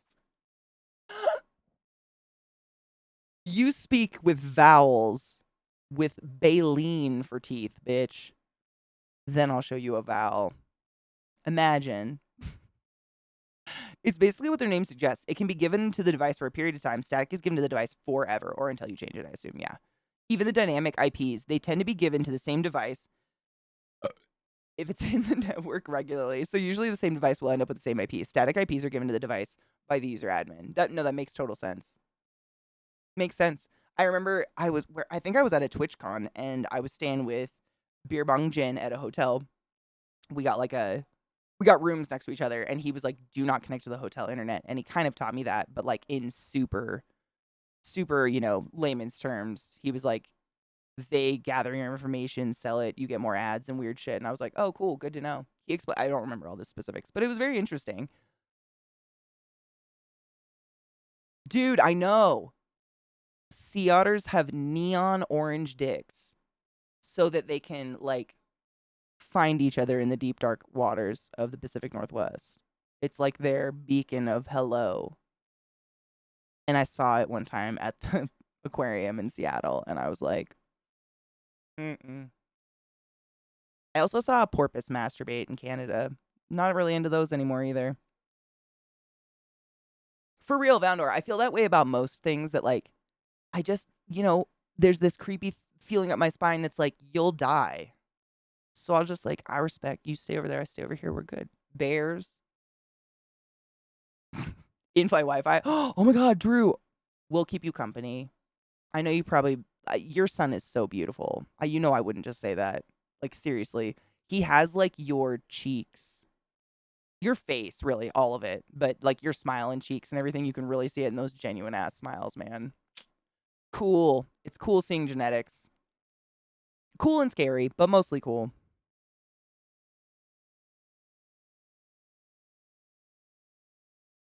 I feel more comfortable eating while talking about gross medical stuff. Me too. Same. ASMR freaks me out. I don't want to listen to up-close mouth sounds. I've never understood it. There's some stuff I've listened to that I guess is considered ASMR that has made me feel peaceful, but it's more like kitchen sounds, like the sound of someone just cooking in the kitchen. Makes me feel like I'm a kid listening to my mom cook in the kitchen. And when I used to have really bad panic attacks, I used to put stuff like that on. But it in no way involves wet mouth sounds. Like, I just draw the line. Why are we going there? That's just bad table manners, my dudes. When did we fetishize bad table manners? But to each their own. If it makes you feel peaceful, no judgment here.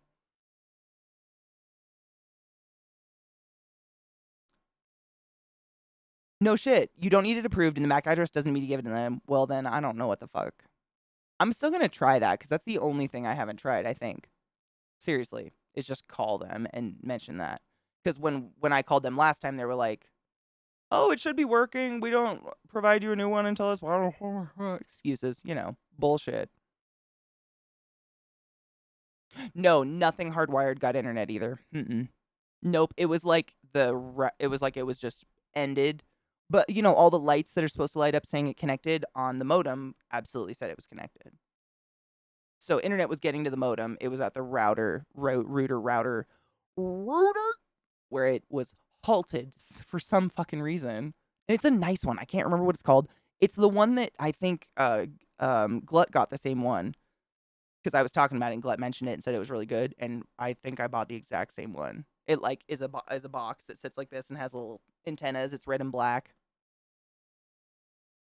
No, he totally did. I watched him do it. He did the router setup. He did like the app and all that and everything. And just nothing happened. It is quite infuriating to watch because you're just like, it should work. It totally should work. No, totally. I appreciate. There's nothing wrong with asking a question. If I can't answer it, then that's something I should have looked at, right? Lizzie, absolutely. You deserve to rest. Jesus. Cooking ASMR stuff isn't an issue. Same. There's a really cool, I think it's actually, he does a cooking channel where he's actually showing you how to cook things. But it's just, the camera's just, it's not, he never talks. So it's not the one you're already thinking of, I know. The camera literally goes from here to like the counter. And he does 2 different videos, one where there's a little bit of music in the background and he'll tell you the recipe, and then one where it's just the sounds of the cooking stuff, and sometimes that's really peaceful. I get that. Like, it just makes you feel like someone else is in the house or something, put it on the background. I put on sounds of, like, peepers, crickets, and stuff when it's, like, silent desert life here because I feel sad. But mouth sounds, man, I just... Nope. Unless you're deep throating a cock, I don't want to hear your saliva. The 250 routers took me 30 minutes. I know. Well, ours took about the same. Honestly, it took about that many minutes to go through all the instructions and stuff, and it's. I'm sure you know the anger. Ours. Ugh. I want to say that the one that's in his office has red on it. It's like red and black, but it's like the same body and everything. Man, I gotta go look at it, but he's streaming. I might sneak in there on my break. I don't know. Dude, knives. I feel that way sometimes about a lot of things. I wish I could set it on fire and do black magic to make it work, but, you know, elves aren't real. And life sucks. Routers are generally universal, but an easy test is hardware straight from the modem to the PC to make sure that works. We did that as well, and it definitely did work. We tried that one too. But I appreciate the suggestion. I'm just checking the boxes for you guys as you mention stuff so we don't repeat ourselves. Absolutely. You never know. We might have missed something, but I've troubleshooted a lot of shit. That's definitely something I tried.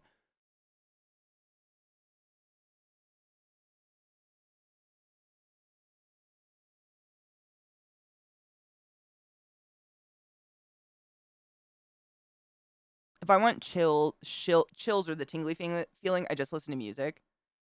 Same. I don't get maybe that's why I don't consider that stuff ASMR, because I've never gotten like a tingly feeling or chills from listening to like the kitchen sounds. It's more of like a comfort. Like I'm feeling really like in the midst of COVID when I hadn't seen my family for like 2 years. I was feeling very, very isolated and lonely. It just made my brain feel not as alone.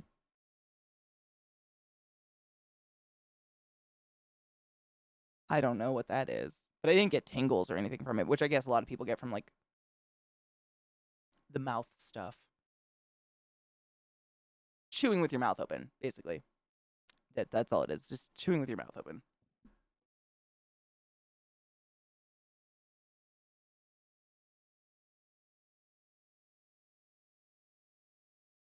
Can you cast spells on Twitch? You can do anything if you believe. I believe that. Weren't we going to play Bug Snacks? I completely forgot. You guys got me talking about fucking internet, but I really appreciate your suggestions because it's like, there's one side of it where it's like infuriating because I conduct a lot of business through my phone, and, you know, that's pretty much the only place you like talk to your family and can call anybody, or that's all my phone numbers in the world, and that's where I talk to people on Twitter and all the places. And on the other side, it's like really cut down on my phone time because it just doesn't fucking work anywhere. Unless I leave the house, and then suddenly it's great. Vissy, we actually did. We fed a Cordoma the other day on stream. Not even shitting you. I got a new tarantula. I traded for a couple males that mine had matured out to, and we got a baby.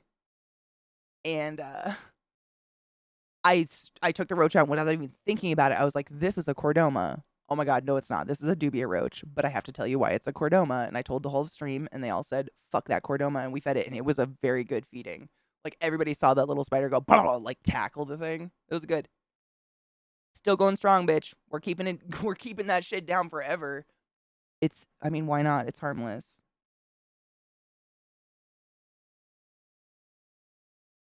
Why does porn make us horny, though? Are we voyeurs? I think we're very visual. I mean, why else would there be lingerie? Or visual attraction. Like, why else would we have a type, I guess? I think humans are exceedingly visual. That's all I can come up with, though. I don't know. That's interesting.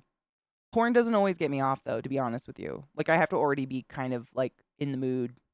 Otherwise, I'm just like, that's a lot of smack sounds. You know? It's probably the setup. I think I might try to set it up tonight, and I'll send you a picture of it. Relax, same. It's more like it takes a little bit of the edge off my anxiety or something like that. ARP lock, computer works, but fancy new router won't. Interesting. What is that? Oh, Lizzie, my heart. Life is it's a dart, let me tell you. A dick fart, if you're wondering what that's short for. Affects people differently. For some, it's just like a cathartic feeling. Some get goosebumps or tingles, and so people just cringe. Oh, so are tingles bad? I thought you were supposed to get tingles. I thought they were good tingles. Because that's I've like for some reason back when, the up close just a mouth like chewing on exceedingly gross food was very popular for a while. My YouTube would just roll into one. So I'd be peacefully playing a video game and all of a sudden it'd be like the crackling of seaweed between people's teeth or something, and it made me like my asshole crawl up into my body and hide in one of the ventricles of my heart, and I wanted to die. Like every part of me, my hair stood up and I was just like, "Oh, why? Where is your mother?" Like my mom would have fucking stabbed me with a fork. I can't.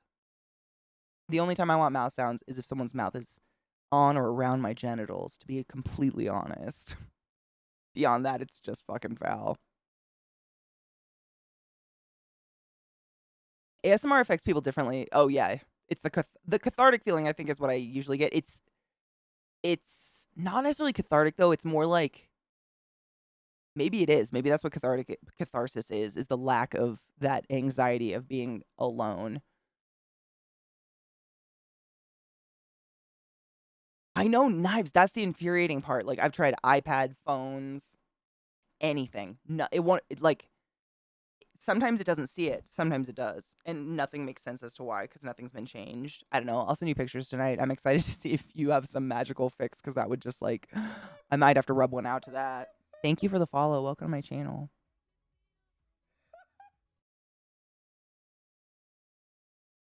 Oh. Oh man, Lizzie, that's my family too. I mean, it doesn't matter what the get together could be. It could be a baby shower or a child's birthday or a funeral or a bar mitzvah. Bat mitzvah. Did I say bar mitzvah? Sorry, it was part of a comedic stand-up I watched this morning and now it's stuck in my head and I'm gonna say that forever and sound like a fucking idiot. They always turn it into a let's get drunk and set off amazingly illegal fireworks out of pipes in the yard. It's a bad time, but also exhilarating sometimes. You never know what's gonna happen. Oh my god, the butt mitzvah.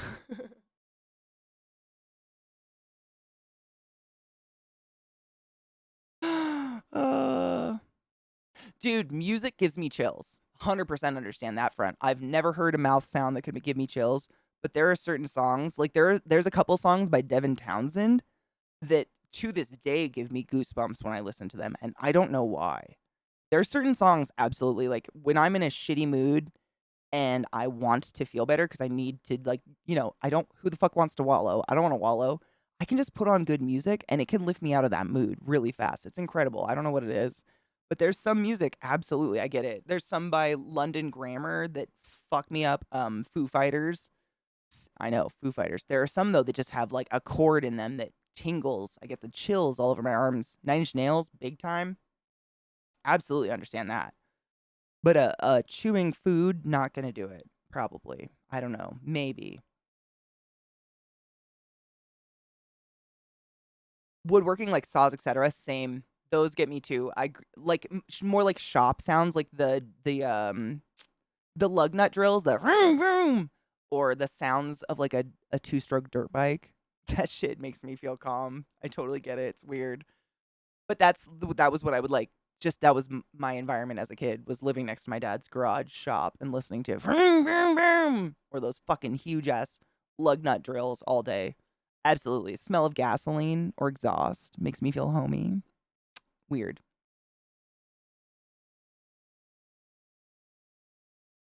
That's true. You can eat someone out and not make a fucking sound. I'm just saying, like, I feel like that's the only time it's excusable in my book. But if I was like eating out with someone and they were eating like food like that, I would stab their arm with a fork. Like, were you raised in a fucking farm?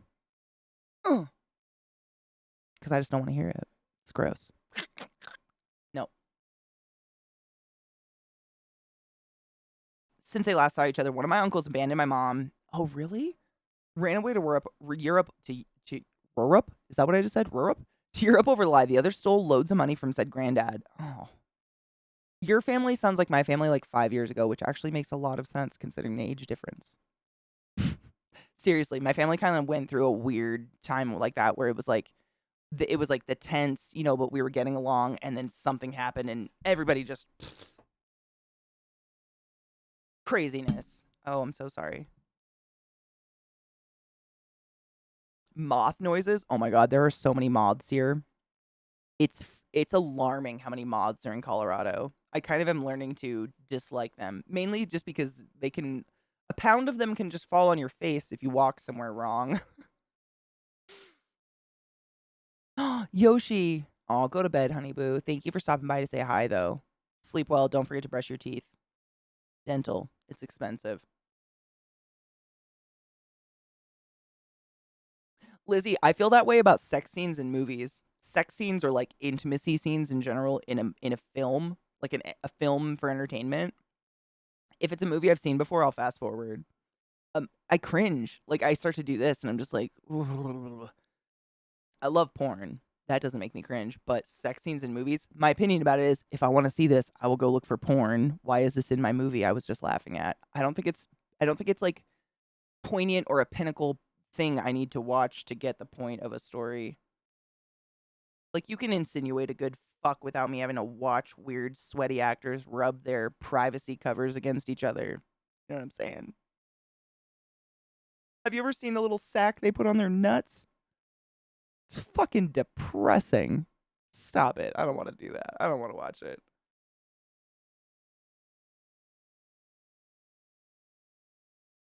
Lots of fucking lamps.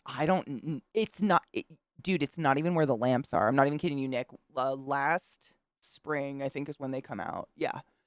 It's like when they're all birthed from their caterpillar form is like late spring. I went down to our shed down here and opened the door of it to get like a shovel, and a pound of moths, alive and dead, just were like. And I just stood there in the hell of flap, flap, flap, flap, flap for like 5 minutes. Because they all cocooned inside the shed and were just waiting for the moment. That was a bad day. But every time I mention that to someone in Colorado, they're like, oh, ha, ha, ha, yeah, that happens to me a couple times a year. And I'm like, what? Why do we live in this hellscape where pounds of moths just fall on your face and everybody's like, lol? I don't know.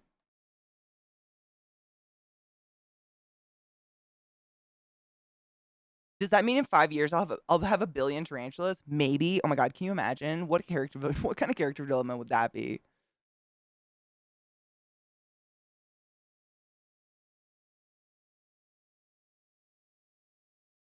Ghetto, I don't know. I feel like some people, it's their way of getting away with it. To each their own. I have no problem. I've never felt like other streamers, regardless of if they're in a hot tub or otherwise, are competition for me. Because if that's what you're looking for, like, that's what you'll go for no matter what I do.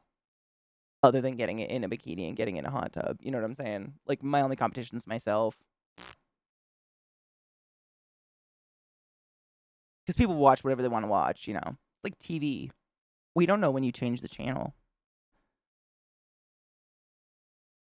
Lavender, citronella, I've heard is really good. And all mint. And garlic and onion, I read as well. So planting garlic plants, onion plants, mint, citronella, it's what, bug spray is literally made out of, citronella, and lavender. Basically any aromatic plant, like spicy smelling plant. And it doesn't necessarily deter them, but most of those plants actually seep a certain kind of acidic oil or something into the soil that makes it so their babies and stuff die, I guess. Because like citronella doesn't deter mosquitoes. It makes it so they can't smell us. That's all it does. It overpowers your people smell. Because they don't have good vision or anything. It's not like mosquitoes are going by like hawk vision to find people. Ooh, lemongrass is probably a good one. I didn't even think about that. Yeah. I was literally just looking it up recently because we have so many earwigs in our yard, and every once in a while I find one in the house, and I don't like them at all. I've been sprinkling. I've been sprinkling eucalyptus oil at my doorsteps because I read that kind of oil is really astringent to those bugs and they won't come in. And it smells nice. Other people sexualize their titties all the time. Why can't we monetize it for once? Word. I'm here for the real talk and attitude. That's me all day, every day. Welcome to it. I got a lot of unpopular opinions. Let's go.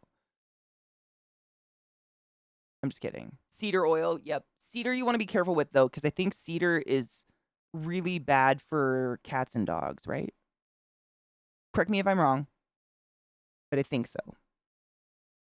Because I know, like, you don't want to buy cedar bedding for rabbits or hamsters or anything, because if they eat it, they'll die. Right, Cheshire? Is it bad for dogs and cats as well? I just want to make sure people aren't killing their animals. We never know. It's all about learning. I'm all about learning here. Like, I'd rather them than house centipedes. I'd rather the house centipedes because I'm not even kidding you. The earwigs bite. Everybody's like, no, they don't. 3 times now, I've just been chilling, and one has crawled up my leg without me noticing and just decided to bend its ass and pinch my leg. To which I go, what the fuck? And wipe it off, and suddenly there's a broken in half dead earwig at my foot, and I'm like,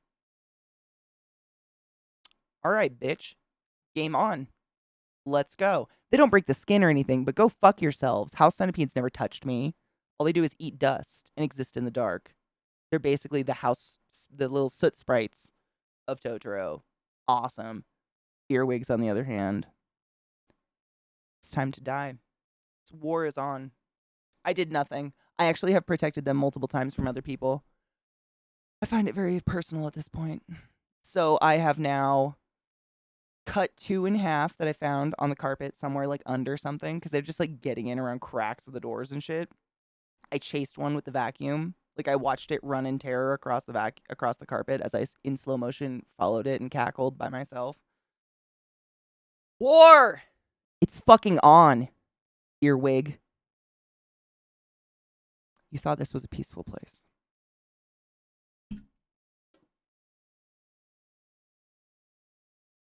You know what's never hurt me before?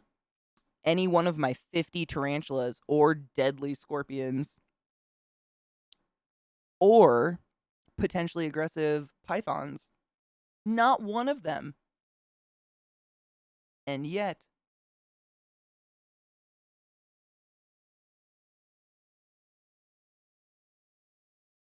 not 1, not 2, but 3 earwigs took it upon themselves to climb my leg and hurt me out of nowhere. So, it's time. Knives, honestly, I have no idea. I don't even use pesticides in my yard. I'm such a hippie.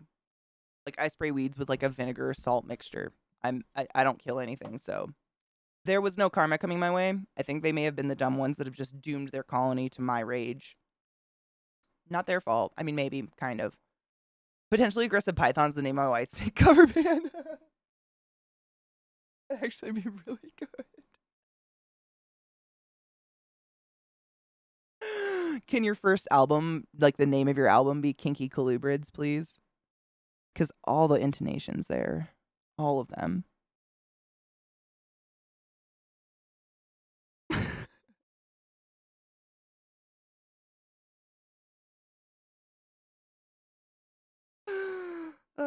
Oh, dude. My dogs will kill the earwigs if they find them.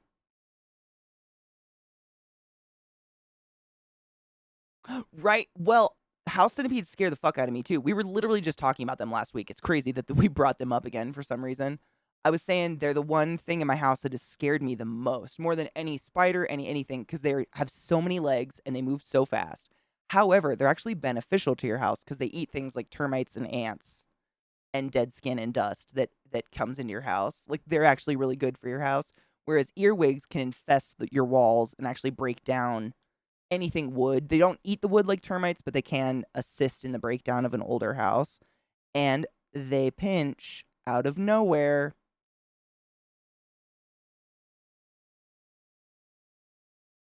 and I took it very personal. Bastards. So now I have a lot of fun with them in a very psychotic way when I'm by myself. 50 what now? Tarantulae. Trust me, you have more arachnids in your eyelashes than I have in enclosures 5 feet from my desk. Don't worry about it. You beat me. I don't like camel crickets or camel spiders. They scare the shit out of me. Nope. Hate it. I don't like the big fucking like chelicerae shit, man. Nope. Can't do it. I have watched every video Tarantula Cat's ever made, maybe twice.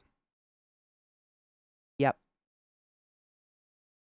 She's adorable, and I love her spiders. I too have a few velvet spiders that are the glory of my life and treasures of my existence. Cane spiders can suck a dick. Dude, have you ever seen the carnivorous crickets? I think they're in part of the US.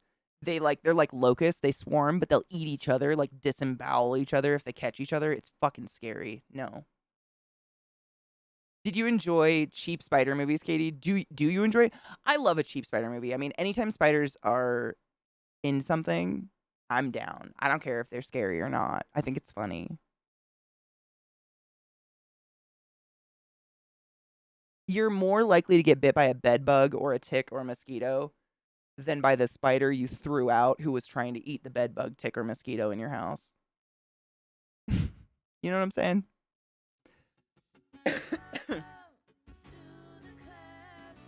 Are crickets omnivorous? You know, I think you're right. I think I've heard that before, which is fucking horrifying, but I think you're absolutely right. Ooh. I hate crickets. Hi, Pasty Bagel. That's a lot of months. Thank you for 22 months, you bitch. I appreciate your resub.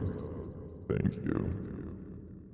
Arachnophobia, dumbest fucking movie, great concept. They're hilarious. Yeah. I love me a cheap, dumb movie. I don't need factual animal shit in a movie. Come on. It's for entertainment purposes. It's like snakes on a plane and shit. Anytime there's a movie with some like venomous snake, 9 times out of 10, it's like a python. Doesn't even have teeth. It's got teeth as good as a fish's teeth. It's for entertainment. It's whatever. As long as they're not hurting the animal. The daddy long legs and Honey We Shrunk Ourselves. That was pretty alarming, to be honest. I don't want to touch spiders, big or small, but they're really cool to look at. They're like a fish tank. Seriously, you like feed them and sprints them, and there you go. Cave crickets, they scare me. They have big, bitey mouths. My tarantulas don't want to bite me. It's such a waste. Would humans remain if spiders would be dog-sized? Well, there's very, very few spiders in the world that hunt, per se. Like, actively move about to find prey. Most spiders are like opportunistic kind of hunter or feeders. And spiders, like, they have one brain cell. They have a ganglion versus like our gelatin mass of billions of brain cells. So to assume they have any sort of level of intelligence that is thinking, emotional, hunting, anything like any sort of foreplanning, anything like that is assuming a lot. That being said, we don't know everything. They are very strange in their behaviors that screams more than one brain cell. But I don't know. I'm not an entomologist. I just witness, observe, enjoy, stand in awe of nature. I don't know, man. It's crazy. Most of them are opportunistic, though, i.e., like, most of my tarantulas in nature would dig like a 5 to 7 meter hole in the ground and live at the very bottom of it and just wait for, a cricket to accidentally tumble down the hole and then they eat it because they're insanely fragile. Like their abdomen is like a soft, wet tissue paper holding all of their vital organs ever, including their lungs loosely used. So they have enough intelligence, they have enough know-how to know that big, scary things that have angular points they should stay away from, if at all possible. It's pretty wild. I have some tarantulas that are, the way they like attack food is they'll sink their fangs into it, and then all their legs go back like this, and they pretty much ride the animal like a fucking bucking bronco till it dies, because they want to keep all of their soft, delicate parts away from the flailing, sharp legs and stuff of whatever they're eating. It's wild. One brain cell. Humans can't even figure that out.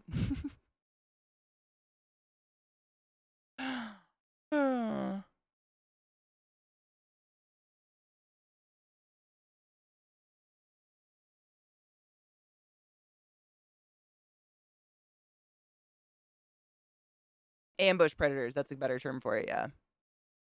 Yeah, if they evolve to be that big, I assume, I mean, the bigger tarantulas, seriously, the bigger a tarantula tends to be, because all tarantulas, they are genetically essentially the same, and they're the same in terms of their function and whatever. They're all from, like, the prehistoric area. Tarantula is from the prehistoric era. They all have, how do I put this?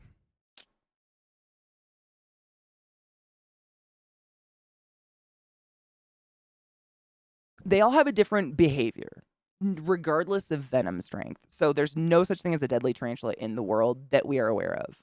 Period. End of story. Not a tarantula in this world can bite a healthy person and kill them. At best, it can send you to the ER in a lot of burny pain, but you're not going to die from it. You'll want to die, but you won't die.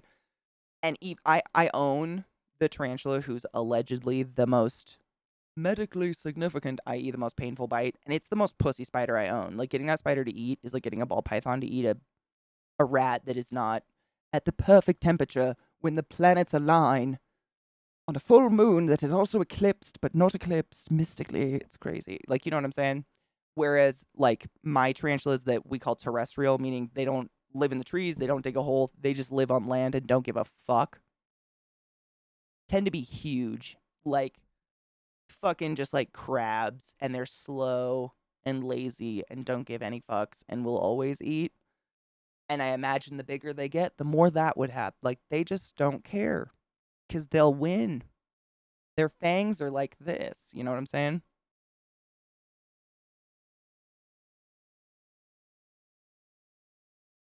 Ugh. Dude, the biggest spider in Australia isn't deadly, which is crazy. It'll kill people, but just by scaring them. You know what's crazy is the vast majority of my spiders, I've only had one spider ever threat pose me ever. I don't know, man. Not that I try, but the vast majority of my tarantulas, literally, like, when I walk up to their enclosures, they feel the vibrations of me walking up, and they all come to their openings, and I can slide the top open, and they will just, like, take a roach from me and walk off. It's We've developed a strange relationship.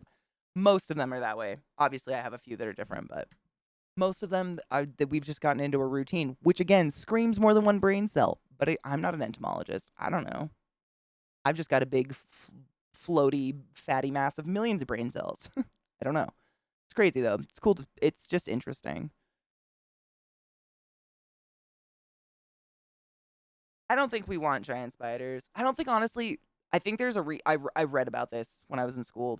There's a reason why we don't have enormous, like, insects and enormous reptiles like dinosaurs anymore, and a lot of it has to do with the amount of oxygen in our atmosphere at usable levels isn't enough to sustain a population of creatures that big. Crazy. So they can't.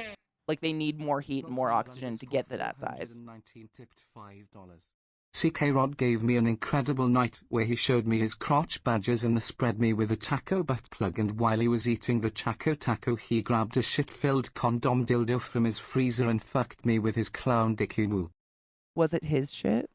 Wait, he took the condom, the shit-filled condom, and then fucked you with a clown dildo. What happened to the shit-filled condom? Have you found it?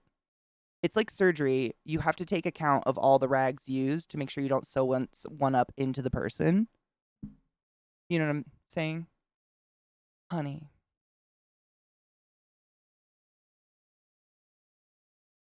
Lol, priestess. I wish. Do dogs notice period blood? Dogs can tell before you get your period. Dogs are insanely, like, they can smell everything. It's wild. There's a really good documentary about it on, I think, Prime. It's wild. What if the tarantula learns how to use a knife? They have to get hands first. They don't have any grabbies. I don't know how they would do it. They literally don't have any grabbies. You know what I'm saying?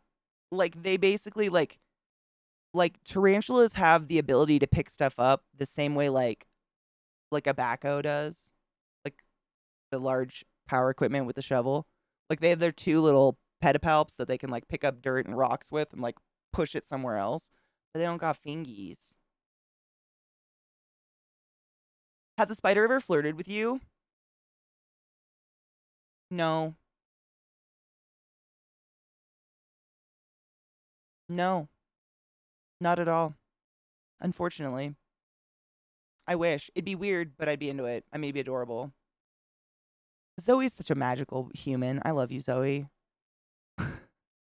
Yes, I've seen the video with the crab with the knife so many times. I love it. As a person from Maryland, any crab gift that has existed in the past 30 years, I've seen it a lot.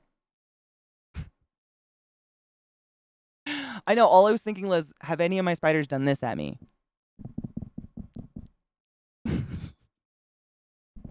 None of them, no. That being said, I don't have any mature couples yet. I have a few mature females, but their snacks have not matured out yet.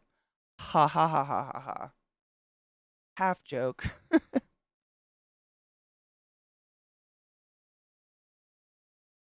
Yeah, so when tarantulas when the male like sees a female and he wants to signify he's mature enough to punch some babies into her punch pouch, he literally does this.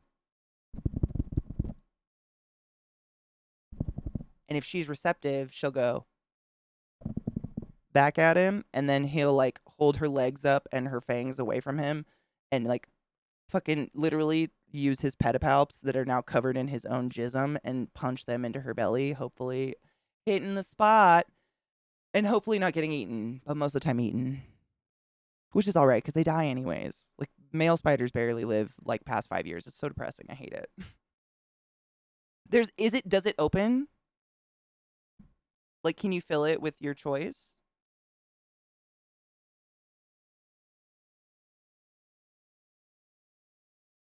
Isn't that amazing? Oh my god, it gets even better. So when a tarantula reaches maturity, a male tarantula reaches sexual maturity, meaning they're ready to mate, they spin a very special web mat on the bottom of on the like in a corner in a safe corner in their enclosure called a sperm web. It's very thick and not like porous at all. They come all over it and then they take their pedipalps, their little arms, so they'll have 8 legs. Every spider has 2 little arms in the front that they use for like army things. Those are called their pedipalps. They like get the ends of their pedipalps covered in their own jizz and then they just walk around aimlessly, not eating, drinking, or living, hoping for someone to punch pregnant. It's sad if you don't have a female for them, because that's just their life. It's like being a teenage boy when the stuff first comes out. You know what I'm saying? I have 3 older brothers. I love you, Zoe. So, like, anytime you've ever seen, literally, I'd never seen this before I moved to Colorado right before COVID, is in the news, they'll be like, tarantula migration. Ain't no such fucking thing. It's a bunch of sex crazed males on the verge of death looking for a female to punch pregnant. That's it. And if they rush you, it's because you're standing in the middle of a desert and you are shade. You're a tree. Like, you're the first shade they've seen in miles and they're about to die. That's it. Stop it. You ever see a spider or tarantula that looks like it has punching gloves? That's a male looking for someone to fuck. It's not their fangs. Everybody's like, look at their huge fangs. The fuck are you looking? What? Where did that come from? That's their sperms. Wait, am I a spider? It's possible. I'm not here to judge. Obviously, I'm a fan. It's sexual migration, kind of. Or death, though. Death, sex, migration. I don't know. It's potentially either or. They don't exactly like come back, which I think migration doesn't imply like. Well, not really. Migration doesn't imply come back, right? Don't answer that. I'm too stoned for this. Look at your huge fangs. That's my penis. Oh. Where are your fangs? I don't know.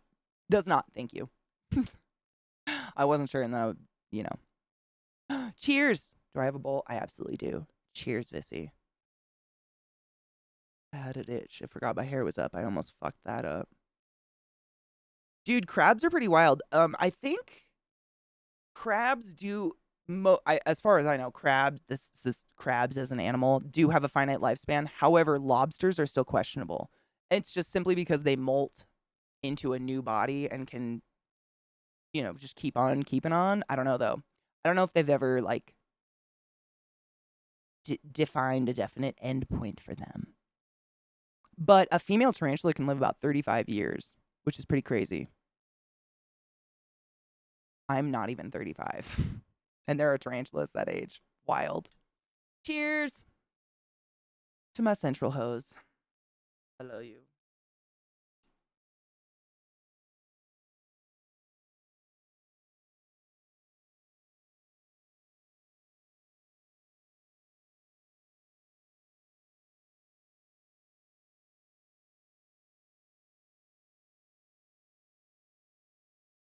Same Fox. Same. Right, just like punching gloves that were just dripping with like weeks of cum. Please let me. Please, I'm going to die. No, absolutely not. Fuck yeah, that's funny. Yeah, same.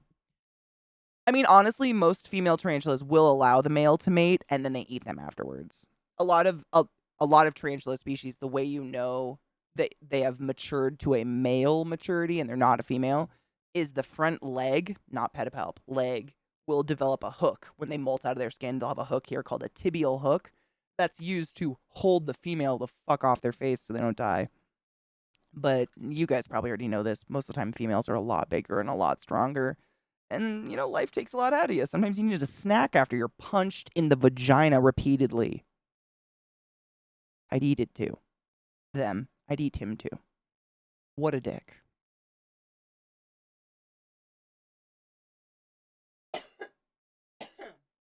My velvet spiders are the worst, though. Speaking of tarantula cat, also she's a huge fan of velvet spiders. They're an incredible. They're my treasures. I love my velvets. They were probably the most expensive spider I own. I don't even know.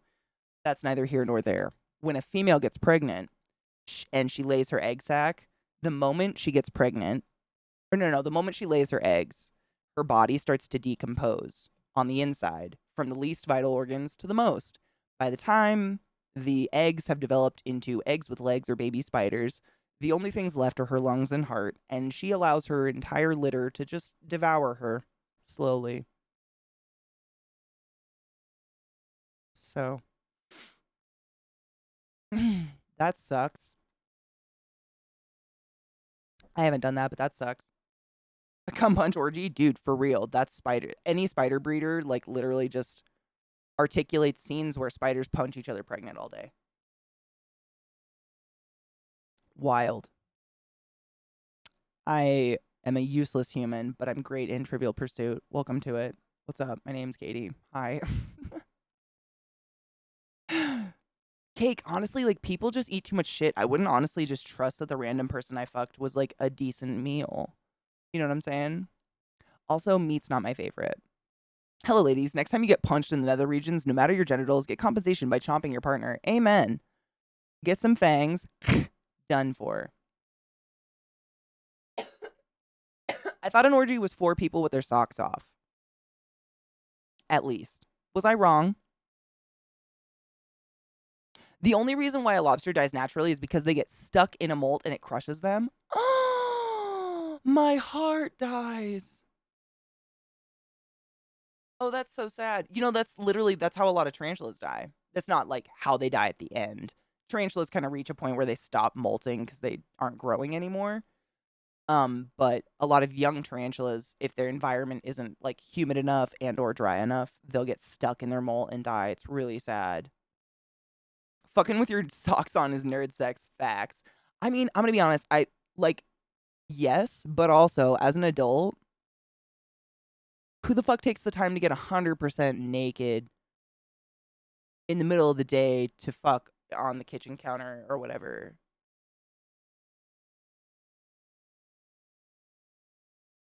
Just me? Sick. Cheers to that. I don't know. Getting fucked is more important than getting my shirt off, maybe. Just me. I'm a freak, and it's fine. You're accepted, Katie. Don't cry.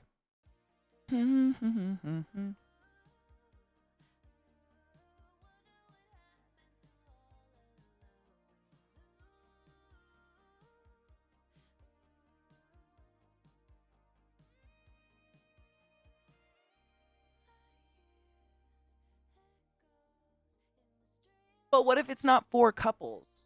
I mean, what if it's not? What if the 4 people aren't 2 couples? Like, that's where I get iffy.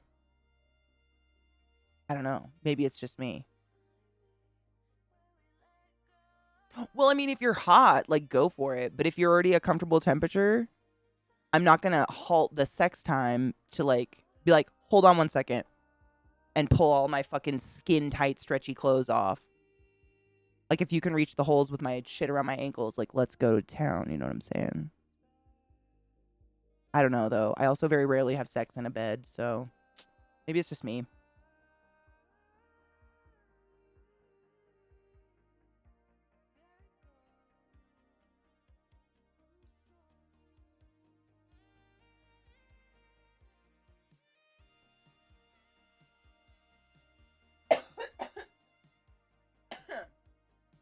Grippy socks are the shit, but also a sign that you've been in an asylum. So reveal those at your own discretion.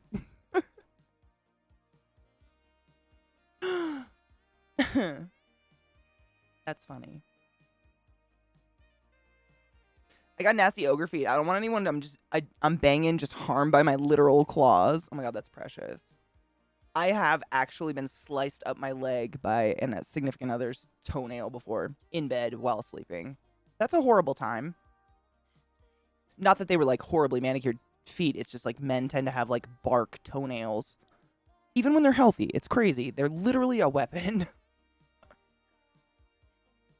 I had sex with 3 other people and I wouldn't call that an orgy. I had sex with 3 other people in the room and I didn't consider that an orgy. However, the 2 dudes did high five afterwards. That's not an orgy though. I don't know. What makes it an orgy? Do you have to like change partners before you come? Where are the stipulations? Honestly, I don't want to know. I'm just not interested. I'd rather put all my energy into one dick and one poon and or than have to divide it amongst many. Because it would be like, you know, mediocre times 5 or like, you know, great times 1. I don't know. Maybe that's just me. That was when I was young, dumb, and very drunk. Bitch, why? Kendo, thank you for the biddies, love. I only take my socks off when I shower.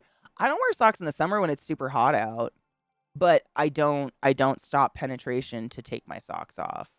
Like, I'm not going to be like, hold on, if we leave my socks on, people on the internet will meme me. Make sure to pee after sex. That's the most important part. Pee after sex, you don't want a UTI. Very important. It's multitasking, and honestly, like, I don't know how to enjoy myself when I'm worried about separating pleasure between 3 other people. Like, how? It's kind of like 69. Like, if you are doing 69 right, one of the people is not doing well. Like, one person is doing really well, and one person's is having a good time, I guess is what I'm trying to say. I never understood the logistics of 69. Both people are never at the same time going to be doing a great job, because who the fuck can do that? You ain't having that great of a time if you're able to concentrate that well, is what I'm saying. Maybe that's just me. Oh my god, Miracle, don't do that. You know, the more air your feet get, the healthier they are, to be honest. Which is ironic, 'cause it's kind of like makeup. Like, the more acne people have, they put more makeup on to cover it up, but it actually causes more acne. It's kind of the same with your feet. A lot of, like, feet problems, i.e. my dad and all my uncles work construction and have disgusting swamp feet that look like something out of the Blue Lagoon. I have much experience with bark toenails. The more you give them a dark environment to be in, the more it exacerbates the problem. Whereas when you put them in a light, dry environment, i.e. out of shoes and everything, their feet just mystically clear up. Because most of the things that affect feet are a fungus, i.e. things that like dark, anaerobic environments, i.e. no oxygen. It's kind of backwards of what you'd think, but my dad did and it worked. It's crazy. He literally had some toenails you couldn't cut because they were so thick it was like tree bark. It's wild. So gross. You poor construction workers in your feet. It's like literally the equivalent of fucking ballerina feet. They're just a hazard of the job. I always thought 69 is a competition. Me too, because otherwise I don't know what to do. I kind of have to treat it the same, because if you try to enjoy yourself, I'm afraid I'm going to bite a dick. And I don't want to do that.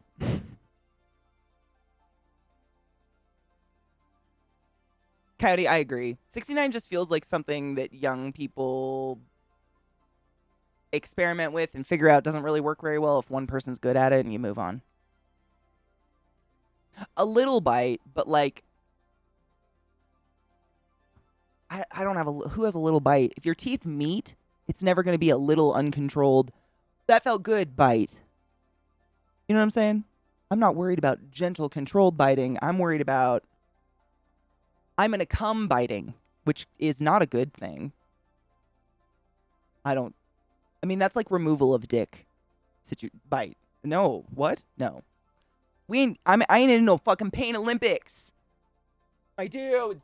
Oh my God. The memories. Memories haunting me in the moonlight.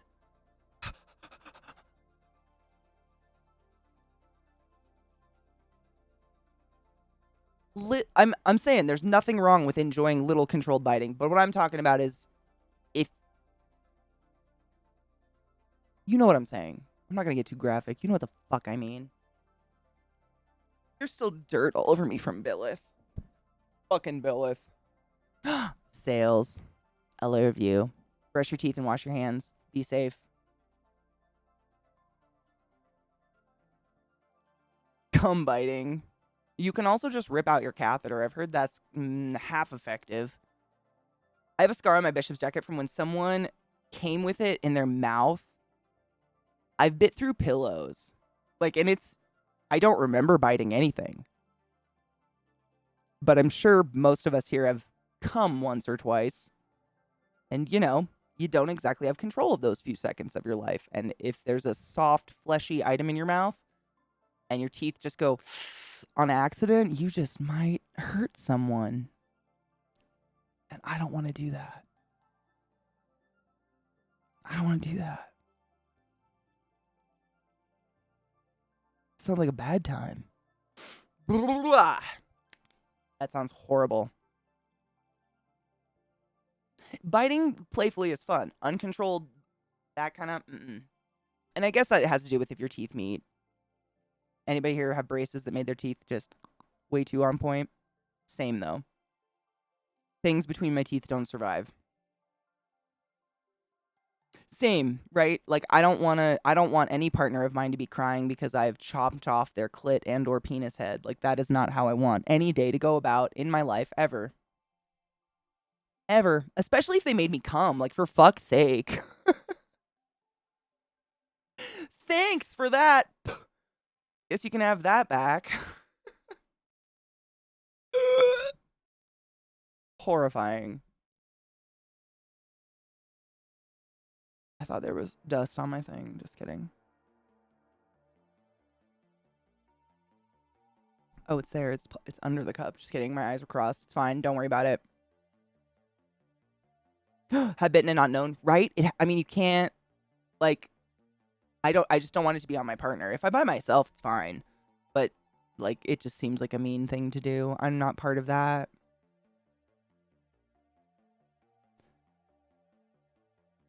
Right? Like, the crying part is the part where I'd be like, oh, no. But I feel like by the time you're at that point, I don't know, maybe you've had a discussion with your partner if they like a nibble or if they don't want a dickhead anymore. I don't know. How'd you lose your dick? I made her come while 69. Fuck yeah! She bit my dick off. Fuck, what? Oh. What a horrible time to have. Oh my God, Zoe, 100%. I just need to have your blood and the pen from Ursula, the Sea Witch, to sign this here contract, and we're good. While you were driving, but nothing like trying to get it out. Oh no.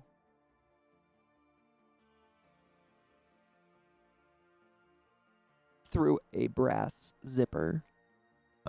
That made me want to die inside. So glad I don't really deal with zippers very often anymore. I think I have like 2 pairs of shorts with zippers and that's it. It's quite nice. They're a terrible time.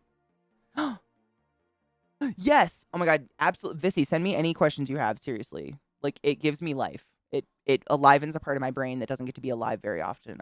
I love helping. Any fucking time, honey. Be safe. And brush your teeth and all those things. And wash your hands. And be safe. I think I said be safe already, but it's important. Just pull over and give head. Word. Like, how difficult is it? Where are you in a hurry to that head isn't worth a nice 5-minute pullover? Like, for fuck's sake. It's not worth dying. It would be a good way to go, but I don't want to go that. I don't want to go yet. I have a few hot years left, I feel like. To the point it drew blood? Dude, I couldn't do that. I've been with people who like a little bit of pain, but I've had friends who were like, oh yeah, I like to have like my balls crushed. And I'm like, I couldn't do it. I don't know how much, like, I've really loved people before. And I still, like, no matter how much they loved it, I would not be able to fucking crush someone's balls. I don't want to do that. It makes me feel so bad. It's not. I don't care how turned on you're getting from me crushing your balls. There's no way you'd be touching me afterwards because I'd have to go cry myself to sleep with my therapist in my arms. You know what I'm saying? Right, Brittany. Amen. I've known people, and it's like, no shame. There's someone out there for you that will get off on smashing your balls. It's just not me. I don't get off on causing like serious, what looks to me serious pain. I just it makes me feel like I'm a healthcare worker. That should say enough. I want to fix the pain. I don't want to cause an injury. This is Billith. She's one of my 2 poods. Imagine trying to be nice and actually breaking a dick. Right? That's what I'm saying. Like, that's what we were saying, Greg. Like, 69 always baffled me because if your partner is good at what they're doing, I gotta stop because I run the risk of biting a dick off. Like, you just don't know what your mouth's gonna do in the ecstasy of orgasm. I don't want to risk my partner's dick. It seems unworth the... I mean, it's fun for, like, foreplay and shit, but if you're real good, it seems dangerous. Just my opinion. Okay, listen, you're fixing the pain in my soul. Now smash my balls. I bought you heels. They're in the bedroom. Don't worry about it. They might look like my mom's. It's fine. Yeah, I just can't. I literally couldn't do it. It just makes me hurt. Right, Mayo? And, like, I'm all about some smack and tickle. Like, everybody likes a little smack here and there. Or some scratchy pain. I like a little bit of pain beyond that, even. However, someone wearing a high heel and crushing my labia would be a I don't want that. That level of pain overrides any kink level I could ever reach. I just don't want it. Sounds like a terrible time. This is my other pood. We call him the Void because he's so black. He's literally like the midnight sky. He's so fucking gorgeous.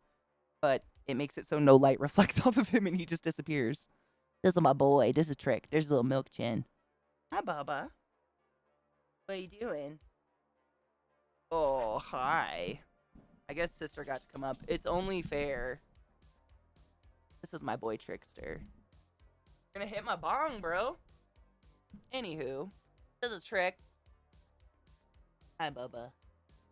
I know. He'll be like laying behind me for hours before people will even notice. We call him the Void. He's my Void boy. Because he just disappears. All the time. He's so cute. We're moving out of frame, bud. Everybody wants to look at you, not me. Lilith's fucking him into submission over here because he got to be on my lap and she didn't. Look at this. The blonde one's a girl, by the way. I love it. She's my daughter. I'm so proud of her.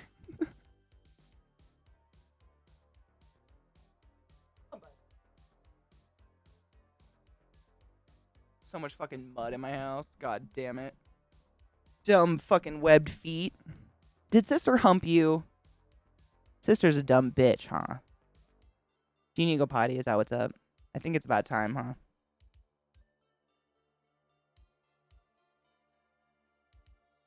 She's so jealous, man.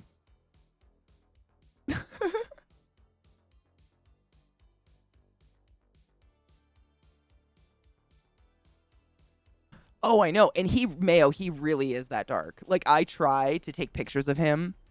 I feel like most of my phone is all pictures of Lilith because I try to take pictures of him. And it's like, unless you have studio bright lighting in a room, you can't see anything. He's darker than anything in the room. He's just like that beautiful, like, he reminds me of like that blue-black hair. Every once in a while you see someone who's just like blessed with like that truly blue-black hair. And that's literally what his hair is. It's just so beautiful and dark. He is a monochromatic bee. He's so beautiful though. I love it. It's just really hard to get cute pictures of him because you absorb all the light ever. Huh, Bubba? Yeah. He's like, I don't know what light is. We do, yes. Let's take a break because the dogs obviously are... Nope. Get out from under there. Nope, not today. Come on, bub. Let's go. Anyways. Obsidian, yes. That is the exact color. Mm-hmm.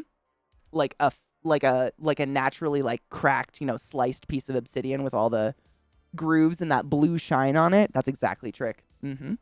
That's a really good example of it, yeah. Yes, Sin.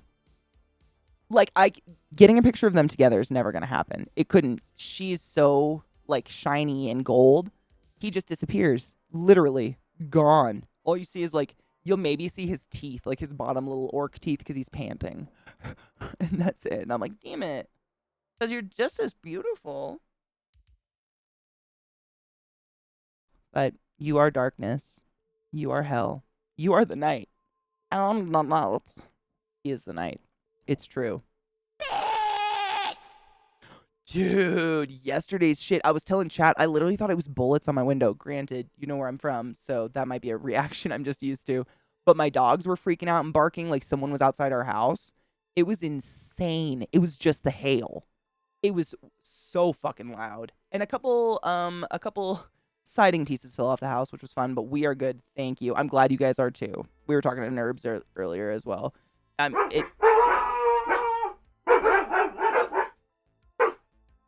I love when people knock on my door. It's my favorite time of year. I love you, Kendo.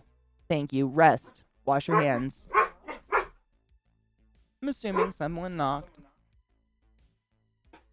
Don't let them knock that thing over behind you. That is...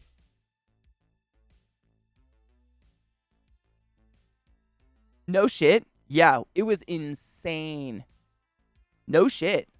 Oh my god, I haven't even looked at our roof yet. I don't want to. I'm kind of scared too. No, every once in a while, someone will deliver something to our house and knock on the door to deliver it. And we have a big sign on the door because it's literally right behind me that says, hey, we work from home. Please don't knock on the door. But I've learned very quickly that reading is asking a lot. So. That happens.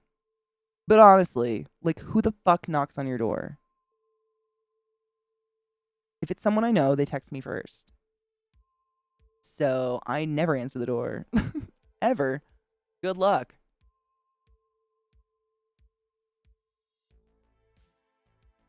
Oh, Sin, same.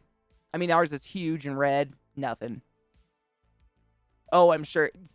Do you remember were you still in Virginia when that happened on the East Coast? This was like, God, like 8 years ago? No, like 7 years ago. The hail was like a softball size and was putting holes in people's... I mean, everybody's cars had holes in them. Like fucking huge, like golf ball size holes through them. Our roofs were torn apart. And it was like the roofers literally would do half of the neighborhood and just retire. Because they made so much money, they didn't have to ever do a job ever again. And that's the way it was across. It was insane. I can't remember which storm it was. Man, it was right when I started working at Hopkins. Literally, it was like the spring before, I think.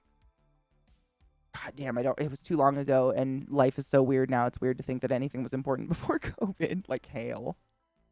But it took like 5 years to get the siding on our house fixed because we had to go through so many different builders because they just kept retiring because they made so much money. It was insane. Trekkie Queen, better late than never. How are you, love? We were actually just about to take a break, so no worries. I have to pee really bad. The dogs obviously need to go outside. Someone knocked on my door, which has just ruined everyone's day.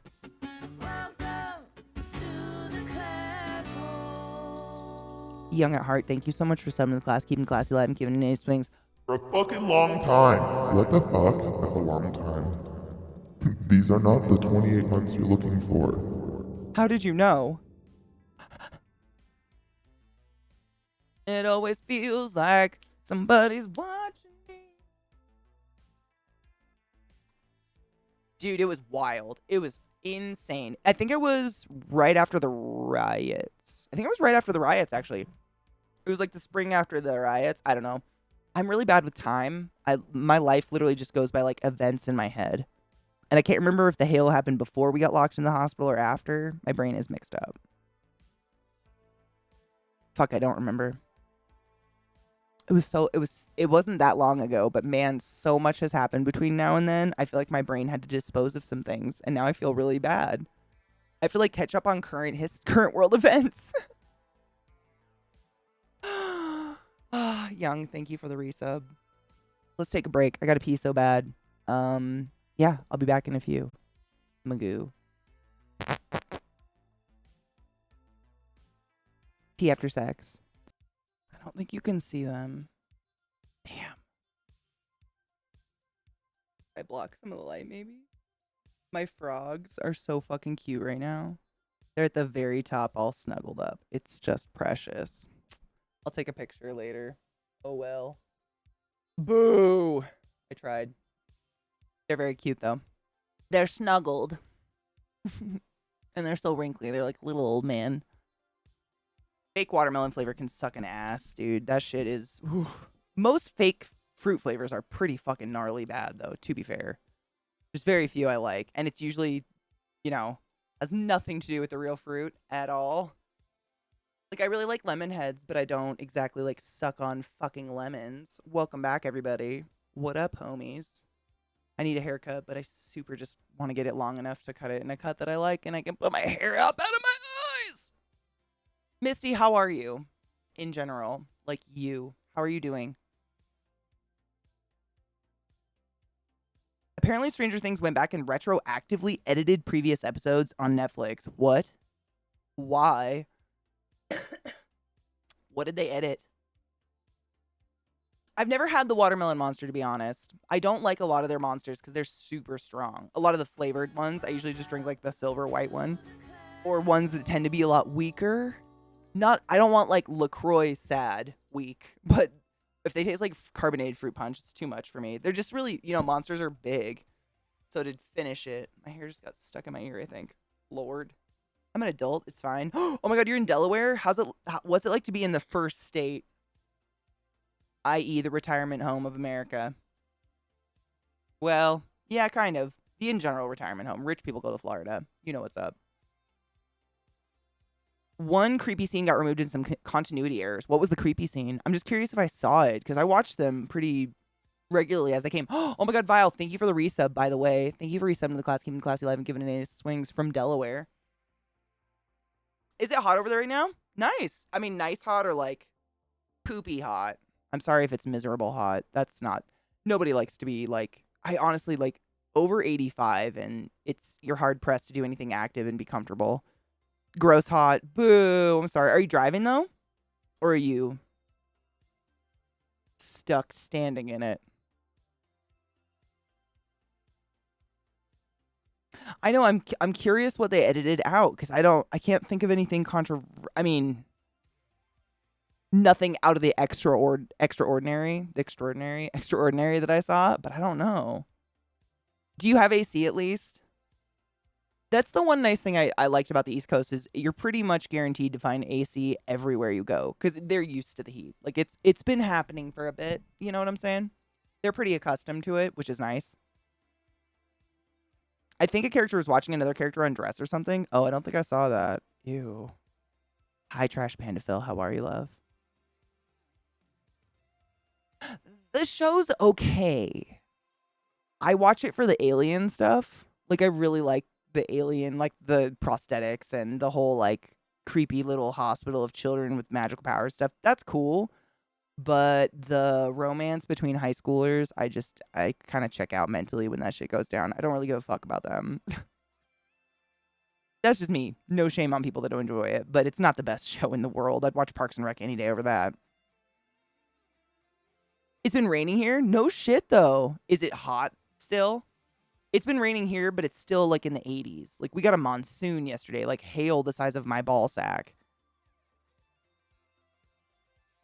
Yes, I was just telling people there's something wrong with my Wi-Fi router, so I haven't been able to, like, interact on Twitter if I see it on my phone. Thank you for reminding me. I need to go save those pictures on my computer. I'm just not opening things on my phone because they get lost. Thank you, Jonathan. I'm glad I'm not the only one. It seems to be, like, when I say it's not my favorite show, people think I'm a freak and they try to, like, justify why it's their favorite. And I'm like, it can be your favorite and not mine. That's okay. I just think I've just outaged watching teenagers fuck. It's now become weird to me. I'm like, oh, it's babies rubbing their hairless genitals together. Weird. You know what I mean?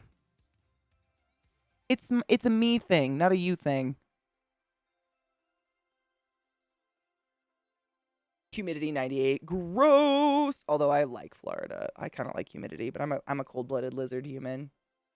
I can like things you don't like. What? I know. The concept's mind-blowing. But trust me, Knives, try it. It can be fucking liberating.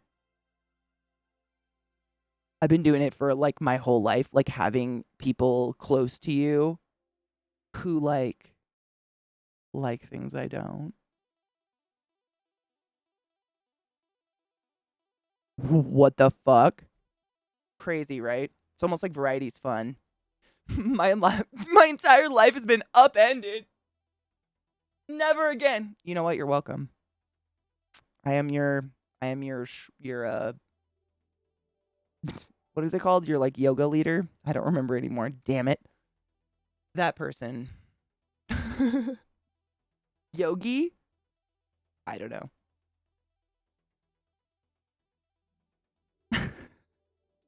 Just got out of surgery. Ooh, I have a metal rod holding my wrist in place. Oh my god. Was it a major car accident? What happened? Like, what kind of car accident? Just out of morbid curiosity, because you're alive, are you comfortable talking about it? If you're not, if you have, like, PTSD from this, please do not let me push you. But I'm kind of a sicko. Highway? Oh my god. I'm so happy you're alive and it's just your wrist. Can you, like, ambidextrously please yourself? Because sexual health is imperative to good mental health. Guru, that one. That was the word I was looking for. Thank you, not yogi. Guru. I'm your guru now. Nafox, dude, I am literally suffering that in Denver. Like, I've lived here almost 3 years and I'm still not used to this dry shit. It's crazy. It really sucks. And it's not just the dry, it's not just the heat. It's also the elevation, I think, is there's a lot less moisture up here. It sucks it out of you. This is what I live with. Water and aquifer, my dudes. It's the only way I've survived. Wow, that is so red. Get the fuck out of here. What the fuck is happening?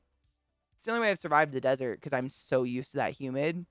So when people are like, oh, it's really hot here and it's humid heat, you don't even know. I'm like, bitch, I do, and miss it. Fuck yourself. Do you own over $100 worth of facial moisturizers? Probably not.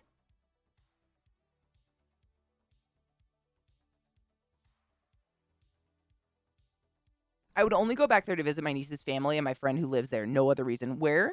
Oh, to Florida. I love the Florida beaches, but I don't know. That's okay. Nobody has to like everything.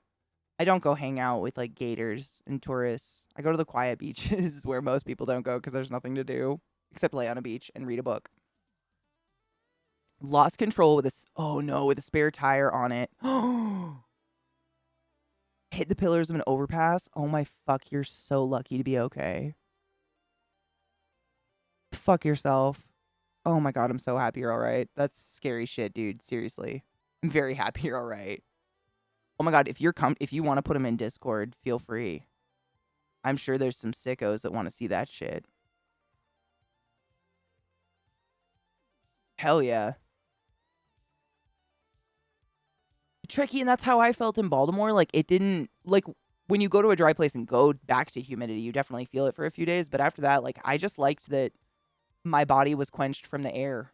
I didn't have to drink 10 gallons of water a day and cover myself in expensive lotions just to not crackle and pop.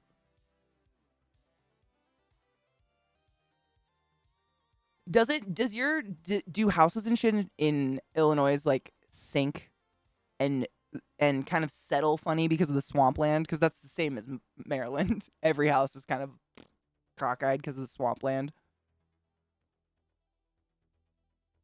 I had a very unpleasant time. Really? Where did you go? Just out of curiosity. Not that I want to fix it or anything for you. I'm just, every time I've gone to Florida, I've always had a very pleasant time.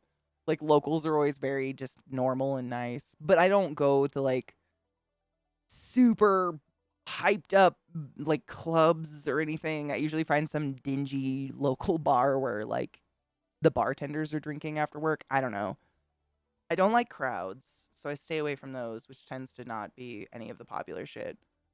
But that's, again, you can't generalize personal experience. I could have literally just gotten lucky. But then again, one of my good friends and longtime mods and shit is Glut, who was born and raised in Florida, and he's a pretty sweet human, despite the exterior of a porcupine. You know what I'm saying? So, I don't know. Most of the Floridians I've ever known have been really nice, but I know that a lot of transplants that go to Florida are fucking, like, what's the word? They're entitled rich assholes. But they're not. I don't think they're locals. I don't know. Every time I've met someone who seems kind of off, I'm like, oh, bitch, you're not from here. You're from Delaware. Gainesville, Sarasota, Titusville? I'm going to go with Titsville. Orlando, not the parks, just the hotel, and around those areas. Do you mind telling me your bad experience? I feel like I'm being really nosy. I just feel bad. Oh, no shit. Not in Chicago, but outside, yes. We have dirt from everywhere like Cali. Yep. Maryland's really similar. It's just really wet. And there's not a lot of plants that create like a deep root structure, so trees fall over a lot in the swamp areas. Wait, seeing billboards that say vasectomy and being sin is a gay. Being sin is a gay. Stop it, Katie. Being gay is a sin. That's heartbreaking and sad.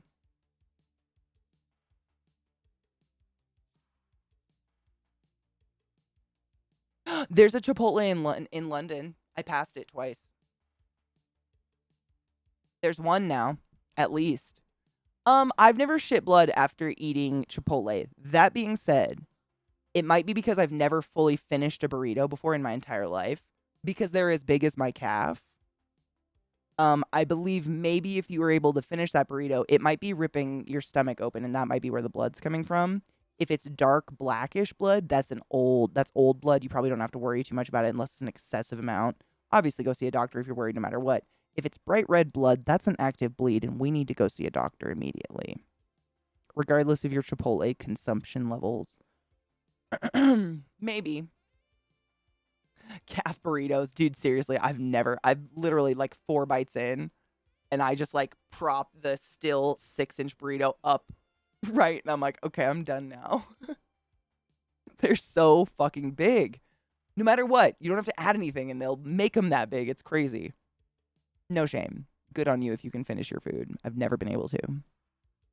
I totally would. I'd always donate my food. I always keep my food looking nice and prim and proper because I'm wholly hoping someone will eat it. I don't like wasting food, but I feel like going out, especially, they always everywhere gives massive portions. It's just insane. It makes me feel stupid because I'm like a child.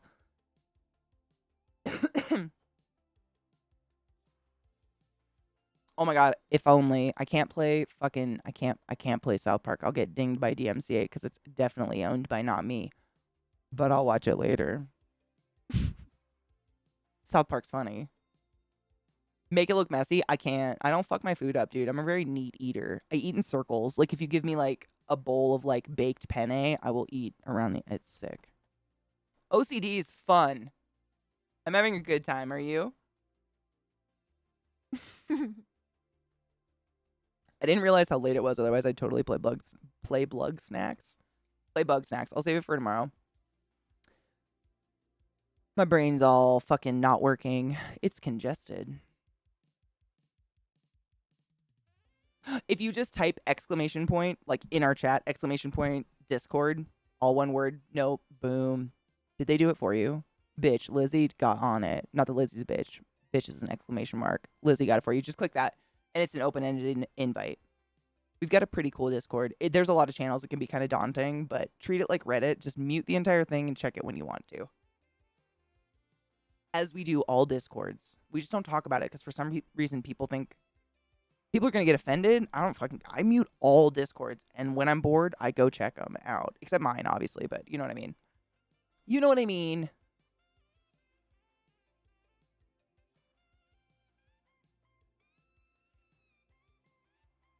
Like when you're bored, for example, my OCD doesn't click up when I'm bored too much. My OCD more is like when I'm in an environment I can't control. Like if for some reason there's a lot of noise outside because there's construction going on or something, then I start getting a little like... When I'm bored, I never get bored.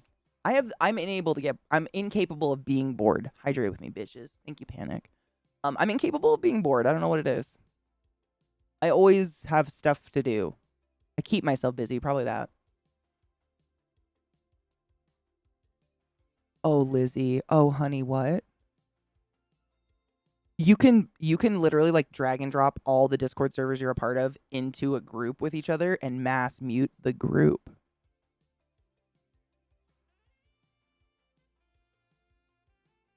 Oh, yes. No shame and no nothing taken. You mute the fuck out of it. Nobody needs extra alerts from technology in their life. I firmly believe that. I don't think it's good for a mental state. Like, you need to have silence in your life. It's good for you. Treat it like Reddit or like whatever you go use. You know what I'm saying? Like, when you're bored, go check it out and hang out. And when you're not, do not feel emboldened to alerts. That's fucking bullshit, dude. It's for funsies.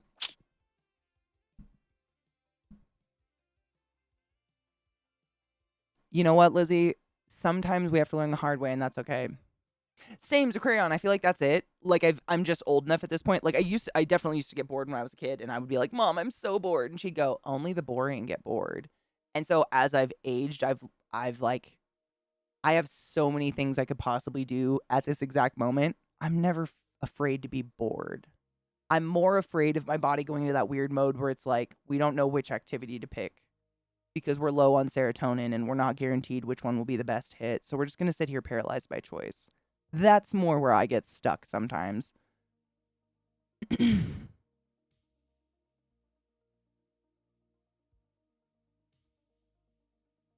I mean, it's kind of you gotta like provide yourself activities, but it's just I've paid attention to my brain and what my brain likes to cling on to, you know, do that zone, get in the zone. I can fall away for 4 hours.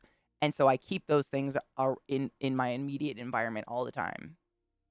So I don't have to like go crawling in a cellar to find an activity. Like I've got something to paint nearby, or a video game I like, or a spider to feed, or a book to read, or something. A furniture to paint. Like I always have something going on. And I just dance between them slowly and add one as one goes away, you know?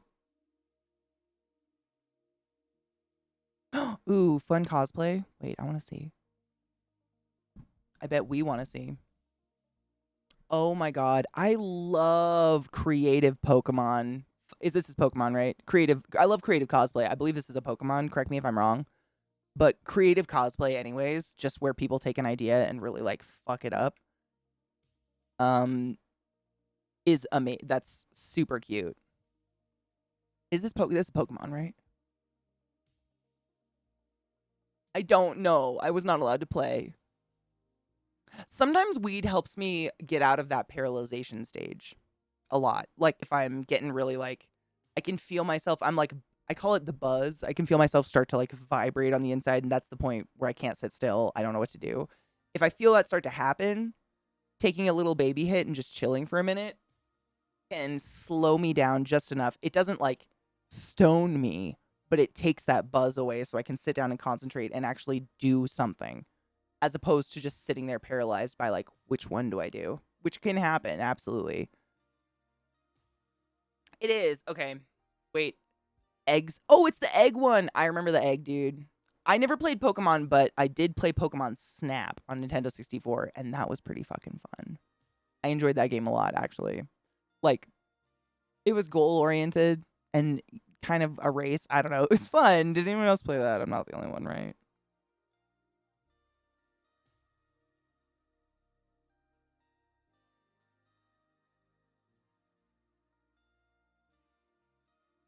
Right.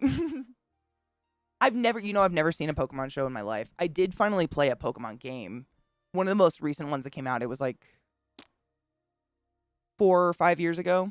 Eliza would know because I think she got the blue and I got the red or whatever the colors were opposites. And that was the first one I ever got. I got it on the Switch and I actually it was fun. It was a fun game that you could just like pick up and play, put down for a couple weeks, pick it up and play more, and you didn't feel like you were missing out on anything. That was fun. I like that one, but other than that, like when I was a kid, the cards, they were expensive, and we had 8 children in the house, so buying Pokemon cards, it had to be fair if she got anyone anything, so she'd be like, no, absolutely not. We're not doing that. So I never played any of that shit. People here make fun of you if it's not your first or second generation. What do you mean? I have no idea what the names of Pokemon are, so don't worry about it. Whatever your knowledge of Pokemon, your level of knowledge of Pokemon is, mine is 10 million% less. I actually have a piece of art of Dragonite, which is a Pokemon, on my wall. I don't know what the fuck that thing is, but an artist did really cool artistic renditions of Pokemons, and it was at TwitchCon, and I bought the print because it was beautiful. He signed it. It's gorgeous. But fuck it, dude. Who cares? Why do you have to be that's such a weird mentality. That's like gatekeeping. Like, the reason we're all closeted nerds with anger issues is because we were gate kept from the rest of the world. Why are we doing it to each other? The fuck? Oh my god, so carry on. You'll have to I'm gonna try to get a picture of my frogs after stream because they are adorably stacked on top of each other right now, sleeping. It's precious. They're arguably one of my favorite pets I own just because they're adorable all the time. They're like little angry old men. Oh, fuck yes, Panda. I'm excited and terrified to look and just really glad you're alive. That's it. It seems weird to say I'm excited to see your car accident. I wouldn't be if you weren't here. I'm more excited because you're alive and you survived it. You should look at Pokemon and come out with your own names for them. That's always fun. Oh my god. Like, go through Pokemon I don't know the name of and just name them based off of what they look like. It would be terrible. More like frustration. Yeah. Like in general fed upness at a very young age. The frogs. They're precious. Yeah, they're in this enclosure behind me, this little lit up one, but the lighting is so bright, I can't quite show you them. Unfortunately. I wish. Did my camera change? No. It might be like tilted strangely, but no. Does it? I mean, this table I've been painting, so it looks so smooth and sleek and there's nothing on it, so the lighting might look different just because there's not as much to balance off of. But I will be finishing this evening, so no worries.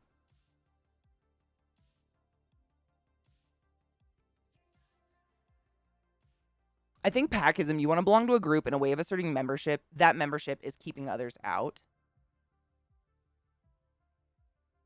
The moment you blend in, you disappear. Not a fan. Knives. I've thought about that too. I've actually talked to my therapist a lot about like just my in general, like, I don't give a fuck anymore. And I think a lot of this is just mine personally, but I think a lot of mine personally has come from like, I think most children buy into whatever their parents say. Like, your parents are gods. And if they tell you, you go to school, you get good grades, go to college, get married, get a white house with a white picket fence, and have a nice job, and you'll be happy. And you follow that recipe to a T, and it's all a fucking lie. It can, like, crush your sense of self. Like, in monumentous ways we're not even conscious of. And I think a lot of it turns into, fuck everyone. Like, it just turns into like this overbearing sense of distrust and cynicism towards most things in the world, because the people who made you and were supposed to be like your core, your North Star, like lied out their asses just to get you to like follow some fucking doctrine. Shit fucking sucks. A lot. I kind of have a sense of self now, but it's taken me a while. I'm a loner and an introvert. Same. Kind of. I mean, there's certain people I enjoy, but the general public's not my favorite.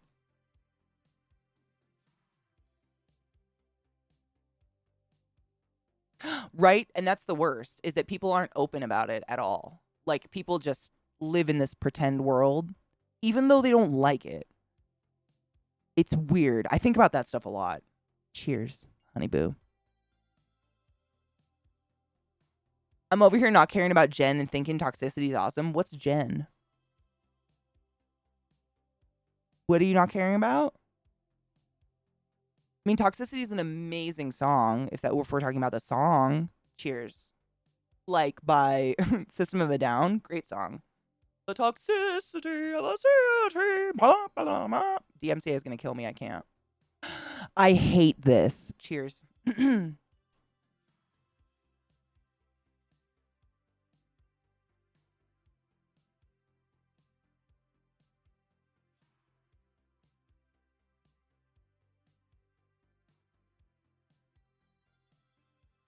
DMCA is such a stupid fear now. I hate it. How can people own the air and what we hear in it? I don't know. It upsets me, which I'm glad we get to listen to the midnight, but that shit is just like, I don't know when it won't upset me. I think it's going to upset me forever. It's just, I love music so much, and there's almost nothing better than sharing a song you love with people who are your friends and they love it too. Like, and that is one of the biggest things I miss about Stream here is when we used to do shit like that. It kills me. I hate everything. Dude, I used to have Creed's album and I fucking loved it. I don't know why people hate on Creed all the time. Cheers.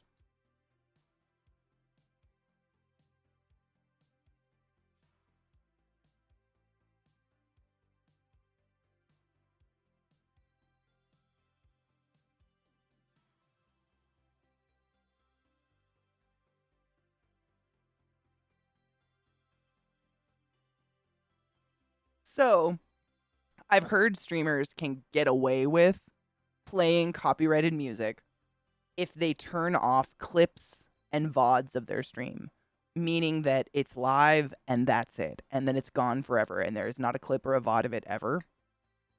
However, that's only because the bots that take down streams because they like sense DMCA shit being broken haven't been designed or written or implemented, whatever and ors, I don't know, that can catch it live. So, but that could happen at any fucking time. I mean, they could just hire a live person to start going through streams and DMCA striking people going live and playing that shit. And this is my income. And I don't think it's fair for me to like jeopardize my income for what? Fighting the system. Like, I just can't do that. I'm not rich. You know what I'm saying? As are most of us not. That was a backward statement. You know what I mean?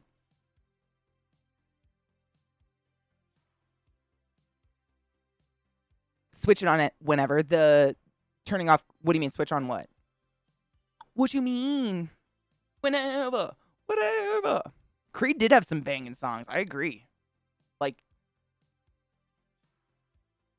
Nickelback, I get. Shit was generic as fuck. Puddle of Mud, whatever that generation of, like, sad boy rock was. Absolutely shitty music. Like, I don't understand why people hate on them all the time, but not my favorite. Creed had some dope shit.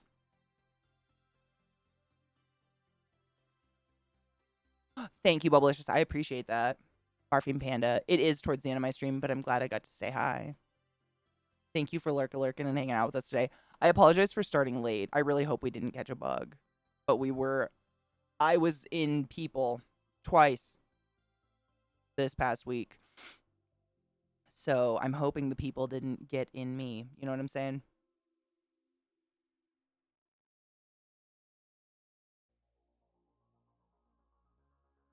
So what used to happen, Brittany, honestly, what used to happen all the time, because this has always been a rule. Like you can't the thing is that, and I totally understand this part, is that the music labels do not want us making money off of their product.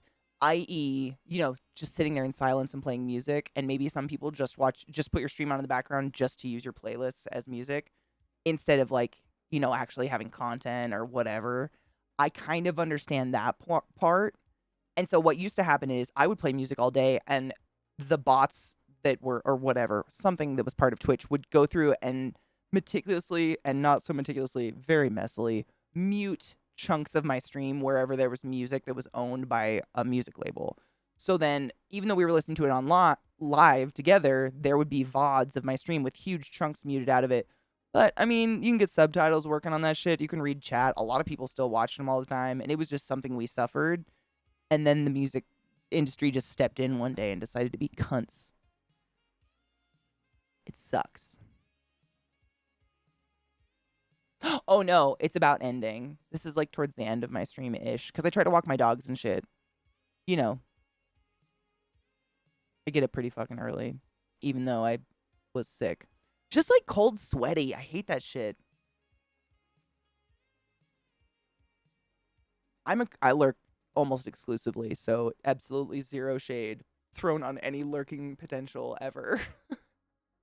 I'm very rarely sitting at a keyboard with a stream on. And most of the time I'm playing a video game with a controller or up cleaning or doing something. I love lurking. Like, I love streamers that can talk a lot and talk to chat and like are very podcast-ish, because that's the kind of stream I can just listen to and enjoy, and I don't feel like I need to participate to get conversation. Fuck you, dude. It's infuriating, Brittany. I mean, we used to have like Fridays and Saturdays, literally 8 hours. Chat would share music with me. I would share music back. We would just get high, look at cute dogs in Discord, and listen to awesome music all day. And I found like an entire new catalog of music to enjoy just from the community sharing awesome music. And when that halted, I mean, it was just...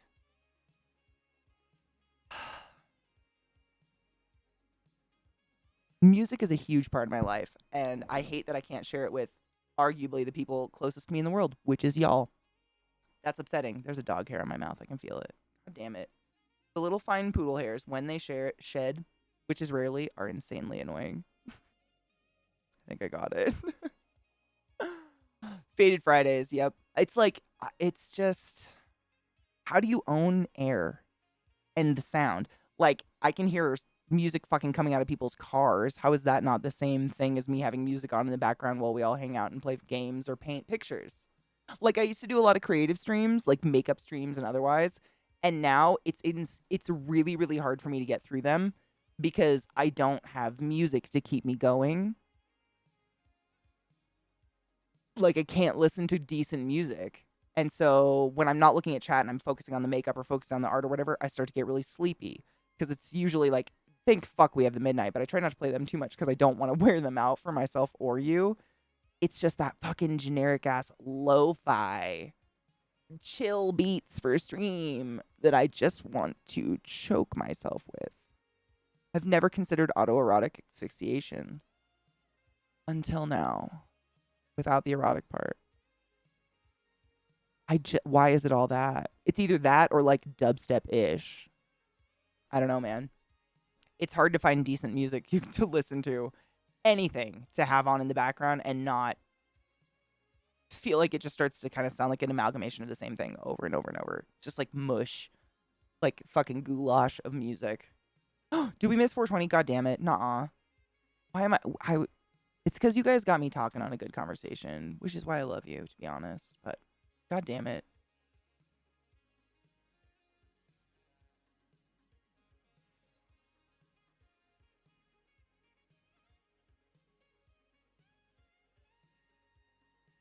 Right? Capitalism's the worst.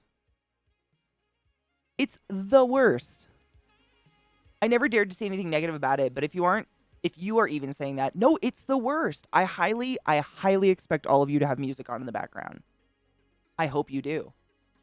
I would, if I could. but it's literally illegal. Like, my livelihood's taken away if I listen to music I like for 8 hours a day-ish, which is really fucking weird. It's so bizarre to me. I hate it. I can't wrap my head around it. I don't know how it's legal. I don't know. Loopholes, I guess. Shitty people doing shitty things. It's infuriating. No, I hate it. I really hope you have music on or something. Honestly, most people I know, including myself, listen to more than one stream at a time. That's what I mostly expect, but no. Oh, fuck. Thank God. Okay. I was like, didn't we just cheers? Did we really like cheers around 420 like fucking idiots? Silence is the worst. I mean, no matter what I'm doing, I always have music on in the background. And it's not because I'm bored or I'm trying to drown anyone out. It's because without it, my brain starts to go to sleep. And I could be doing my favorite activity in the entire world. But if it's too quiet or too stagnant of an environment, it's like I almost said necrophilia. What's that called? Narcolepsy. Like, I can't control it. I start to nod off and I'm like, what the fuck? Turn on music, immediately awake, and everything's better, and I'm fine. It's like crack cocaine to my brain. I don't get it. So I'm actually gonna load a new bowl to cheers with you before I take off for the night. And it is that melon OZ. It's the one that when you burn it, it smells like cinnamon. It's so bizarre.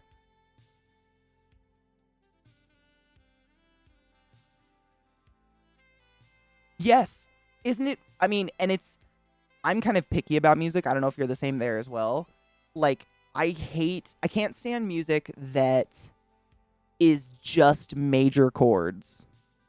And it's not that it's ugly to me or anything. It just doesn't it doesn't hit that chord in my head that catches my attention. So there's some music that will put me to sleep, and then there's like some musical bands and whatnot that literally have the ability to give me a jolt like a cup of coffee, but not in a jittery, icky way, just like in a I'm ready to do whatever way, and it's weird. It's so bizarre. Like the innovation of Bluetooth headphones that are tiny enough to hide in your ear is a fucking godsend because I can wear them anywhere and keep myself awake in very boring circumstances. Same. I mean, I think that's a lot of those major chord songs. A lot of them is very just like kind of the musical equivalent of like toxic positivity, you know, like everything's happy and we love beaches and sunshine and everyone can afford to go to Bermuda. Ha! I just can't with it. Oh my God, I'm trying to grind weed. Hold on, I'll have to click that in a sec. I love lemon haze. Good choice. Lemon strains they smell so good. See, I can get away with AirPods. I think the only reason is because I have plugs. So when people immediately look at my ear, they can't really figure out what's going on. It's not like a dead giveaway. There's two big chunks going on in there. People are like, I don't... Okay.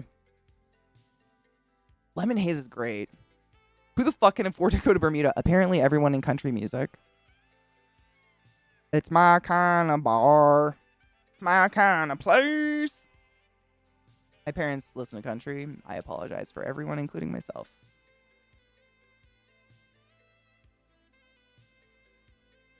Same, Adam, 100%. I've caught myself getting like just a playlist will go into some more saddish, acoustic-y, you know, guitar music, and I can feel myself starting to be like, and I'll catch it, and I'll be like, no, Katie, no. Put on some fucking angry Adele or something. I'm just loading a bowl, sorry. I ground too much weed, my bad. Game recommendations for just using a mouse. Ooh, let me think. What kind of games? Like, do you like builders, or are you looking for like... Have you ever played Darkest Dungeon? That's my go-to. When I'm like, literally it's because I'm painting my nails at my desk, so one of my hands is out of commission, but I'm bored as fuck. I'll play Darkest Dungeon because it's literally you only need one hand to click. That's it. But it's hard as fuck and actually like a very punishingly wonderful game. Trinkets and baubles is all I'll say. Great though if you haven't tried it. A lot of builders, honestly, but some of them you need the keyboard. I'm trying to think. You know, I've never beat the whole game because I just don't want to. Is that weird? I just keep stretching it on forever. I want to clean like every battle ever before I beat it. I really like the game. One mouth. I don't know what you're talking about. I was actually playing Darkest Dungeon last night in bed on my iPad. And I have a leper as my like tank in the front line right now. And he was getting his ass kicked. Like, he has so much health, and he has like a 20% trinket on and a 30% extra life trinket on and all this shit. And he was just getting pummeled. And every time someone would hit him, once he was down to like 30% health, he just went, or the text bubble would say, breathes heavily. It was sexual. I was into it. It's a really good game. If you like dark humor and just darkness, it's good. And you literally, like, that's it. Cheers. Sorry. Yeah, it's OZ Melon, which is by Tickle. I guess it's pronounced T-Call, but I'm going to say Tickle because that's cuter. It's called OZ Melon. It's apparently 19.1% THC, 0 CBD. And it's an indica, allegedly. That's all it gave me. That's all I got. What are you going to do, Magoo? That's all I got. Cheers, bees. Thank you for being awesome and hanging out with me today, even though I'm kind of sick and gross and my brain is broken. Thank you to mods and everybody who kept my brain on top of it today, because damn is she foggy. Sleep is precious, my dudes. Holy shit. Cheers.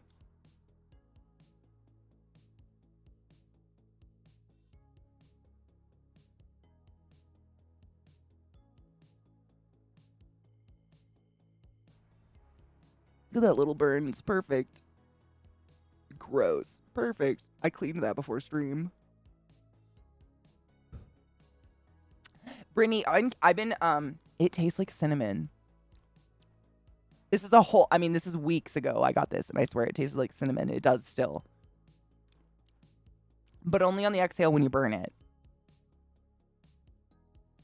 And oh so subtly, but is it lovely? Yes. What in the fuck? Since I got back from London, I've been sticking to low percentages simply because my tolerance was way down, but also, regardless what they advertise their percentage as, I have never noticed a vast difference between weeds.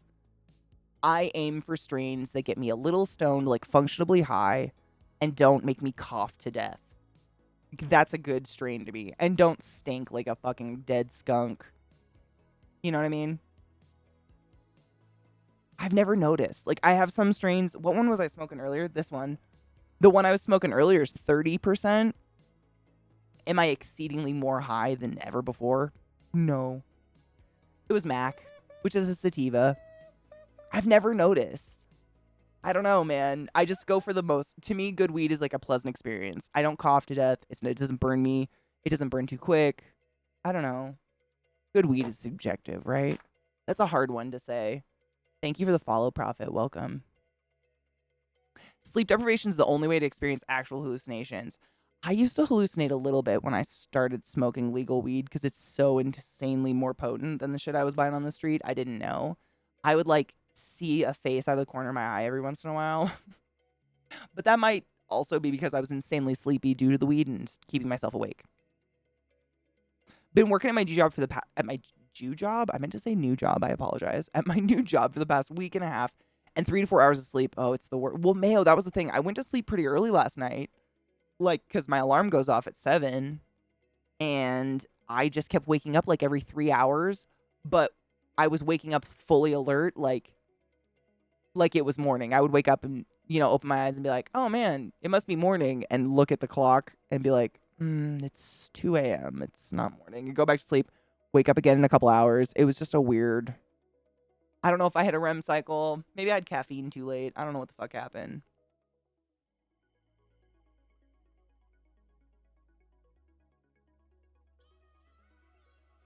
Honestly, I've heard that about acid. Very, very few people have ever experienced true hallucinations on acid. I don't know where the fuck that misnomer comes from. I never have. I've never experienced hallucinations or otherwise with that, or shrooms. Not that I advise taking illegal drugs. Please don't dabble. It's not worth getting arrested. Like, that whole system sucks. You can never go to Canada or outside the country again. And let me tell you, we might want to get out of this fucking country. Don't do it. But for me, it's like things sparkle or look softer than they are, or slicker than they are, or stickier than they are. It just exaggerates the already existing presence or my how I perceive that item. Does that make sense? What the fuck is this?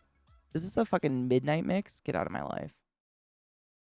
Absolutely not. Midnight's beautiful on its own. Get out of here with your fucking mix bull. I'm sorry. Anyways. Yeah, I've never, like, I read a book one time about a girl who, like, saw spiders crawling on the walls and stuff, and I was like, I've never known anyone personally to ever experience anything on that level. I don't know where that came from. Sometimes I wonder if it's just propaganda from, like, the 70s. Male, right? Had to put on some Disney movie with the lights on in order to get some sleep because I was so exhausted. You know what it is for me? The Last Unicorn. It always helps me sleep peacefully. I don't know why. Voice, have a beautiful night. I'm actually going to find someone cool to host because it's about the end of my day too. And I still feel kind of weird, cold, sweaty, and sick. And I think I should take a nap. But thank you seriously to those who came and hung out with me today. I apologize for being late. But I'm not contagious. That's the coolest part about getting to hang out on a platform like this. We can hang out all at our separate little places across the world, and we're not coughing on each other. It's the sickest. No pun intended. My bad. Probably not the best word to use in that instance, but you know what I mean.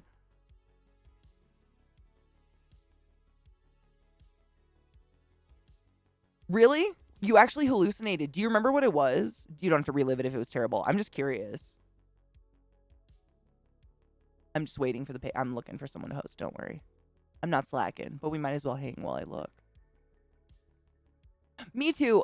Honestly, it could just be remnants of that sinus infection from last week and the fact that I didn't sleep very well. You know how they can kind of like come back a little bit when you don't sleep well? Not that it was anyone's fault. I just kept waking up for no reason. But also, I went to 2 different comedy shows this week where you're like crammed in a tiny space with sweaty, drunk people, and that was a lot of contact, regardless of how many masks I put on or how many times I wash my hands. So there's the chance I might have got something. I hope not. I don't feel shitty. I just feel that creepy feeling. You know when your skin feels maybe a little too sensitive and my nose is a little stuffed like that? I should nap before this turns into anything that's annoying. Kind of creepy feel. But not debilitating by any means. But I wouldn't go hang out with people in public, in like person, because I wouldn't want to give it to somebody, you know? A purple dragon tear through a wooden privacy fence and breathe fire. Oh my god, that's beautiful. And breathe fire at me? Did you run from it? Were you scared of it? A butt wizard is never late dildo hoe bag, nor are they early dildo hoe bag.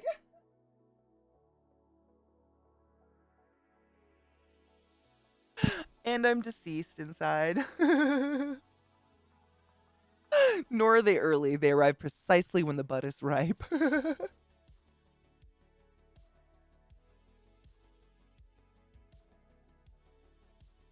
What's a ripe butt, though? That hurts my cheeks. Oh, yeah, that's a bad one. That's scary. I'm sorry you had that experience. That sucks. You're my first friend that's happened to. Maybe the shit we had, though, was way less potent. Like, it might have been better dosed and shit just because, you know, it was the 90s. But probably not. Who knows? I don't know. That's terrifying, though. I'm sorry you had... I mean, that's what I mean. You can't, like... You can never generalize personal experience.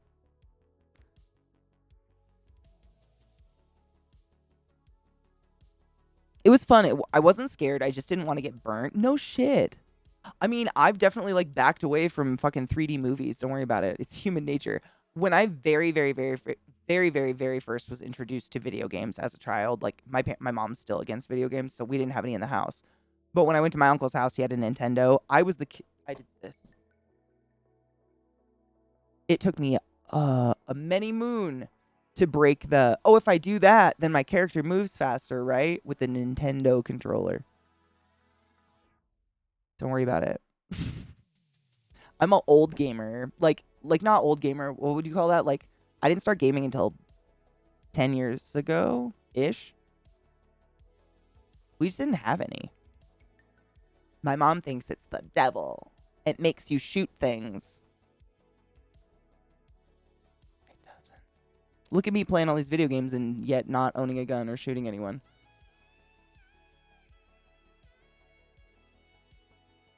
Dildo hoe bag. I can't with that. The butt is ripe. Stop it. Everything. I die inside.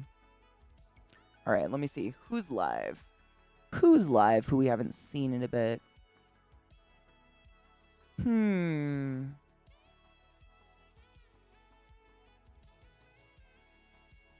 Ooh, Elle's live. How long has she been live, though? Is she going to go unlive?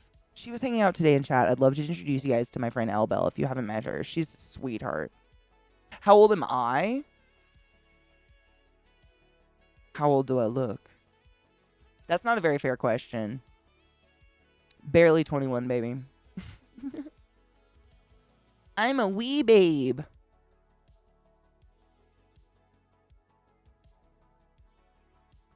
Are you convinced? Oh my god, 23, if only. I get carded still, so that's nice. Like, not a joke carded. Like, people look at me very seriously and go, I'd like to see some ID. And I'm like, I hope this one has blue hair. The ID. You never know. Oh my god, I have no problem with my age. I think I don't give a fuck. You age regardless of what you tell people. I don't give a fuck about my age at all. I'm not ashamed of it, and I don't think it's weird to get old.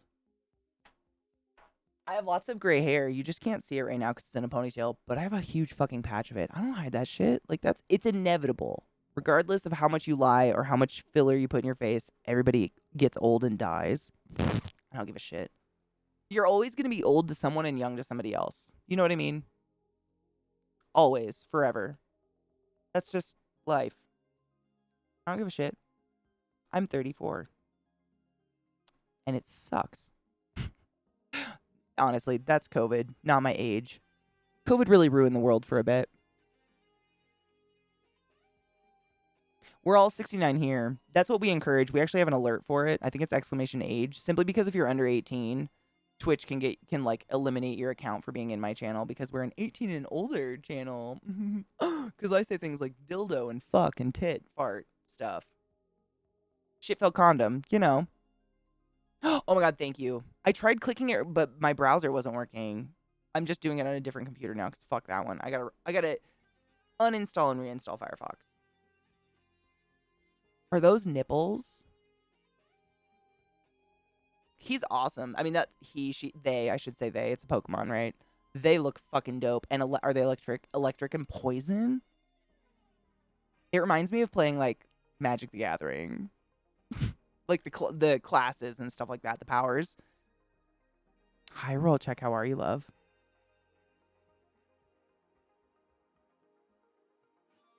Same, Adam. I thought the exact same. I seriously, when I was a teenager, I was quite genuine when I would think and say things like, I'm not going to make it past 30. And not on purpose. I just kind of accidentally am very reckless with my own mortality a lot of the time, especially when I was younger. Like, lots of motorcycle accidents, stepped on by a horse, so on and so forth.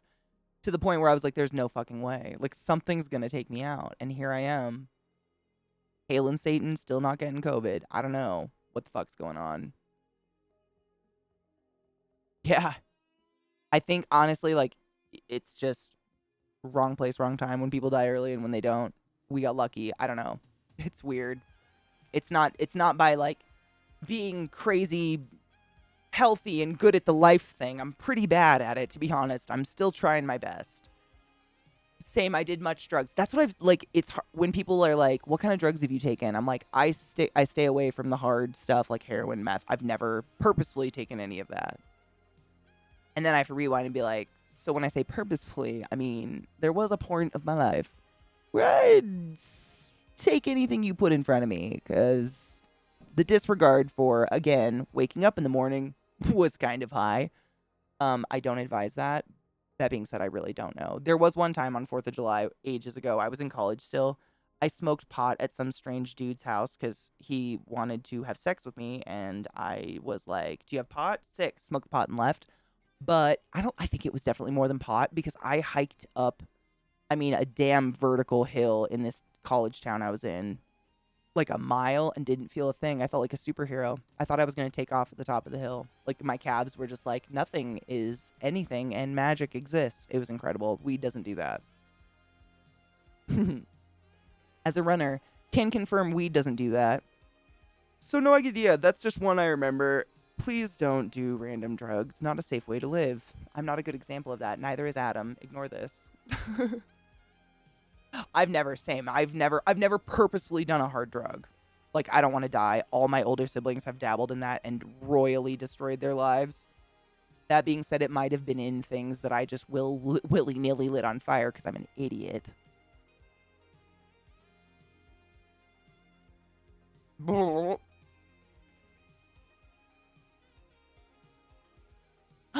Emily's like, of course. Oh my god, it's your birthday? Did you already take off, or can I sing happy birthday to you? If you already took off, I'm gonna hunt you down and I'm gonna sing you fucking happy birthday. Some other day. Happy birthday, happy birthday, Emily. 6th date is today. I hope you had a lot of fun, or you're gonna have a lot of fun and it's relaxing. We were waiting for the celebrating. This is your day. Happy birthday to you. I don't need to do anything. I do whatever the fuck I want because I'm an adult. Happy birthday, boo. I hope you eat something delicious, or at least relax, or have a moment of peace. Because let's be honest, that's all we wish for, right? Fuck yes. Hell yeah. What kind of cake? I thought maybe it was opiates or something, but how the fuck would you... I mean, I definitely saw weed loaded into, like, a glass pipe and I smoked it. Where would opiates be in that unless powdered in the weed? Wouldn't that, like, burn? I don't know. I don't want to know. Let's not advertise how to smoke opiates. It might have been. Who knows? It was not a smart move. I was a dumb child who just wanted free drugs. Hard drugs, by that I mean something you probably have to inject. Crack, meth, heroin. I've never done those on purpose, willfully. Those to me are like the ones that kill you, I guess. Ones you get so addicted to, you live in a box on the street and don't really care that you're in the box on the street. I don't want to fuck around with those. I don't want to do anything that's good enough to live in a box in the street. You know what I'm saying? Not until I'm like on the edge of death. And then I'm fine. I'll try anything. What the fuck's going to happen? I'm there anyways.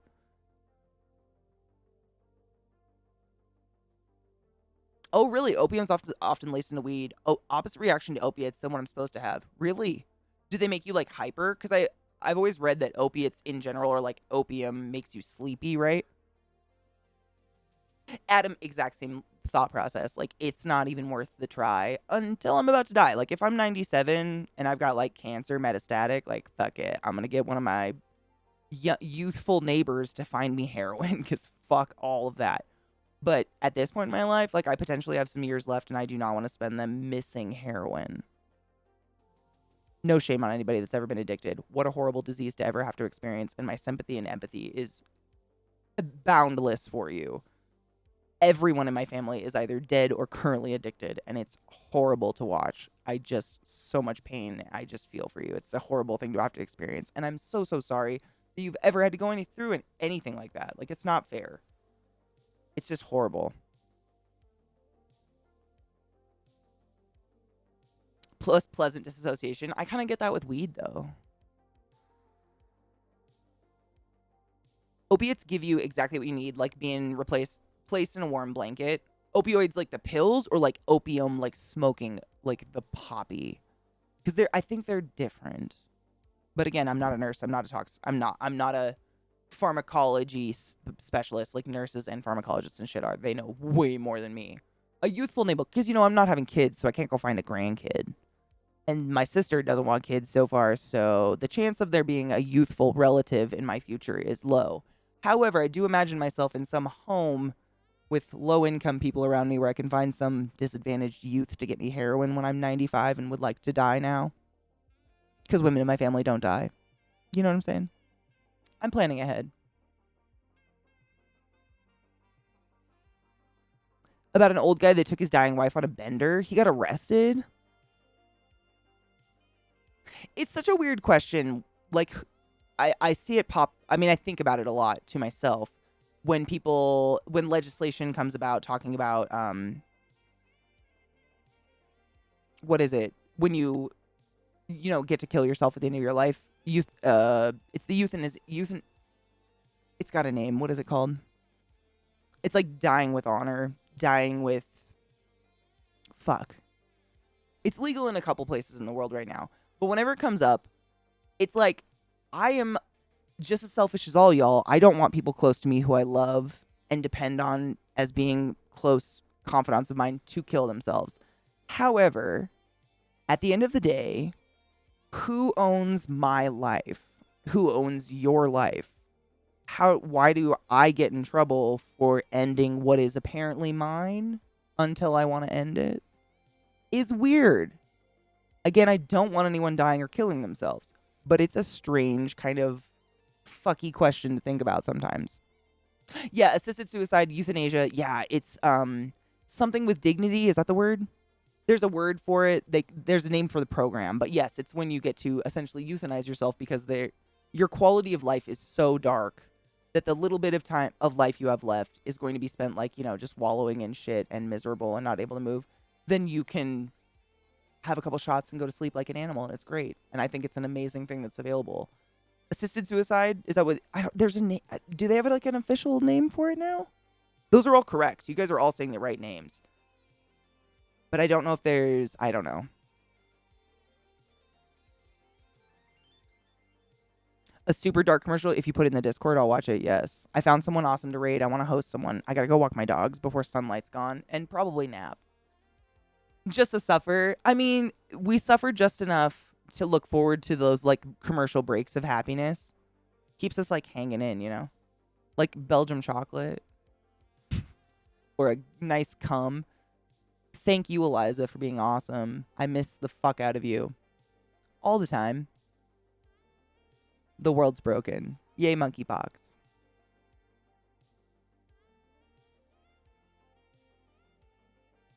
Samesies.